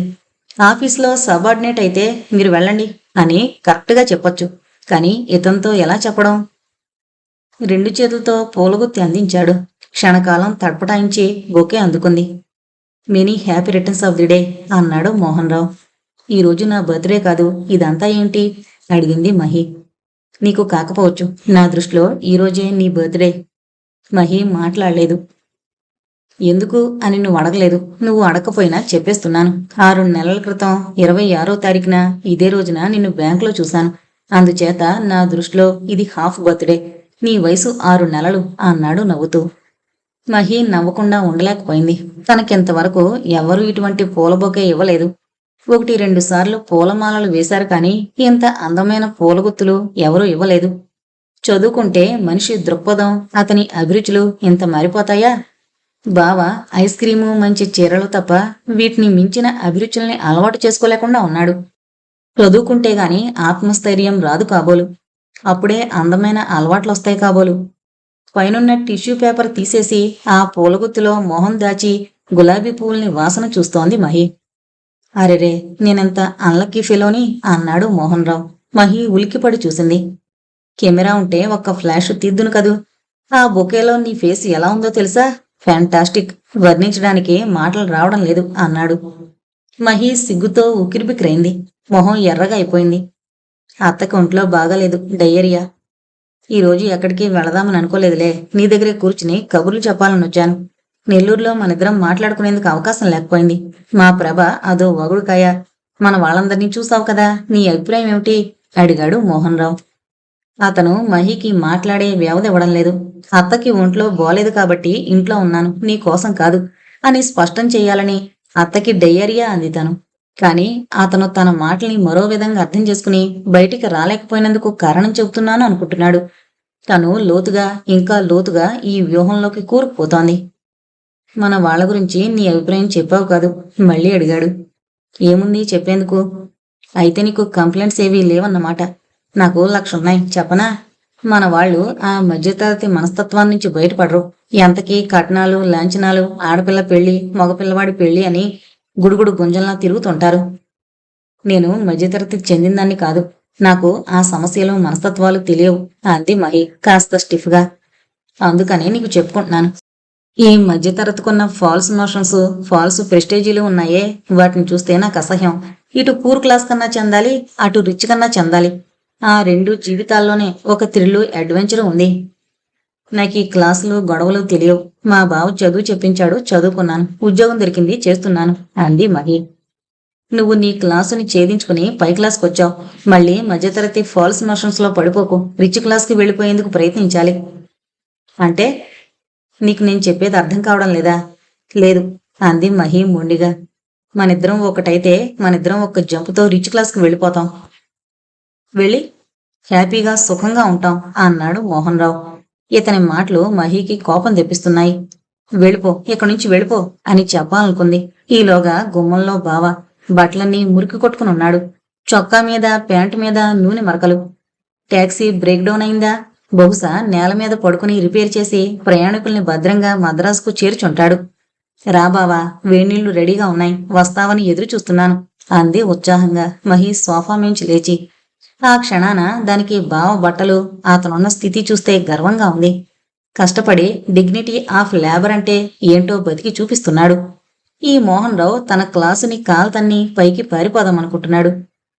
నేనిప్పుడు నీళ్లు పోసుకోను అన్నాడు రాముడు. అతని మాటలు ముద్దముద్దగా వస్తున్నాయి. కళ్ళు ఎర్రగా ఉన్నాయి. బావ దగ్గర విచిత్రమైన వాసన వస్తోంది. సోఫాలో కూర్చున్న మోహన్ రావుని, టీపై మీదున్న పూల బొకేని ఒకే ఒక్క చూపులో చూసి గదిలోకి విసురుగా వెళ్ళిపోయాడు బావ. ఎందుకు? బావ దగ్గర ఈ వాసనేంటి? మహి మోహన్ రావుని మరిచిపోయింది. పూలగుత్తిని మరిచిపోయింది. గబాలన బావ గదిలోకి వెళ్లబోయింది. బావ గబాలన గది తలుపులు మూశాడు ముఖం మీదనే. మహికి అవమానం వేసింది. అందులో మోహన్ రావు ఎదురుగా బావ తన ముఖం మీద తలుపు వేసేశాడు. ఏదో కసిగా కోపంగా ఉంది. సర్దుకుని వెనక్కొచ్చింది. ఏంటో చెబుతూ ఆపేశారు. అది ఇప్పుడు కాదులే, మరోసారి చెబుతాను. మీ బావ అప్పుడప్పుడు ఇలా వస్తుంటాడా? టూర్ అవుతే బట్టలు దుమ్ముకొట్టుకోవా? నూనె మరకలు మాకు అలవాటే అంది మహి సవాల్ చేస్తున్నట్లు. అది కాదు. కోపమా? మహేశ్వరి, నీకు నిజంగా తెలీదో తెలియనట్లు ప్రవర్తిస్తున్నావో కనుక్కోలేకుండా ఉన్నాను. మీ బావ డోసు మీద వచ్చాడు అన్నాడు మోహన్ రావు. మహికి పాతాళంలోకి కుంగిపోతున్నట్లుంది. బావ తాగాడా? ఇటువంటి పోడలవాట్లు బావకి ఎలా వచ్చాయి? ఎందుకు తాగుతున్నాడు? ఒకప్పుడు బీడీ కూడా తన కోసం మానేసిన బావ ఈ కాలానికి తాగుడు నేర్చుకున్నాడా? మోహన్ రావు గారు, నా మనసేం బాగాలేదు. దయచేసి. ఆ మాత్రం అర్థం చేసుకోలేనా? I am sorry. నీ గురించే నాకు భయంగా ఉంది. భయం దేనికి? అతను తాగి కొడతాడని భయమా? అల్లరి చేస్తాడని భయపడుతున్నారా? మా పూర్ క్లాస్లో తాగి తన్నుకోవడాలు తిట్టుకోవడాలు అలవాటే. మీరు నన్ను మీ క్లాస్లోకి లాక్కు రావాలని చూస్తున్నారు కదూ. Too late. 25 ఏళ్ల తర్వాత ఇప్పుడు నాకు కొత్త అలవాట్లు, కొత్త మనుషులు వంటికి పడవు. యు కెన్ గో అంది మహి ఉద్రేకంగా. మోహన్ రావుకి ఈ మహిని చూస్తే భయం వేస్తోంది. నాజుగ్గా బంగారు తీగలాగా అతి తక్కువ మాట్లాడే ఈ మహేశ్వరి ఇంత సూటిగా నిర్మోహమాటంగా మాట్లాడగలదా?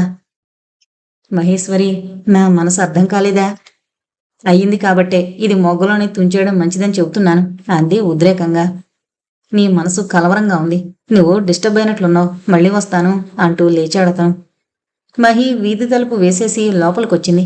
టీపై మీద పూలగుత్తిని కొద్ది నిమిషాల క్రితం అందంగా కనిపించి తనకి సంతోషాన్నిచ్చిన ఈ పూలగుత్తిని చూస్తే కంపరంగా ఉంది. ఈ సమయంలో మోహన్ రావు రాకుండా ఉంటే ఎంత బాగుండు. బావా, బావా అంటూ తలుపు చాలాసేపు కొట్టింది. రాముడు తలుపు తెరవలేదు. అత్త, బావ ఎలాగో ఉన్నాడు. ఎంత పిలిచినా తలుపు తెరవడం లేదు అంది మహి బంగారమ్మ పక్కన కూర్చుని. బంగారమ్మకి నీరసంగా ఉంది. నన్నేం చేయమంటావే? ఇద్దరూ పెద్దవాళ్ళయ్యారు. మీ కోపతాపాలు నాకు తెలియవమ్మా అంటూ కళ్ళు మూసుకుని పడుకుంది. ఆ రాత్రి రాముడు తలుపు తెరవలేదు. మహి భోజనం చేయలేదు. తెల్లవారి కాఫీ కాచి చల్లార్చి అత్తకిచ్చింది. బ్యాంకుకి వెళ్ళనా వద్దా అని మదన పుడుతోంది. రాముడు గది తలుపులు తెరుచుకున్నాయి. రాత్రి మురికి బట్టలు మార్చుకున్నట్లున్నాడు. బావా, కాఫీ అని పిలిచింది. నువ్వు తాగలేదా? లేదు, రా, ఇద్దరికీ కలిపాను అని కప్పు అందించింది. రాముడు మహి కళ్ళలోకి సూటిగా చూడడం లేదు. మరోవైపుకు తిరిగి కాఫీ తాగుతున్నాడు. ముఖం పీకుపోయినట్లుగా ఉంది. బావా అని పిలిచింది నెమ్మదిగా. రాత్రి? అవును, తాగొచ్చాను. ఏం చేస్తావు? మహికి ఎలా చెప్పాలో ఏమని చెప్పాలో మాటలకి తడుముకుంటోంది. ఎందుకు ఇలాంటి పనులు చేస్తున్నావు? నా ఇష్టం. నీ ఇష్టం తప్ప ఇంకేమీ లేదా? రాముడు మాట్లాడలేదు. నువ్విలాంటి అలవాట్లు చేసుకోకూడదు అంది మహి నెమ్మదిగా. నా ఇష్టం, నువ్వెవరు చెప్పడానికి? విదిలించినట్టు అన్నాడు రాముడు. నేను నీకేమీ కానా? ఇంత చిన్నదానికి గొడవ చేయకు. రాత్రి మనసు బాగలేక తాగాను, సరేనా? ఎందుకు బాగాలేదు? చెప్పాలా? చెప్పకపోతే ఎలా తెలుస్తుంది? చెప్పు. అయితే విను, అన్నీ నీకే కావాలి. 2 ట్యాక్సీల్లో టూరిస్టుల్ని తీసుకెళ్లామా, ముందు ట్యాక్సీ కింద పిల్లవాడు పడిపోయాడు. ఈ పల్లెటూరులో వీధులమ్మట పిల్లల్ని వదిలేస్తారు. వాళ్ళేమో హై రోడ్డు మీద ఆటలు మొదలు పెడతారు. పిల్లవాడు భయంగా అంది మహి. ప్రాణం పోలేదు, కాలు విరిగింది. ఆ ఊళ్ళో వాళ్ళు డ్రైవర్ని తనడానికి వచ్చారు. ఆ నెత్తురు అవి చూసేటప్పటికి ఎలాగో అయింది. ఇలాంటప్పుడు తాగితే మంచిదన్నారు వాళ్ళంతా. కాస్త తాగాను, తప్ప గద్దిస్తున్నట్లు అడిగాడు. బావా, రాత్రే చెప్పకపోయావా? ఏం చెప్పమన్నావు? పువ్వులు పుచ్చుకుని మీ హీరోగాడు ప్రేమ పాఠాలు చెప్తున్నాడు. నేనా డ్రైవర్ గాడిని? మురికి బట్టలతో ఉసూరుమని ఇంటికొస్తే? ఐఎమ్ సారీ బావా. దేనికి సారీ? నువ్వు సారీ చెప్పొద్దు, నేను వినను వద్దు. ఇద్దరం స్వతంత్రులం, ఎవరిష్టం వాళ్ళది. నా ఇష్టాలతో నీకు పనిలేదా? ఒకప్పుడు ఉండేది, ఇప్పుడు కాదు. నువ్వేనా ఇలా మాట్లాడుతోంది? నాకు బీడీల వాసన గిట్టదంటే బీడీలు మానేశావు. ఇప్పుడు తాగడం కూడా నేర్చుకుంటావా? అవన్నీ ఎందుకు? ఎందుకు తాగానో కారణం చెప్పాను, విన్నావు. ఇంకక్కడితో ఆపు. గబాలను లేచి వెళ్ళిపోయాడు బావ. మోహన్ని మళ్ళీ రావద్దన్నాను. అతను ప్రేమ పటాలు చెప్పే అవకాశం నేనివ్వలేదు. నీకు ఆ మాత్రం కూడా నా గురించి తెలీదా అని ఎన్నో చెప్పాలనిపిస్తోంది మహికి. కానీ బావ మనసు సరిగ్గా లేదు. నిన్నటి యాక్సిడెంట్తో మనసు చెదిరిపోయింది. తర్వాత చెప్పొచ్చు అని ఊరుకుంది. మహి తనని చేయి పట్టుకుని వెనక్కి లాగుతుంది. బావ ఎప్పుడూ తాగకు అని బతిమాలుతుంది. ఆ దెబ్బ తగిలిన పిల్లాడి గురించి వివరాలు అడుగుతుంది. చెప్పి దాని మనసులో భయాన్ని పోగొట్టొచ్చు అనుకున్నాడు రాముడు. మహి మాట్లాడకుండా ఊరుకుంటే దానికి తన మీద లక్ష్యం తగ్గుతోంది. తన వైపు బంధువుల్ని, ఆ మోహన్ రావుని చూసుకుని తన ఉనికిని ఉపేక్ష చేస్తోంది అనిపించింది రాముడికి. రాను రాను మహేశ్వరికి జీవితంలో లక్ష్యం కనిపించడం లేదు. పూర్వం చదువుకోవాలి, కలెక్టర్ అయ్యి బావ కలలు నిజం చెయ్యాలి, ఆ తర్వాత తామిద్దరూ సుఖంగా ఉండాలి, ఇలా ఊహాలోకాల్లో బతికేది. ఆ లక్ష్యం కోసం చదువుకునేది. ఇప్పుడు ఉద్యోగం ఉంది, చేతి నిండా డబ్బుంది. కష్టపడితే ఇంకా పెద్ద పోస్ట్ వస్తుంది. దేనికి ఏమీ చెయ్యాలని అనిపించడం లేదు. తనలోని పట్టుదల, లక్ష్యాన్ని ఎవరో ఎత్తుకుపోయినట్లు, ఆ రెండూ కళ్ళ ముందే అదృశ్యమైపోతున్నట్లు బాధపడుతోంది. చిన్నతనంలో మహికి ఎక్కడి నుంచి ఉత్తరాలు వచ్చేవి కాదు. ఆ రోజుల్లో అందరి గుమ్మాల్లో పోస్ట్ మ్యాన్, పోస్ట్ అని కేక వేసినప్పుడు తమ ఇంట్లో ఇటువంటి కేక వినిపించదు కదా, తమకు ఉత్తరాలు రావు కదా అని ఆ పోస్ట్ మ్యాన్ వైపు ఆశగా చూసేది. ఇప్పుడు మహేశ్వరికి ఆఫీస్కే కాదు, ఇంటికి ఉత్తరాలు వస్తున్నాయి. పెద్దమ్మలు, ప్రభ ఉత్తరాలు రాస్తున్నారు తరచూ. ఆ ఉత్తరాలు మహిని కదిలించడం లేదు. ఎవరో పరాయి వాళ్ల ఉత్తరాలు చదివినట్లుగా అనిపించేది. అక్షరాలు ఉన్నాయి గనుక పంక్తులు చదివేది తప్ప అన్నింటికీ జవాబు రాసేది కాదు. నిరాసక్తతో విసిరి పడేస్తోంది ఒక మూలకి. మహి, పోస్ట్ మ్యాన్ ఉత్తరం పడేశాడు, నీకేదో ఉత్తరం అనుకుంటా తీయిస్తూ చెప్పింది బంగారమ్మ. ఈ మధ్య అత్త కూడా తనతో ముభావంగా ఉంటోంది. ఎందుచేత? తనేం తప్పు చేసింది? నాకు ఆ మోహన్ రావు అంటే ఇష్టం లేదు, అతనికి నాకు మధ్య ఎటువంటి బాంధవ్యమూ లేదు అని చాటింపు వెయ్యాలా? ఎందుకు వెయ్యాలి? వీళ్ళకి కళ్ళు లేవా, చెవులు లేవా? బహుశా అది మోహన్ రావు ఉత్తరం అయ్యే ఉంటుంది. మోహన్ రావు దగ్గర నుంచి రోజు విడిచి రోజు ఉత్తరం వస్తూనే ఉంటుంది. తను బదులు రాయకపోయినా అతను ఉత్తరాలు రాస్తున్నాడు. 1-2 ఉత్తరాలు మొదట్లో చించి చదివింది. ఇప్పుడు అది మానేసింది. నువ్వు ఎప్పుడు రమ్మంటే అప్పుడు వస్తాను, నీ దగ్గర నుంచి రమ్మని గ్రీన్ సిగ్నల్ వస్తేనే గాని రాను అంటూ ప్రతి ఉత్తరం చివర రాస్తాడు. తను గ్రీన్ సిగ్నల్ ఎప్పటికీ ఇవ్వదని ఆ వెర్రివాడికి తెలీదు. టీ తాగుతూ టీపై మీదకి చూసింది మహి. ఆ చూడ్డం ఆసక్తితో కాదు, కళ్ళున్నాయి కాబట్టి అది మోహన్ రావు ఉత్తరం అయ్యుంటుందనే గట్టి నమ్మకంతో చూసింది. అది మోహన్ రావు ఉత్తరం కాదు. పైన రామారావు అని పేరుంది. ఏరోగ్రామ్. కుతూహలంగా చేతిలోకి తీసుకుని చూసింది. పోస్ట్ మ్యాన్ పొరబాటున ఎవరు ఉత్తరమైనా తమ ఇంట్లో వేశాడేమోనని. పొరబాటు కాదు, అది తమ అడ్రస్సే. తిప్పి చూసింది కవరు. అది ఆమ్స్టర్డామ్ నుంచి వచ్చింది. వెనక మిస్ హిగ్స్ అని పేరుంది. ఆ పేరు బావ చాలాసార్లు అనడం జ్ఞాపకం ఉంది. ఈ ఉత్తరం బావదే. ఈ డానిష్ లేడీ బావని తమ దేశం రమ్మని పిలవడం, క్రిస్మస్ కి, న్యూ ఇయర్ కి గ్రీటింగ్స్ పంపడం జ్ఞాపకం వచ్చింది మహికి. ఎందుకు రాసింది? ఈనాళ్ళకి బావకు ఉత్తరం ఎందుకు రాసింది? ఇంకా ఉత్తర ప్రత్యుత్తరాలు జరుగుతూ ఉన్నాయా? అత్త పిలిచింది మహి. ఏంటే? కాలు ఈడ్చుకుంటూ వచ్చింది బంగారమ్మ. ఇలాంటి ఉత్తరాలు నువ్వు ఎప్పుడైనా చూసావా? ఏది? బంగారమ్మ నీలం కవర్ని అటు ఇటు తిప్పి, మీ వాళ్ళు రాస్తున్నారుగా. అవి చదరంగా ఉంటాయి. మీ వాళ్ళు అని అత్త ఎత్తి పడవడం మహి గమనించకపోలేదు. ఉండు, ఈ మాదిరి మీ బావకి వస్తుంటాయి. 4-5 సార్లు నేనే ఇచ్చాను. నువ్వే ఇచ్చావా? నాకు చెప్పలేదేం? ఇందులో చెప్పడానికేముంది? మీ ఇద్దరిలో ఎవరు ముందొస్తే వాళ్ళకు ఉత్తరాలు ఇస్తానాయే. నాకేం తెలుసమ్మా ఈ కొత్త పద్ధతులు?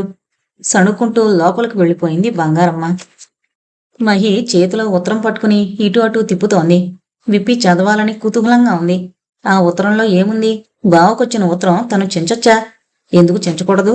తనకి మొట్టమొదటిసారి వచ్చిన ఉత్తరాన్ని చించి చదివి అంత గోల్ చేశాడు. తన ఉత్తరం బావ చించినప్పుడు బావకొచ్చిన ఉత్తరం తను మట్టుకు చించకూడదా? మహి ఉత్తరం విప్పి చదవడం ఆరంభించింది. చుట్టూ ఉన్న ప్రపంచం ఒక్కసారి కూలిపోయినట్లు, పైకప్పు నెత్తిమీద పడుతున్నట్లు ఫీల్ అయింది. మిస్ హిగ్స్ అన్ని ఏర్పాట్లు చేసిందట. తను టికెట్ కూడా అక్కడే కొంటుందట. బావ పాస్పోర్టు, వీసా వగేరా తెచ్చుకోవడమేనట. తన కళ్ళు గప్పి బావ ఇన్ని ఏర్పాట్లు చేసుకుంటున్నాడు. తనకి దూరంగా వెళ్ళిపోదామనుకున్నాడు. ఎందుకు వెళ్ళిపోతున్నాడు? 25 క్రితం తల్లి తండ్రి లేని పసిగుడ్డుని గుండెల మీదకి చేర్చుకుని పెంచి పెద్దదాన్ని చేసిన బావ ఈనాడు తనను అనాథగా వదిలి వెళ్ళిపోతున్నాడా? వెళ్ళిపోయేందుకు అన్ని ఏర్పాట్లు చేసుకుంటున్నాడు. ఈ బావకి పిచ్చెక్కింది, మతిపోయింది. అందుకనే తనని అనాథగా వదిలి వెళ్ళిపోదామనుకుంటున్నాడు. ఎలా ఆపడం? ఏ కారణం చెప్పాపాలి? తను ఆపగలదా? తన మీద అంత కోపం, అంత ద్వేషం రగిలేందుకు తానేం చేసింది? ఎందుకు పారిపోవాలనుకుంటున్నాడు? బావకి తన మీద ప్రేమ లేదా? చిన్నపిల్ల అన్న భావం తప్ప మరో రకమైన ప్రేమ లేదా? అటువంటప్పుడు మోహన్ రావు మీద ఆ కోపం ఎందుకు? వాళ్ళని చూస్తే ఉదాసన ఎందుకు? ఈ ఉత్తరం ఇవ్వాలా వద్దా? ఈ విషయం అత్తకు చెబితే ఆవిడ ఏమైపోతుంది? అత్తకు తెలుసా? మహేశ్వరి బుర్ర ముద్దుబారిపోయింది. లైట్ కూడా వేసుకోకుండా అలా చీకట్లో కూర్చుండిపోయింది. చీకట్లో కూర్చున్నారేమిటి అంటూ సుందరం లైటు వేసేదాకా మహి ఈ లోకంలో లేదు. రండి రండి అంది మహి సర్దుకొని. ఏంటి ఎలాగో ఉన్నారు? అడిగాడు సుందరం. ఈ మధ్య మా బావ కనిపించాడా? అడిగింది మహి. మీరు నెల్లూరు వెళ్ళినప్పుడు 2 రోజులు మాతోనే గడిపాడు. పండగ రోజున ఇంట్లో లేడా? అత్త చెప్పలేదే? అడిగింది ఆశ్చర్యంగా. ఆ 2 రోజులు సావిత్రి గారింట్లోనే భోజనం. వాళ్ళమ్మగారు పైకి పూర్వాచారంగా కనిపిస్తారు గాని చాలా మోడ్రన్, అవుట్లుక్లో. ఆ విషయం మీ అందరికంటే నాకు ముందు తెలుసు.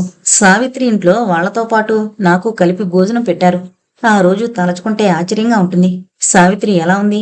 అసలు కనిపించడం లేదు అడిగింది మహి. తను వద్దామని అనుకుంటోంది. మీకు తీరుకుందో లేదోనని ఆగిపోయాడు. కొత్తగా మాట్లాడుతున్నారు. నేనెక్కడికి వెళతాను? ఎవరున్నారు? నెల్లూరు నుంచి మీ వాళ్ళు వస్తుంటారు కదా. తనకి ఆ సమయంలో రావడం ఇష్టం ఉండదట. చాలా రోజుల నుంచి అడగాలనుకుంటున్నాను.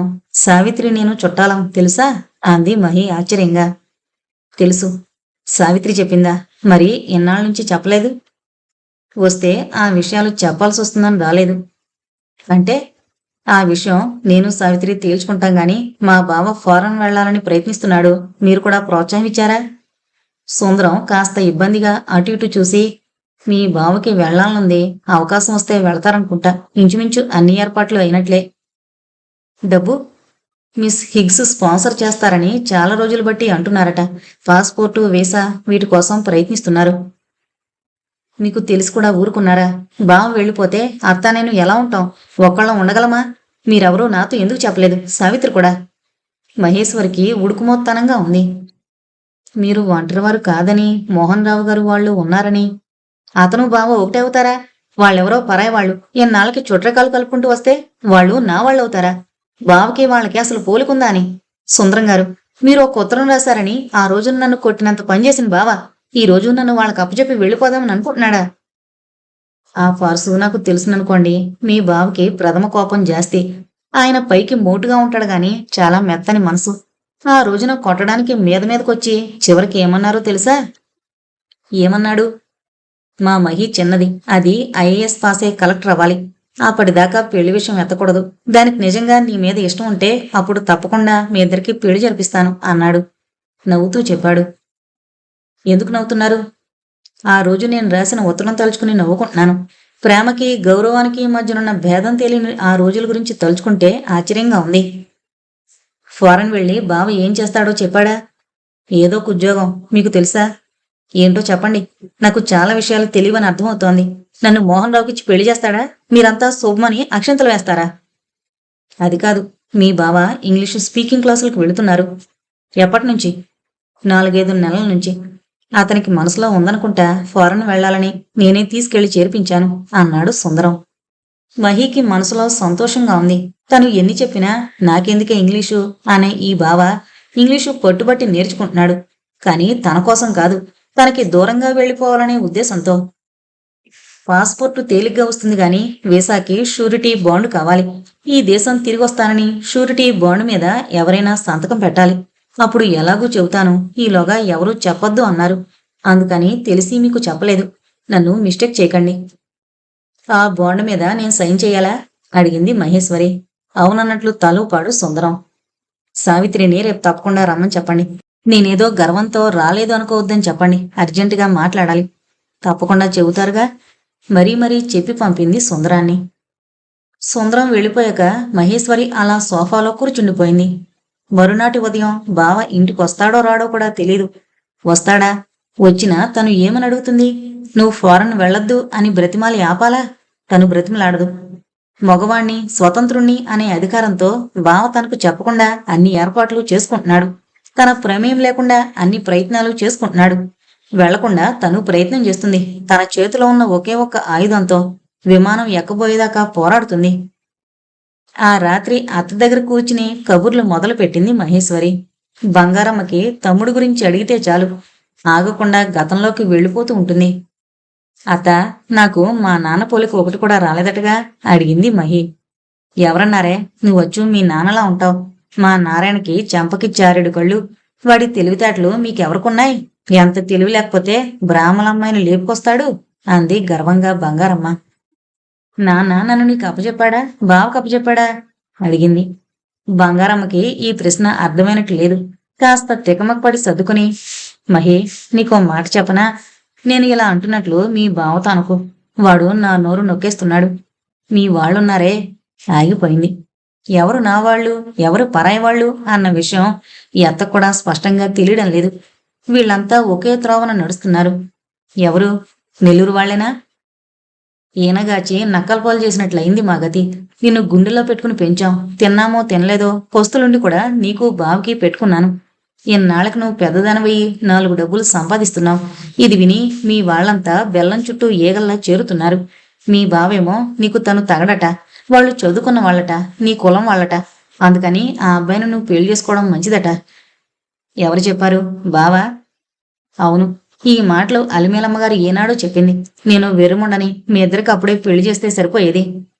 ఎందుకు చేయలేదు? నువ్వేదో కలెక్టర్ అవుతావు, విరగబొడుస్తావని ఈ పిచ్చి సన్నాసి పండవలేదు. ఇప్పుడేమో మా వాళ్ళు అంటూ ఆ మోహన్ రావుని పట్టుకుని తిరుగుతున్నానంటావు. బంగారమ్మ మాట్లాడలేదు. అత్త, వాళ్ళు నన్ను వెతుకుంటూ వచ్చారు గాని నేను వెళ్ళలేదు. ఇప్పుడెందుకు వెతుకుంటూ వచ్చారు? నీ చిన్నప్పుడు ఎందుకు రాలేదు? ఆనాడు ఏమయ్యాయి ఈ ఆపేక్షలు? కట్టుకునేందుకు గౌను ముక్క లేనప్పుడు వీళ్ళొచ్చి కొనిచ్చారా? ఎన్నాళ్ళకి గొప్పగా పొట్టుచేర పెట్టారు. నేను పుచ్చుకోవడం తప్ప బావని రమ్మన్నాను, నిన్ను రమ్మన్నాను. మీరెవ్వరు రాలేదు. నన్ను వెళ్ళు అని బావ తోశాడు. ఏదో ఆపేక్షగా వచ్చారనుకున్నాను గాని నా ఇంటికి చిచ్చు పెడతారనుకోలేదు. మీ నాన్న చచ్చిపోతూ మీ అమ్మ సూత్రాలు నాకు ఇచ్చాడు. అది నీ మెళ్ళో బావచేత కట్టించుకొని నోట మాట పడిపోయి చేత్తో సంజ్ఞ చేశాడు. నేను వెరుబాగులదాన్ని. మీరేదో పెళ్లి చేసుకుంటారు, ఆ సూత్రాలు నీకిద్దామని తిండికి మాడినా దాస్తూ వచ్చాను. మహీకి కొత్త శక్తి వచ్చినట్లయింది. సర్దుకుని అత్తని నడుము అనుకుని జారగిలబడి కూర్చుని, అయితే ఆ సూత్రాలు నీ దగ్గరే ఉన్నాయంటావు. మరి ఆ అమ్మని నాన్న లేపుకొచ్చాడన్నావుగా. లేపుకొస్తే మటుకు తర్వాత గుళ్ళో పెళ్లి చేసుకున్నారని ఎన్నిసార్లు చెప్పమంటావే? నా కళ్ళ ముందు సూత్రం కట్టాడు. నా తమ్ముడు అలాంటి జులై వదవనుకున్నావా? మా కుటుంబంలో అలాంటి పోడలవాట్లు లేవు. గయ్యమని లేచింది అత్త. సర్లే పడుకో, బావ ఈ రాత్రికి రాడనుకుంటా అంటూ లేచింది. బంగారమ్మకి ఉత్సాహం, కోపం పొంగులా వచ్చి రెండూ చప్పున ఆరిపోయాయి. మహి అన్ని విషయాలు మాట్లాడింది గాని ఆ పిల్లవాణ్ణి చేసుకోను అనలేదు. ఎంత చెప్పినా పై కులాలకి ఎగబడతారే గాని తమ కులంలోని మంచిని చూడరు. పెళ్లి చేసి అలిమేలమ్మగారి దగ్గరకు గర్వంగా తీసుకెళ్లి చూపించాలనుకుంది. తనకి ఆ అదృష్టం లేదు. ఇదెప్పుడో నెత్తిన బుట్టబోర్లించి తన దారి చూసుకుంటుంది. వాడేమో ఆ కార్లు నడిపి గుండెలు అరుచుకుపోయి ఆ మేనమామలాగానే పుట్టుకుమని చచ్చిపోతాడు. ఇంతే, ఇంతకు మించి తనకు అదృష్టం లేదు. మళ్ళీ మోహన్ రావు దగ్గర నుంచి మరో ఉత్తరం. మహి ఆ ఉత్తరాలు విప్పి చదవదలుచుకోలేదు. ఆ 4వ రోజు సాయంత్రం వేళ సావిత్రి వచ్చింది. సుందరం వెంట రాలేదు. తర్వాత వస్తాను, నువ్వు వెళ్ళు అన్నాడట. రా సావిత్రి. ఎన్నిసార్లు కబురు చేసినా రాలేదేం? రాకూడదని. నేనేమన్నా పొరపాటు పని చేశానా? నీకు కోపం తెప్పించానా? మహేశ్వరి, నీతో పరిచయమైన రోజున నువ్వెవరో నాకు తెలీదు. నువ్వు స్టేట్ ఫస్ట్ వచ్చిన బ్రిలియంట్ స్టూడెంట్ వని తప్ప ఇంకేమీ తెలీదు. ఆ తర్వాత నువ్వు నాకు చాలా సాయం చేశావు. నేనేం చేశాను? బావ సుందరం గారు చేశారు. వాళ్ళు నీ వల్లే పరిచయం అయ్యారు. నీ ఉపకారానికి ప్రత్యుపకారం ఎలా చెయ్యాలి, ఏం చెయ్యాలి అని ఆలోచిస్తూ ఉండేదాన్ని. ఇవాళ నేను చెయ్యబోయేది ఉపకారమో అపకారమో నీ మనసును బట్టి ఆధారపడి ఉంటుంది. నేను చెప్పేది నీకు నచ్చకపోవచ్చు. మహి 2 కలిపి 4 అని ఊహించుకోగల ప్రపంచ జ్ఞానం సంపాదించుకుంది. సావిత్రి నోటి నుంచి రాబోయే అప్రియమైన నిజాలు లీల మాత్రంగా మనసులో దోబూచులాడుతున్నాయి. మోహన్ రావుకి నిన్నిద్దామనుకున్నారు కదూ? అడిగింది మహి. మోహన్ రావు కాదు, వాళ్ళన్నకి. అప్పట్లో 20,000 ఇస్తే చేసుకునేందుకు రెడీగా ఉన్నారు. నాన్న పోయారు, మాకు డబ్బు లేదు. వాళ్ళు డబ్బు మనుషులు. మా నాన్నకి స్వంత అక్కయ్య కూడా డబ్బు దగ్గరకు వచ్చేపాటికి భర్త పిల్లలు అంటుంది మా అత్తయ్య. ఇన్ని తెలిసి నాకెందుకు చెప్పలేదు? ఆ వ్యక్తి మోహన్ రావు కాదు కదా అని. అయ్యుండొచ్చు. నా మీద వెళ్లబోసుకున్న ఈ ప్రేమ అభిమానం నీ మీదే ఒలకబోయొచ్చుగా. నువ్వు మేనమామ కూతురివేగా. అయితే ఏం? నేను క్లాస్ 1 ఆఫీసర్ని కాదు, మామూలు క్లర్క్ని. అంచేత వాళ్ళకి నేను అక్కర్లేదు. ఒకవేళ వాళ్ళు దయతలిచి నన్ను కోడలుగా చేసుకోదలుచుకున్నా నేను చేసుకునేందుకు సిద్ధంగా లేను. అమ్మ ఒప్పుకుంది. సుందరం నేను పెళ్లి చేసుకోబోతున్నాం. అసలు ఈ బాధ్యత అంతా ఎవరు వేసుకున్నారో తెలుసా? మీ బావ. మా అన్నయ్య నన్ను అక్కర్లేకుండా వదిలేస్తే మీ బావ మా ఇద్దరిని పెళ్లి చేసుకోమని ధైర్యం చెప్పాడు. మా అమ్మని కులాలు గీలాలు ఏంటని, ఇద్దరికీ నచ్చింది చేసేయండి అని ప్రోత్సహించాడు. మీ ఇద్దరూ పెళ్లి చేసుకోబోతున్నారా? అవును. వాళ్ళ అక్కగారి పిల్లలకి చదువుకి సాయం చేస్తానని మాటిచ్చారు. వాళ్ళు ఒప్పుకున్నారు అంది సావిత్రి. ఇన్ని ప్రయత్నాలు జరుగుతుంటే మీరెవరూ నాతో ఒక్క మాట అనలేదు. మీరంతా నన్ను దూరంగా ఉంచి పరాయిదానిలా చూస్తున్నారు కదూ? లేదు, మేమెవరం అలా చూడలేదు. నువ్వు నెల్లూరు నుంచి వచ్చాక మారిపోయావు. నేనా? ఎలా మారాను? వచ్చాక బావ ఒక్కసారి అక్కడ ఎవరున్నారు, ఏం మాట్లాడారు అని ప్రశ్న వేయలేదు. వాళ్ళు మీ బావ గురించి, అత్త గురించి అడిగారా? లేదు. వీళ్ళు వాళ్ళు ఈ 2 వైపుల వాళ్ళు బద్ధ శత్రువుల వల్ల ఎందుకు ప్రవర్తించారో నాకు అర్థం కాకుండా ఉంది. నెల్లూరులో వాళ్ళేమో నేను 25 ఏళ్ల బట్టి వాళ్ళ దగ్గర ఉన్నట్లు, పుట్టినప్పటి నుంచి అక్కడే ఉన్నట్లు అంతా మాట్లాడడం మొదలు పెట్టారు. ఇక్కడ వీళ్ళేమో ఆఖరికి బావ కూడా ఈ 6 నెలల్లో నేను చనిపోయినట్లు, నాకు సమాధి కట్టినట్టు నిశ్శబ్దంగా అయిపోయాడు అంది మహి, కంఠంలో దుఃఖం. చచ్చా, పిచ్చి పిచ్చిగా మాట్లాడు. ఇంతకీ నువ్వు వాళ్ళ భ్రమలో పడలేదంటావు. అసలు నాకు ఎవరి మీదనైనా దృష్టి ఉంటేనే కదా ప్రలోభ పడ్డానికి. మరి మీ బావ అలా అంటాడేం? ఎలా అంటున్నాడో వినాలనుంది, చెప్పు. అతను నీ కోసం తరచూ వస్తాడట, రోజూ ఉత్తరాలు రాస్తాడట, నీకు పువ్వులు ప్రజెంట్లు తెస్తాడట. నీ చదువుకి నీ హోదాకి అతను సరిపోతాడట. నేను ఉత్తి టాక్సీ డ్రైవర్ని, నేను మహికి తగను అని. తను తెగినవాడో కాదో నిర్ణయించుకోవాల్సిందాన్ని నేను. మధ్యన తనెవరు? నా మనసులో దూరి కూర్చుని చూశాడా? ఆ విషయం నువ్వు బయటికి చెప్పొచ్చుగా. బావా, నాకు మోహన్ రావు వద్దు, నేను పెళ్లి చేసుకుంటాను అని. ఎలా చెప్పను? తెగించి మొహం మీద ఎలా చెప్పడం? లాభం లేదు. నువ్వో పిరికిదానివి, మీ బావేమో బెదురుగొడ్డు, మీ అత్త వెర్రిబాగుంది. మీ బావకి ఈ సోకాళ్ళు చదువుకున్న వాళ్ళకంటే ఆత్మాభిమానం చాలా ఉంది. నీకు జ్ఞాపకం ఉందా? ఆ రోజు పనిపిల్లకు సగటు మనుషుల్లో లేని హృదయం, సంస్కారం మీ బావలో ఉన్నాయి. అతన్ని పెళ్లి చేసుకోవాలంటే ఎట్లా? ఇది మరీ బాగుంది. ఇన్ని టెస్టుల్లో ఫస్ట్ వచ్చిందానివి ఈ టెస్ట్లో పాస్ అవలేవా? ప్రయత్నించు. కానీ ఒకటి మట్టుకు నిజం, మీ బావ ఫారెన్ వెళ్ళిపోతానంటుంటే నీ సంగతేమో గాని నాకు మట్టుకు పెద్ద అండ దూరమైపోతున్నట్లు అనిపిస్తోంది అంది సావిత్రి. వారం రోజులుగా రాముడు ఇంటి దగ్గరే ఉంటున్నాడు. టాక్సీ నడపడం వదులుకున్నట్లున్నాడు అనుకుంది మహి. బావని ఫారెన్ వెళ్లే విషయం గురించి అడగదలుచుకోలేదు మహి. చెబితే విందాం. తన ఆయుధం ఎలానూ రెడీగా ఉంది. సమయం వచ్చినప్పుడు బోంబులా విసరొచ్చు అని తాపీగా ఊరుకుంది మహి. మహేశ్వరి మిస్ హిగ్స్ రాసిన ఉత్తరం చించి చదివింది. చదివి కూడా ఎరగనట్లు ఊరుకుంది. తను వెళ్ళిపోవడం, దూరంగా వెళ్ళిపోవడం మహికిష్టమే. అందుకు సందేహం లేదు. తనకి అవకాశం ఉంది. ఆ దేశంలోకి వెళ్ళిపోతాడు. అక్కడ బ్రతకడం పెద్ద కష్టం కాదు. తనకి డిగ్రీ లేకపోయినా చేతిలో పనుంది. తన ప్రయాణానికి మహేశ్వరి సుముఖంగా ఉంది, పేచీ పెట్టదు అని సావిత్రితో అన్నప్పుడు సావిత్రి చిన్నగా నవ్వి ఊరుకుంది. అవును అనలేదు, కాదు అనలేదు. సుందరం కూడా సూటిగా జవాబు చెప్పలేదు. వాళ్ళిద్దరూ తనతో ఏకీభవిస్తున్నారు. రాముడు పాస్పోర్ట్ కూడా తెచ్చుకున్నాడు. ఇక కావలసింది వీసా. వీసా రావడానికి షూరిటీ ఫారం మీద మహి సంతకం పెట్టాలి. మిస్ హిగ్స్ తను పంపవలసిన పేపర్స్ అన్నీ పంపింది. ఇక్కడ వీసా విషయంలో మహిని అడగక తప్పదు. ఎలా అడగాలి? తీరా తను వెళ్ళిపోతానంటే అమ్మ శోకణాలు పెట్టి ఏడుస్తుందా? మహి వెళ్ళొద్దని గోల పెడుతోందా? ఆ రోజు ఆదివారం. భోంచేశాక రాముడు మహి పక్కన సోఫాలో వచ్చి కూర్చున్నాడు. మహీకి ఒక వైపున ఒళ్ళు భగభగా మండిపోతోంది. ఎన్నాళ్ళు దూరంగా ఉంటూ తనని తప్పించుకుని తిరుగుతున్న ఈ బావ కావాలని సరసన కూర్చుని కబుర్లలోకి దింప చూస్తున్నాడు. ఎన్నాళ్ళైంది ఇలా కబుర్లు చెప్పడానికి తీరికగా కూర్చుని? 7 నెలలైందా? 7 నెలలు దాటింది. మహి, ఏం బావా, ఏంటి సినిమాకి వెళదామా? ఆదివారం నాకు సెలవు, నీకిన్ని రోజులకి ఖాళీ దొరికిందా? నవ్వుతూ చాలా ప్రసన్నంగా అడిగింది మహి. రాముడి కంటికి ఈ మహి కొత్తగా కనిపిస్తోంది. ఉత్సాహంగా కబుర్లు చెప్పడం, బావా బావా అని పిలవడం కొత్త కాదు. తన కళ్ళలోకి సూటిగా తననేదో ఆటలు పట్టిస్తున్నట్లు చూస్తూ ఉన్న ఈ మహి కొత్తగా ఉంది. వెళదామే, అలాగే. మ్యాట్నీకా, ఈవినింగ్ షోకా? ఐస్ క్రీం కూడా పెట్టిస్తావా? అడిగింది అమాయకంగా మొహం పెట్టి. మహి తనని హేళన చేస్తోంది. వేళకోళంగా మాట్లాడుతోంది. సినిమా లేదు గినిమా లేదు, నీతో మాట్లాడాలి. వినటానికి రెడీగా ఉన్నాను, చెప్పు. ఎలా మొదలు పెట్టాలో తోచనట్లు 5 నిమిషాల పాటు నిశ్శబ్దంగా ఉండిపోయాడు. మహి నవ్వుతూ బావ ముఖంలోకి చూస్తోంది. ఆ నవ్వు చూస్తే రాముడికి కోపం వస్తోంది. ఎందుకు నవ్వుతోంది? దేనికా నిర్లక్ష్యం? ఏం చెప్పబోయే విషయం నీకు తెలుసుననుకుంటా. ఏం చెప్పబోతున్నావో నాకెలా తెలుస్తుంది? మిస్ హిగ్స్ రాసిన ఉత్తరం నువ్వు చించి చదివావుగా. సారీ, పొరపాటుని చించేశాను. ఎలానూ చించానని చదివేశాను అంది మహి. అదేదో చాలా సర్వసాధారణ విషయం అన్నట్లు. ఉత్తరంలో విషయాలు? ఏ ఉత్తరంలో? అడిగింది విలాసంగా మహి. ఇదిగో మహి, నాకు కోపం తెప్పించుకో. నేనా? కోపమా? నేనేమన్నా అన్నానా? ఉత్తరం చించావా అని అడిగావు, చించి చదివాను అన్నాను. ఇందులో కోపం తెచ్చుకోవడానికి ఏముంది? ఏం తెలియనట్టు మాట్లాడుకు. ఆ ఉత్తరంలో విషయాలు నీకు అర్థం కాలేదా? ఇంగ్లీషు చదువుకున్నావు, పెద్ద ఉద్యోగస్తురాలివి. అర్థం కాలేదని నేను అన్నానా? అర్థమయ్యాయి. మరి మరి ఏముంది?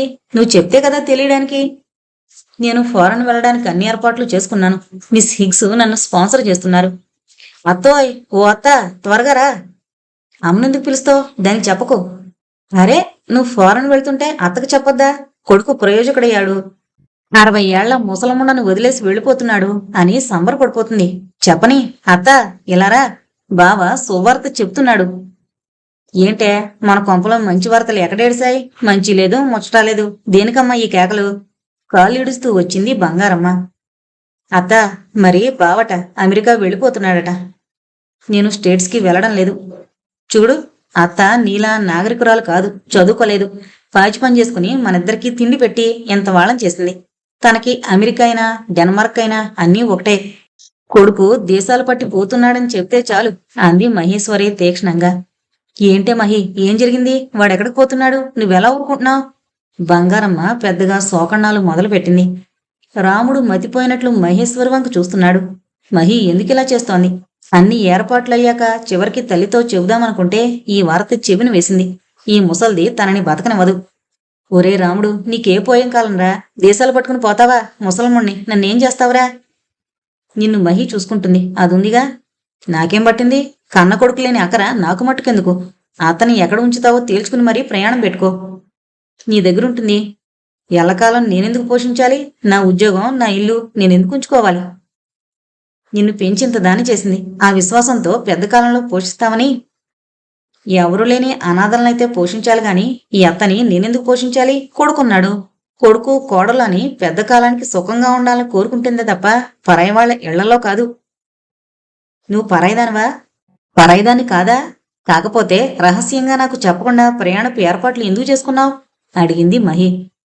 బంగారమ్మ ఏడుపు మాని వాళ్ళిద్దరూ కీచులాడుకోవడం, వాదులాడుకోవడం చూస్తోంది. ఒరే రాముడు, నిన్ను చచ్చినా వెళ్ళనివ్వను. అలా చెప్పత్తా అంది మహి అత్తకు మద్దతిస్తూ. అన్ని ఏర్పాట్లు చేసుకున్నాను. మిస్ హిగ్స్ టికెట్ కూడా కొంటోంది. నువ్వు కొనమని అడిగావా? బెగ్ చేసావా? అడిగింది మహి. మహి, మాటలు జాగ్రత్తగా రాని. నాకు అభిమానం లేదనుకున్నావా? ఆవిడే కొంటానంది. అలిమేలమ్మగారు అత్తకి పాత చీరిచ్చేది జ్ఞాపకం ఉందా? వెలిసిపోయింది, గట్టిగా రాయిలా ఉందే అని చీరిచ్చేది. అలాగే నీ టికెట్ డబ్బు నాకు పెద్ద లెక్కలోంది కాదు అని డాలర్లు విసిరింది. నువ్వు మహాప్రసాదం అని పుచ్చుకున్నావు. ఆవిడికి బాగా డబ్బుందేమో. ఈ టికెట్ డబ్బు పెద్ద లెక్క కాదనుకుంటా, అవునా? నిదానంగా అడిగింది మహి. రాముడు గబాల్న మహి పక్క నుంచి లేచాడు. కొట్టబోయినట్లు చెయ్యెత్తాడు. ఏం ఛేదించావేం? కొట్టు. చిన్నప్పుడు చాలాసార్లు కొట్టావు తప్పు చేస్తే. ఆఖరికి కాలేజీలో చేరాక కూడా అనేక సార్లు చెవి మెలిపెట్టావు. ఇప్పుడు మాట్లాడిన మాటల్లో తప్పుంటే అది తప్పు అని నీ మనసుకు తోస్తే కొట్టు. నిల్చుంది మహి బావకి ఎదురుగా 2 చేతులు కట్టుకుని. రాముడు ఓడిపోయినట్లు వెనక్కి తగ్గాడు. ఈ మహి ఎన్ని మాటలు నేర్చుకుంది. తను వెళ్ళడానికి ఇష్టపడినట్లుగానే ఉండి, అన్నింటికీ సమ్మతించినట్లే ఉండి ఇలా మాట్లాడుతుందేమిటి? అసలు మహి ఉద్దేశం ఏమిటి? మహి అని పిలిచాడు రాముడు నెమ్మదిగా. ఏంటి బావా? అమాయకంగా తిరిగి అడుగుతుంటే ఇది నటనో అమాయకత్వమో బోధపడకుండా ఉంది. సినిమాకి వెళదామన్నావు, వస్తావా? తప్పకుండా వెళదాం. నువ్వు టికెట్ కొంటే నేను రాను అంది మహి దృఢంగా. ఏం కొత్త రూలా? నువ్వెప్పుడైనా టికెట్ కొన్నావా? ఎన్నాళ్ళ దాకా నేను పిచ్చిదాన్ని. నా డబ్బంటే నీకెక్కడ కోపం వస్తుందో అని నోరు మూసుకుని ఊరుకున్నాను. ఇప్పుడు అలాంటివేం లేవుగా. నీకు ఆవిడెవరో 10,000 రూపాయలు ధర్మంగా ఇస్తుంటే పుచ్చుకుంటున్నావు కదా. నేను టికెట్ కొంటే సిగ్గుపడవని అంది మహి. వద్దు, సినిమా వద్దు, ఏం వద్దు, నాకు బయట పనుంది. విసురుగా వెళ్ళిపోయాడు రాముడు. మహి విజయగర్వంతో నవ్వుకుంది. వాడలా కోపగించుకుని వెళ్ళిపోతుంటే నువ్వు నవ్వుతూ చూస్తున్నావా? నీకు ప్రేమాభిమానాలు లేవే. మీరంతా కసాయి వాళ్ళు. ఈ కాలానికి నేను మీ ఇద్దరికి బరువయ్యాను. ఎవరింట్లో చాకరీ చేసుకున్నా నాకెంత తిండి పెడతారు. నేను మీకు బరువు కానమ్మా. ఏడుస్తోంది బంగారమ్మ. అత లోపల పో అని అరిచింది మహేశ్వరి. మహి ఇంత బిగ్గరగా ఇంత మోటుగా అరవడం బంగారమ్మ ఎన్నడూ వినలేదు. రాముడు తన మీద అరుస్తాడు గాని ఇది ఏనాడు అరిచి ఎరుగదు. వీళ్ళిద్దరికీ పిచ్చి పడుతోందా? ఏమైపోతున్నారు? 4 రోజుల పాటు ఇంట్లో నిశ్శబ్దత ఆవరించింది. బంగారమ్మ మధ్య మధ్య ఏడుస్తూనే పనిపాటలు చేసుకుంటూ ఉంది. మహి బ్యాంకుకి వెళుతోంది, వస్తోంది. రాముడు ఎక్కువగా బయటకు వెళ్లడం లేదు. సాధ్యమైనంత దాకా ఇంట్లోనే ఉంటున్నాడు. సాయంత్రం పూట మహేశ్వరితో మామూలుగానే కబుర్లు చెప్తున్నాడు. అయితే మహి అతి జాగ్రత్తగా ఉంటోంది. బావ ఈ మాట ఆ మాట చెప్పి తన పని కానిచ్చుకోవాలని చూస్తున్నాడు. మళ్లీ ప్రయాణ విషయం ఎట్లా తీసుకొస్తాడు? ఈసారి మళ్లీ ఎలా ఎదుర్కోవాలి అని యుద్ధానికి సిద్ధంగా ఉంది. మహి, నేను ఫారెన్ వెళ్లడం నీకిష్టం లేదా? అడిగాడు రాముడు. నా ఇష్టాలతో నీకు ప్రమేయం ఉందా? అడిగింది మహి. రాముడు మాట్లాడలేదు. మాట్లాడవేం? నాకిష్టం లేదు అంటే నువ్వు మాంతావా? చూసావా, నిశ్శబ్దంగా ఉన్నావు. అంచేత నీ ఇష్టం వచ్చినట్లు నువ్వు చేయి. ఇదిగో ఈ కవర్లో షూరిటీ ఫారమ్స్ ఉన్నాయి. అవి ఫిలప్ చేసి 6 కాపీలు సైన్ చేసివ్వు అన్నాడు రాముడు కవరు ముందుకు తోస్తూ. అలాగే, అక్కడుంచు, తీరిగ్గా చదివి చూస్తాను. ఊరికే ఫార్మాలిటీ కోసం, అంతకుమించి ఏమీ లేదు. అయ్యుండొచ్చు, నేను చదివి తృప్తి పడ్డం మంచిది కదా. ఏం, నా మాట మీద నమ్మకం లేదా? లేదు అంది 2 అక్షరాలు ఒత్తి పలుకుతూ. రాముడు నమ్మలేనట్లు తన చెవులు తననే మోసగిస్తున్నట్లు శిలాప్రతిమలా నిల్చుండిపోయాడు. మహి, ఈ మాటలనేది నువ్వేనా? నీకు నా మాట మీద నమ్మకం లేదా? నన్ను నమ్మడం లేదా? లేదు, నీ మాట మీద నమ్మకం లేదు, సరేనా? ఎందుకని? నీ మనసుని నువ్వు ప్రశ్నించుకో. నాకు ఏమీ అర్థం కావడం లేదు, అంత అయోమయంగా ఉంది. అలాగా, నిన్ను నేను నమ్మకపోతే నీకు లోకమంతా అయోమయంగా ఉంటుంది. కానీ నువ్వు మట్టుకు నన్ను నమ్మకపోవచ్చు. నీ ఇష్టం వచ్చినట్లు ఊహాగానాలు చేసుకోవచ్చు. నన్ను వదిలేసి దేశాలు తెగించుకుపోవచ్చు. అది న్యాయం అవునా? ఆడపులిలా గర్జిస్తోంది మహి. నేను ఫారెన్ వెళితే నీకేం నష్టం? మహి బిగ్గరగా నవ్వింది. ఎందుకలా విరగబడి నవ్వుతున్నావు? ఇంత అఖండుడైన బావ నాకున్నందుకు, సరేనా? నాకు బయట దేశాలు చూడాలనుంది, వెళుతున్నాను. బావా, నీ ఆత్మాభిమానం ఏమైందో కాస్త వెతుకో. మన బేదరికాన్ని చూసి ఎవరన్నా తక్కువ చేస్తారేమోనని ఒక్కరోజన్నా నన్ను చినిగిన గౌను తొడుకొనిచ్చేవాడు కాదు. అలిమేలమ్మ గారింట్లో ఎంగిలన్నం తింటే అది అసహ్యమని నీచమని అనేవాడివి, జ్ఞాపకం ఉందా? అవన్నీ ఇప్పుడెందుకు? ఎందుకా? ఆవిడెవరో ఈ దేశం చూడ్డానికొచ్చి నీ మీద దయతెలిచి టికెట్ కొంటానంటే వెళుతున్నావే, నీ ఆత్మగౌరవం ఏమైంది? నిన్ను చూస్తే నాకు సిగ్గు వేస్తోంది తెలుసా? ఇదివరలో ఏ పని చెయ్యాలన్నా నిన్ను ఆదర్శంగా తీసుకునేదాన్ని. ప్రతిదానికి మా బావకి ఇలా చేస్తే నచ్చుతుంది, అలా అయితే ఇష్టపడ్డు అనుకుంటూ ఉండేదాన్ని. ఇప్పుడు ఏమీ లేదు, హాయిగా అభిమానాన్ని వదిలేసుకోవచ్చు. మహి, నేనామెను అడగలేదు. తనే ఎన్ని రోజుల నుంచో రమ్మనంటోంది. ఇది అప్పుగా తీసుకుంటున్నాను. ఆ దేశంలో కష్టపడి పనిచేసి బదులు తీరుస్తాను అన్నాడు రాముడు చాలా సౌమ్యంగా. ఆ దేశంలో ఎందుకు కష్టపడాలి? ఆ పడేదేదో ఇక్కడే పడచ్చుగా. నాకిక్కడ ఉండాలని లేదు. ఎందుకని? ఎందుకు ఉండాలని లేదు? రాముడు మాట్లాడలేదు. మహి తరచి అడగదలుచుకోనట్లు అతను చెప్పే జవాబుతో తనకి కుతూహలం లేనట్టు టేబుల్ మీద పత్రిక తిరగేస్తూ కూర్చుంది. రాముడు మహేశ్వరి వంక నిదానంగా చూస్తున్నాడు. ఈ మహేశ్వరి ఉద్దేశం ఏమిటి? తనని ఎందుకిలా వేధిస్తోంది? మహి, షూరిటీ మీద, బాండ్ మీద సైన్ చేయడం నీకు ఇష్టం లేదా? లేదు. ఏం, నేను వెనక్కి రానని భయమా? అయ్యుండొచ్చు. నిన్నెవరు నమ్మమన్నారు? నా మీద నమ్మకం లేదా? నువ్వు చాలా మారిపోయావు. ఇదివరలో నేను ఎంత చెబితే అంతా అన్నట్లు ఉండేదానివి. నువ్వు చేసే పనులు నాకు నచ్చకపోయినా సరిపెట్టుకునేవాణ్ణి. ఎందుకో తెలుసా? చెప్పకపోతే ఎలా తెలుస్తుంది? నువ్వు మారతావని, నేను అనుకున్న విధంగా నా దారికొస్తావని ఆశ ఉండేది. నీ దారి ఏంటో, నువ్వు అనుకున్నదేమిటో నాకు విడమర్చి చెప్పావా? చెప్పలేదు. శివాజీకి తల్లి ఉగ్గిపాలతో వీరగాథలు చెప్పేదట. నీకు ఏబీసీడీలు వచ్చినప్పటి నుంచి నువ్వు కలెక్టర్ కావాలి, కలెక్టర్ కావాలి అని నూరు పోసేవాణ్ణి. ఆగిపోయాడు రాముడు. మహి కళ్ళెత్తి బావంక చూస్తోంది. నల్లగా కడ్డీలా ఉన్న ఈ బావ తనకి కళ్ళు తెరిచినప్పటి నుంచే తెలుసు. ఈ బావ పొట్ట మీద పడుకోబెట్టుకునేవాడు, భుజం మీద వేసుకుని తిప్పేవాడు, ఒంటి మీద నీళ్లు పోసేవాడు, తనతో పాటు రాత్రులు మెలకువగా ఉండి చదివించేవాడు, ఆయాసం వస్తే తెల్లవార్లు భుజం మీద వేసుకుని తిప్పేవాడు. అటువంటి ఈ బావని తను నిరాశపరిచిందా? బావా, నేను ఐఏఎస్ చేయలేదని నీకంత బాధగా ఉందా? అందుకోసమే నువ్వు ఈ దేశం నుంచి పారిపోవాలని చూస్తున్నావా? అదొక్కటే కారణమా? నిజం చెప్పు అడిగింది మహి చాలా నెమ్మదిగా. రాముడు బదులు చెప్పదలుచుకోలేదు. బావా, నువ్వు కావాలి అంటే నేను 1 ఏడాదిలో ఐఏఎస్కి కూర్చుని పాస్ అవ్వగలను, అవుతాను. అప్పుడు కలెక్టర్ అవ్వాలని కదూ నీ ఆశ? అయితే ఏం ఒరుగుతుంది? 6,000 మంది ఐఏఎస్లు అందరూ కలెక్టర్లే అయ్యి జిల్లాల్ని పరిపాలిస్తూ దర్జాగా కూర్చుంటున్నారనుకుంటున్నావా? అవి పూర్వపు రోజులు. ఇప్పుడు సబ్ కలెక్టర్లు, డిప్యూటీ కలెక్టర్లు పడే పాటలు వింటుంటే నేను చాలా సుఖంగా ఉన్నానని అనిపిస్తోంది.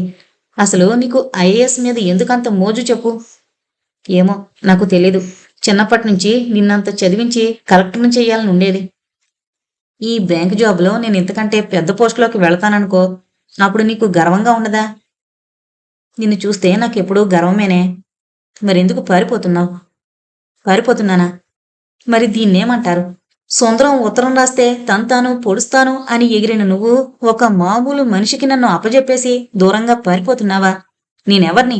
నీకు ఏమవుతాను చెప్పు అడిగింది మహి. ఈ మాటలకి జవాబు వెతుకోవాల్సి వస్తోంది. మహేశ్వర్లాగా రాముడు సూటిగా క్లియర్గా చెప్పలేకుండా ఉన్నాడు. మహి తనని ఎందుకిలా గుచ్చిగుచ్చి ప్రశ్నిస్తోంది. బావా, నువ్వు పిరికివాడివి. సావిత్రి నిన్నేమందో తెలుసా? నువ్వు ఒత్త బెదురుగొడ్డివట. అక్షరాల ఈ మాటలే అంది. సావిత్రి దగ్గర నా గురించి మాట్లాడావా? మనిద్దరి గురించి సావిత్రితో మాట్లాడావా? సావిత్రే కాదు, సుందరంతో కూడా మాట్లాడాను. ఈ ఇంటికి గప్పే కరుస్తాను. మా బావ పిరికివాడు, బెదురుగొడ్డు అని. ఏం చేస్తావు? పారిపోతావా? వెళ్ళు. చేతనైతే వీసా తెచ్చుకుని వెళ్ళు. నాకు చేత కాదని బెదిరిస్తున్నావా? వీసా తెచ్చుకుంటానో లేదో చూడు అన్నాడు రాముడు ఎదురు సవాల్ చేస్తూ. కాని రాముడికి తెలుసు, మహేశ్వరి షూరిటీ బాండ్ మీద సంతకం పెడితేనే గాని వీసా రాదని. మహేశ్వరిని తప్ప తను ఎవరిని అడగలేనని కూడా రాముడికి తెలుసు. మహి ఎందుకిలా చేస్తోంది? తను వెళ్ళిపోవడం మహికి ఇష్టం లేదు, బాగానే ఉంది. కాని తను మహికి తగినవాడు కాదు. ఆ మోహన్ రావు ముందు తను పోటీగా నిలబడి పోరాడలేడు. మోహన్ రావులాగా తనకి మాట్లాడడం రాదు, కానుకలివ్వడం రాదు. మహిని ఎలాగైనా ఒప్పించి తను దూరంగా వెళ్ళిపోవాలి. ఆ రోజు రాముడు సేవింగ్స్ బ్యాంక్ పాస్బుక్ మహి చేతికిచ్చాడు చూడమని. అందులో 5,000 రూపాయలున్నాయి. బావా, ఇవి నీవా? ఇది పెట్టి స్కూటర్ కొనుక్కుందాం అడిగింది ఉత్సాహంగా. బావ మళ్ళీ ప్రయాణం విషయం ఎత్తుతాడని మహికి తెలుసు. నీ ఇష్టం, కావాలంటే స్కూటర్ కొనుక్కో. మీ అత్త ఎవరికీ బరువు కాకూడదు. అందుకని టాక్సీ తోలి కూడబెట్టావా? నాకోసం అనుకున్నాను అంది మహి నిరుత్సాహంగా. మహి, నీకు నేను ఇవ్వాల్సిన అవసరం రాకూడదు. ఎందుకని? నీకు నెలకి 2,000 జీతం, మీ మోహన్ రావుకి. అమ్మయ్యా, ఎన్నాళ్ళకి నీ నోటి నుంచి ఆ పేరొచ్చింది. ఎప్పుడు నీ మనసులో మాట చెబుతావా అని చూస్తున్నాను. మోహన్ రావు గారు ఎల్లుండి వస్తున్నారు. ఆయన వచ్చాక ఆయనతో మాట్లాడి అత్తని మాతో పాటు ఉంచుకుంటానని ఒప్పుకుంటారో లేదో కనుక్కుని ఆ తర్వాత సంతకాలు వగేరా చేస్తాను అంది మహి. ఇన్ని రోజుల నుంచి మనసులో దోబూచులాడుతున్న ఆ పేరు పైకొచ్చేసింది. మహి ఆ మోహన్ రావుని పెళ్లి చేసుకుంటానని బయటికి చెప్పేసింది. తనకి ఇంకెక్కడ ఏమీ లేదు. తను మహికి ఏమీ కాడు, పరాయివాడు. ఆ ఆలోచన రాముడికి అనుకున్న రిలీఫ్ ఇవ్వలేదు. తను స్వతంత్రుడు, ఏ బంధాలు లేవు. మహి మోహన్ రావుని పెళ్లి చేసుకుంటుంది. అతను ఎల్లుండి వస్తాడు. ఎల్లుండి మహి షూరిటీ బాండ్ మీద సంతకం పెడుతుంది. తను వెళ్ళిపోవచ్చు, దూరంగా వెళ్ళిపోవచ్చు. ఎన్నాళ్ళ నుంచి మనసులో చేసుకున్న నిర్ణయాలు, వెళ్ళిపోవాలన్న ప్రయత్నాలు అన్నీ పటాపంచలైపోతున్నాయి. తను దూరంగా వెళ్ళిపోతే మహి ఈ మోహన్ రావుతో సుఖపడుతుంది. హాయిగా వాళ్ళ కుటుంబం మహిని తమలో కలుపుకుంటారు. చిన్నప్పటి నుంచి స్వంత వాళ్ళు లేకుండా పెరిగిన మహి ఈనాడు బంధువుల మధ్య సంతోషంగా ఉంటుంది. కాని మహి ఏ విధంగా భోగభాగ్యాల్ని అనుభవించబోతుందో రాముడు ఊహించుకోలేకుండా ఉన్నాడు. ఎన్నిసార్లు ఆలోచించినా మహి మోహన్ రావుని పెళ్లి చేసుకుంటుంది, అంతే. ఆ పైన బుర్ర పంచేనంటోంది. ఆ రోజు 4ంటికి మోహన్ రావు వచ్చాడు. మహి రమ్మని ఉత్తరం రాసింది. అతను వస్తున్నట్లు బావతో చెప్పింది, అత్తతోనూ చెప్పింది. నీ ఇల్లు నీ ఇష్టం, నాకెందుకు చెబుతున్నావు? ఎవరొచ్చినా శక్తి ఉన్నంతసేపు వండి పెడతాను అంది బంగారమ్మ నవ్వుతున్న మహి మొహం చూసి. మహి నవ్వుతున్న కొద్దీ బంగారమ్మకి మంటగా ఉంది. రాముడికి ఏదో మిస్టరీలా ఉంది. మోహన్ రావు మామూలుగా సోఫాలో కూర్చున్నాడు.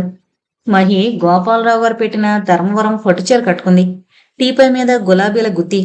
మహి కట్టుకున్న చీర చూసి మోహన్ రావు కళ్ళు ఒక్కసారి ఆశతో తళుక్కుమన్నాయి. రాముడికి అంతా శూన్యంగా నిరాశగా ఉంది. తను 6 నెలల నుంచి చేసుకున్న ఏర్పాట్లు, వేసుకున్న పథకాలు అర్ధవిహీనంగా కనిపిస్తున్నాయి. ఈ మహి తన మనిషి కాదు. సన్నగా మెరుపు తీగలా ఉన్న ఈ చదువుకున్న యువతి తన సృష్టి. తను రూపుదిద్ది ఇంత దాన్ని చేశాడు. ఈనాడు మహి తన నుంచి వెళ్ళిపోతుంది. తను వద్దు అంటే ఆగిపోతుందా? ఆగిపోవచ్చు. కాని తను ప్రాధేయపడ్డు. పోనీ దెబ్బలాడితోనో? ఎవరితో?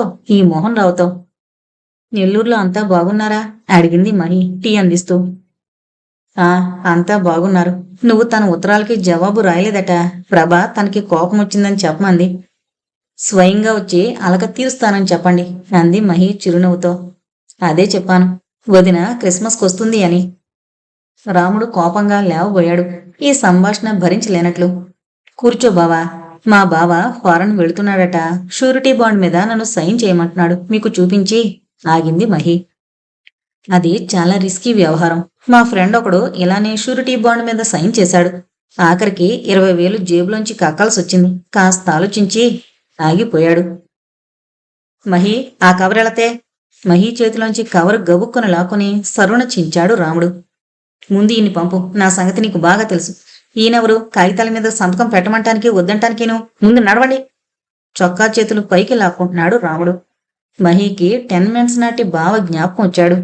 ఒక ఆడపిల్ల జడలాగుతుంటే స్టూడెంట్స్ ని లాగి లెంపకాయ కొట్టిన కండక్టర్ జ్ఞాపకం వచ్చాడు. మోహన్ రావు గారు, మిమ్మల్ని పిలిపించిన పని అయిపోయింది. మీరు మామయ్య కొడుకులాగా ఎన్నిసార్లు మా ఇంటికొచ్చినా నాకు అభ్యంతరం లేదు. నాకు తల్లి లేదు. పుట్టింటి వాళ్ళము, మా ఇంటి ఆడపడుచువి అంటూ మామయ్య నాకు ఈ పట్టుచీర పెట్టారు. అది కట్టుకుంటే మీరేమో ఏదేదో ఊహించుకుని ఆనందపడిపోయారు. ఈ బావేమో తను ఏదేదో ఊహించుకుని తాను పొడుస్తాను అంటూ వచ్చాడు. మీ ఇద్దరిలో ఎవరికి నా మనసు స్పష్టంగా తెలీదు. నేను మీ ఊరు ఎందుకొచ్చానో తెలుసా? మా అమ్మ ఫోటో ఒక్కటైనా కనబడుతుందేమోనని. అమ్మ పోలికలు మీలో ఎక్కడైనా కనిపిస్తాయేమోనని. మా అమ్మ గురించి చెబుతారేమోనని. కానీ మీకెవ్వరికి నా ఒంటరితనం, నా లోన్లీనెస్ అర్థం కాలేదు. నన్నేదో పట్టుకుని పెళ్లి చేసేద్దామని అందరూ వ్యూహాలు పనడం మొదలు పెట్టారు. ఈ బెదురుగొడ్డు నేను పెట్టిన పేరు కాదు, మా సావిత్రి పెట్టిన పేరు. నన్ను మీకు అప్పజెప్పేసి పెద్ద త్యాగం చేసేసి మజ్నులా ఫారెన్ వెళ్ళిపోదామనుకున్నాడు. నాకు కావలసింది ఇతను, మా బావ. He is my man. నా గ్రీన్ సిగ్నల్ మీకు ఇప్పటికైనా అర్థమైందనుకుంటాను అంది మహి. మోహన్ రావు సోఫాలోంచి లేచాడు. రాముడు ఆ చింపిన కాగితం ముక్కల్ని మహి తల మీద పోశాడు పువ్వుల్లా. ఇంతటితో రాగం అనురాగం అనే నవల కంప్లీట్ అయిందండి. దయచేసి మన ఛానల్ను అందరూ సబ్స్క్రైబ్ చేసుకోగలరు. మీకు నవల ఎలా అనిపించిందో నాకు కామెంట్స్ రూపంలో తెలియచేయండి. Thank you.